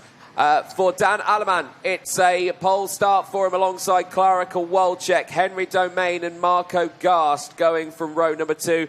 Max Whelan, well, I hope he's out there. I think I did see him out there, but there might have been trouble with his wrist. Hopefully okay after that dramatic accident earlier on. Gilles Herman starting alongside Nicholas Schaufler and Casper Reipold on row number 2. Max Whelan is not out there, can confirm.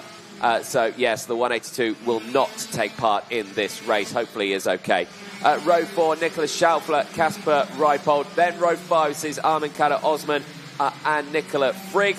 They will see the likes of Luigi Coluccio and Vladimir Vanikov on row number 6. Devon Waltz and Valerio Villapiana will lock out the first half of the field on row 7. Part 2 of your grid for the final race of the day. Row number 8 is Manuel Miguez alongside Mateusz van der Kerkhoff. Shortly behind, from that 9th row, we have Mason Robertson alongside Rocco Simone. And we can confirm that Rocco Simone has deployed new tyres on that left-hand side of the karts. All new tyres on the left for both drivers on that 10th row, including Glissandru Carabolo and Jason Cosmopoulos. And then from row number 11, Lucas Palacio, the Williams driver, will start alongside Richard Mills, Julia Angelard. From row number 12, then, that is the completely wrong You're grid. reading some juniors there, Nicole, I'm afraid. The wrong grid. I completely apologise. I can't believe I've just done that. My mistake. I was looking at the grid that we get given for the tyres, and I've just read the wrong one. So I'm going to take you through who's actually there. Row number 8, Manuel Miguez with Mateusz van der Kerkhoff. 9, Ili Christian with Eduardo Salomon. 10, Davide Bataro and Clovis Nugarade. 11, Ludovico Mazzola and Yuri Lavar. And from 12, Thomas Chikorashki and Louis Nunez. 13th row is Max Lacroix and Daniel Picorni, and 14 is Gustavo da Silva with Peter Gorecki. 15th and final row for the senior qualifying heat. Are you Last sure? one of the day. I'm sure this time. Cool. It's Just Sven checking. Simonov and Nefeli Cosmopoulos. All right, I believe you. It's been a long old day, I thought hasn't it? Lucas Palacio, he's not a senior. Did you not notice on the first name that you read out? No, I didn't. Right, there we go then.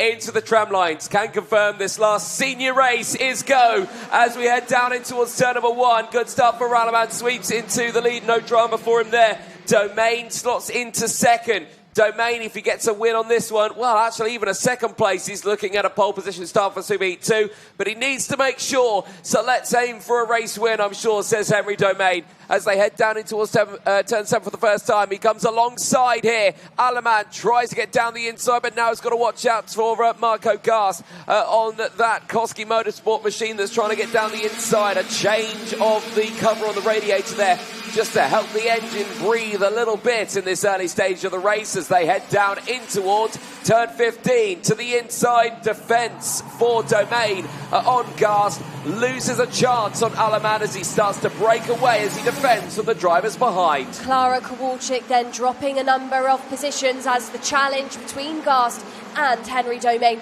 continues to go on, but it's Schaufler that makes the most of that one. Schaufler finds himself now in P3, the new challenger to Henry Domain. Klara Kowalczyk has suffered slightly in the early stages of this one, has dropped 2 positions to now sit in P4.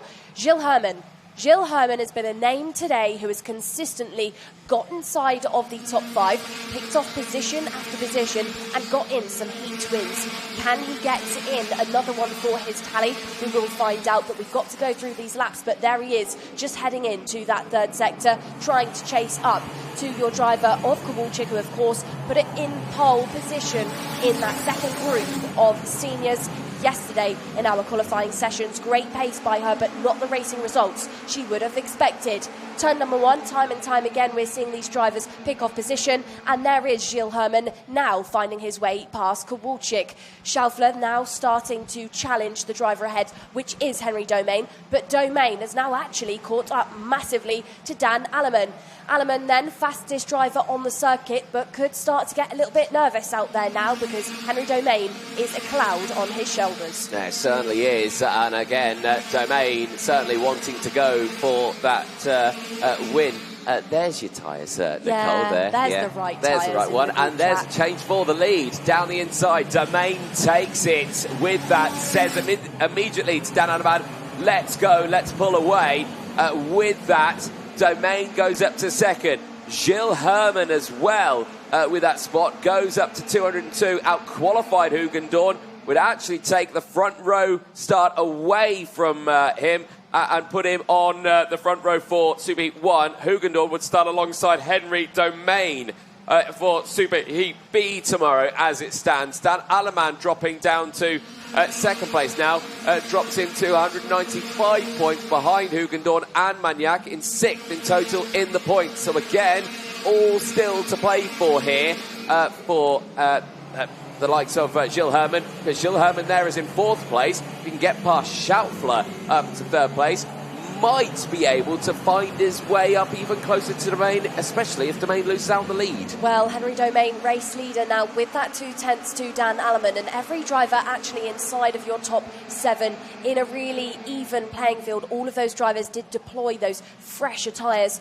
on that left-hand side, so nobody's got a clear advantage right now within those top spots.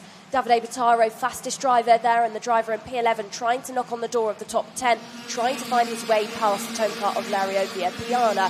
Drivers quite quickly ticking off these laps in this final race of the day, which will of course confirm our last lineup of Superheats. Noah Baglin has taken that pole for Superheat A, of course. Henry Domain is currently on that charge to be setting himself up very nicely for a pole position in Superheat B with 215 on the board with this race lead.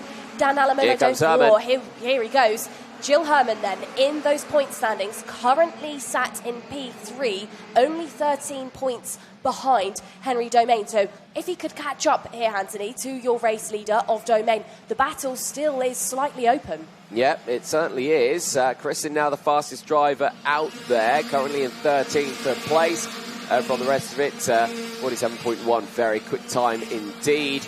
But for Gilles Herman there, still a good run in this one, as Schaufler has to now start thinking about the likes of Kowalczyk and Gas just behind. Klara Kowalczyk has been still a thorn in the side of many a driver in this one. She's had some really good results still, and is definitely looking like to be one of the top runners in tomorrow's Superheats, and I'm sure will definitely make that final. But still, right here, the fighting still on. Gas working the steering wheel hard there through the likes of turns 5 and 6. Doesn't look too settled there right now, and actually loses a bit of time and is under pressure from Reipold, who sends it down the inside and steps up now nicely into 6th place. Yeah, well, it just shows the disadvantage that happens for drivers now when they overuse the kart and start sliding around. It makes them really vulnerable, and now he's looking vulnerable again in towards turn number 15. Marco Gas has to defend that one off from Waltz there. It's Devin Waltz that is now on his tail, so just that slight bit of overdriving, slight bit of sliding around the surface of the track has made him in a spot of bother. Again, defensive sort of line down towards that third corner, and now Waltz visibly all over the back. Henry Domain out there in the front, half a second between him and Dan Alleman. Dan Alleman has not decided just yet to turn up the dial to reduce that gap, but I would say is under a bit of pressure now by Gilles Herman, because Gilles Herman has got the pace there in P3. He's around about 0.2 of a second faster than the VDK ahead. It certainly is. So this could be an interesting one here for the remainder of the day. As they head down into that hairpin there. Lap number 8 they are on. They go on to now lap number 9. 8 completed, and still Domain's lead here. Very, very good. Down the inside, Herman though sends it on Dan Alleman up into 2nd place. What does this do now to the points? What will Gilles Herman have now? 208 points. It's still not enough to affect Domain. It's not enough to take away the pole position spot. But if he can close in on Domain and then they swap places, could that be enough to do it? I think the answer to that would be yes, because of course Domain would lose out on 6 points and then Herman would gain another 6 points. So again, it's quite a big deficit between 1st and 2nd. So can Gilles Herman close a 9-8 now 10-second gap with just only a couple of laps left to go? Well, I think, Anthony, it's the case within this. Gilles Herman needs to get past and needs to have Henry Domain finish further behind P2. I don't think they can stay quite there, as off the road ever so slightly. These battles still going on in the background. This is just ahead of Devin Waltz, and it's Davide Pitaro and Valerio Villapiana who is still not giving each other that ground. Points-wise then, like you said, Gilles Herman now P3, so he has overtaken Dean Hugendorn for that front row in the first superheat. 215 for Henry Domain, 208 for Gilles Herman. Last couple of laps of this race, 6/10 split those two drivers up. Not sure just yet whether or not there's going to be enough time. It now goes under I think there's enough time. Just under half a second now. We're going to really have to find out how hard Gilles Herman decides to push, as pushing behind is Nicholas Schaufler, who now gets past Dan Alleman, and Clara Kowalczyk follows him through. Yeah, indeed. Gilles Herman and Dan Alleman both on fresh tyres on the left-hand side here, but the gap down to half a second. Last lap board will be out this time to them. He's closed down half a second over the space of 1 lap already. Can he do the same on this lap? Through the chicane, it's down to 0.4 of a second. Gilles Herman is trying to fight for a pole position here. I think this would be enough for him because, of course, one would lose the points, one would gain the points. So, again, it would change quite considerably. Out of the final turn, he is closing now 0.3 of a second as we go on to the final lap of this race. Henry Domain will need to push as hard as he can here, but Gilles Herman will be closing in the distance of this race. Has he got enough left in the tank here? Has he got enough left in the tyres to close in 0.3 of a second? What will the new gap be when they go through the next sector marker? It stays at 0.3 of a second for now. It will be as they exit the chicane, and then it will be the run into the final hairpin. At this moment, it doesn't look like he's close enough, but remember, we've seen Gilles Herman do an absolutely outrageous lunge into this final hairpin, and their Domain goes defensive, and now it could be a run to the line. Gilles Herman tucks right in behind. Can he get alongside? Can he try and take it away? The answer is close, but no, it's not. Domain takes it by 0.024 of a second. And I can categorically tell you now for free that if we had one more lap, Gilles Herman could have taken that one away from Domain. But Domain did everything he could there, and with that victory secures pole position for Superheat 2 tomorrow. He'll be starting alongside Dean Hugendorn for that Superheat. Gilles Herman will start alongside Noah Baglin for Superheat 1 tomorrow. It's a solid day then here in La Conca.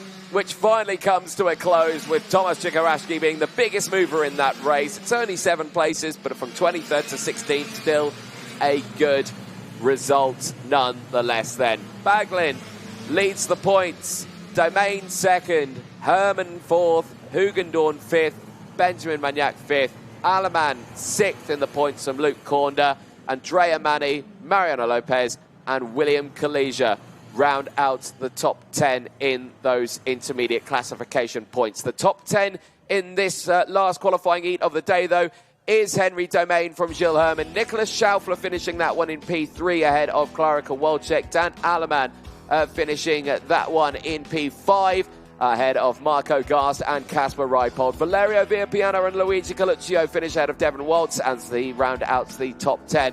Armin Kelly Osmond finishing in P11 ahead of Ili Christian in P12. Davide Mataro from Clovis Nougared, Matthias van der Kerkhoff from Tomasz Czekaraszki, Manuel Miguez from Yuri Lavar, Ludovico Mazzola from Vladimir Ivanikov, Nicola Frigg from Eduardo Salamonda and Gustavo da Silva, Max Lacroix from Louis Nunez, Daniel Picconi, Nefeli Cosmopoulos, Peter Gorecki and Svet Simonov, one non-starter. Max Weiland, unfortunately, not starting the race. That incident earlier on that he was involved in, I believe, has resulted in a possible injured wrist that sees him, unfortunately, out of this weekend, which is a very big shame. Here's your highlights from that race, and well, relatively decent start for the field on this one. And like we were saying, for Dan Aleman, held on to the lead for the majority of it. Gilles Herman slowly but surely started to make his way through the field, and I'm sure he was really hoping for one more lap in that race to try and get that kart to the very end, but unfortunately wasn't meant to be on that one. Other overtakes that happened thick and fast. This was, again, Gilles Herman. This one was on Nicholas Schaufler. He managed to squeeze his way through then into second place, then later, or third place I should say, later then squeezed past Dan Aleman. It took a while though to get that done, and then was the move here down at turns 3 and 4. Got it done on lap number 9 of the race, and Schaufler then was the next one to get past. The gap was a second. It closed down to 0.024 over the line. Close as you like for Gilles Herman, who misses out on a pole position by 0.02 of a second. Let's head down to Parc Fermé then for the final time today, and over to Nicole Sutherland. Well then, let's round out today with none other than Henry Domain. Henry, you're looking into tomorrow at a superheat pole position.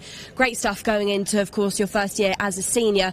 But tell us, that race just then, when Gilles Herman was starting to catch up, nervous at all that he was going to arrive and maybe ruin that for you? No, not really, to be honest. I wasn't fully pushing at the end. You know, I just needed to save the tyre a little bit because we have to use these tyres in the superheat tomorrow.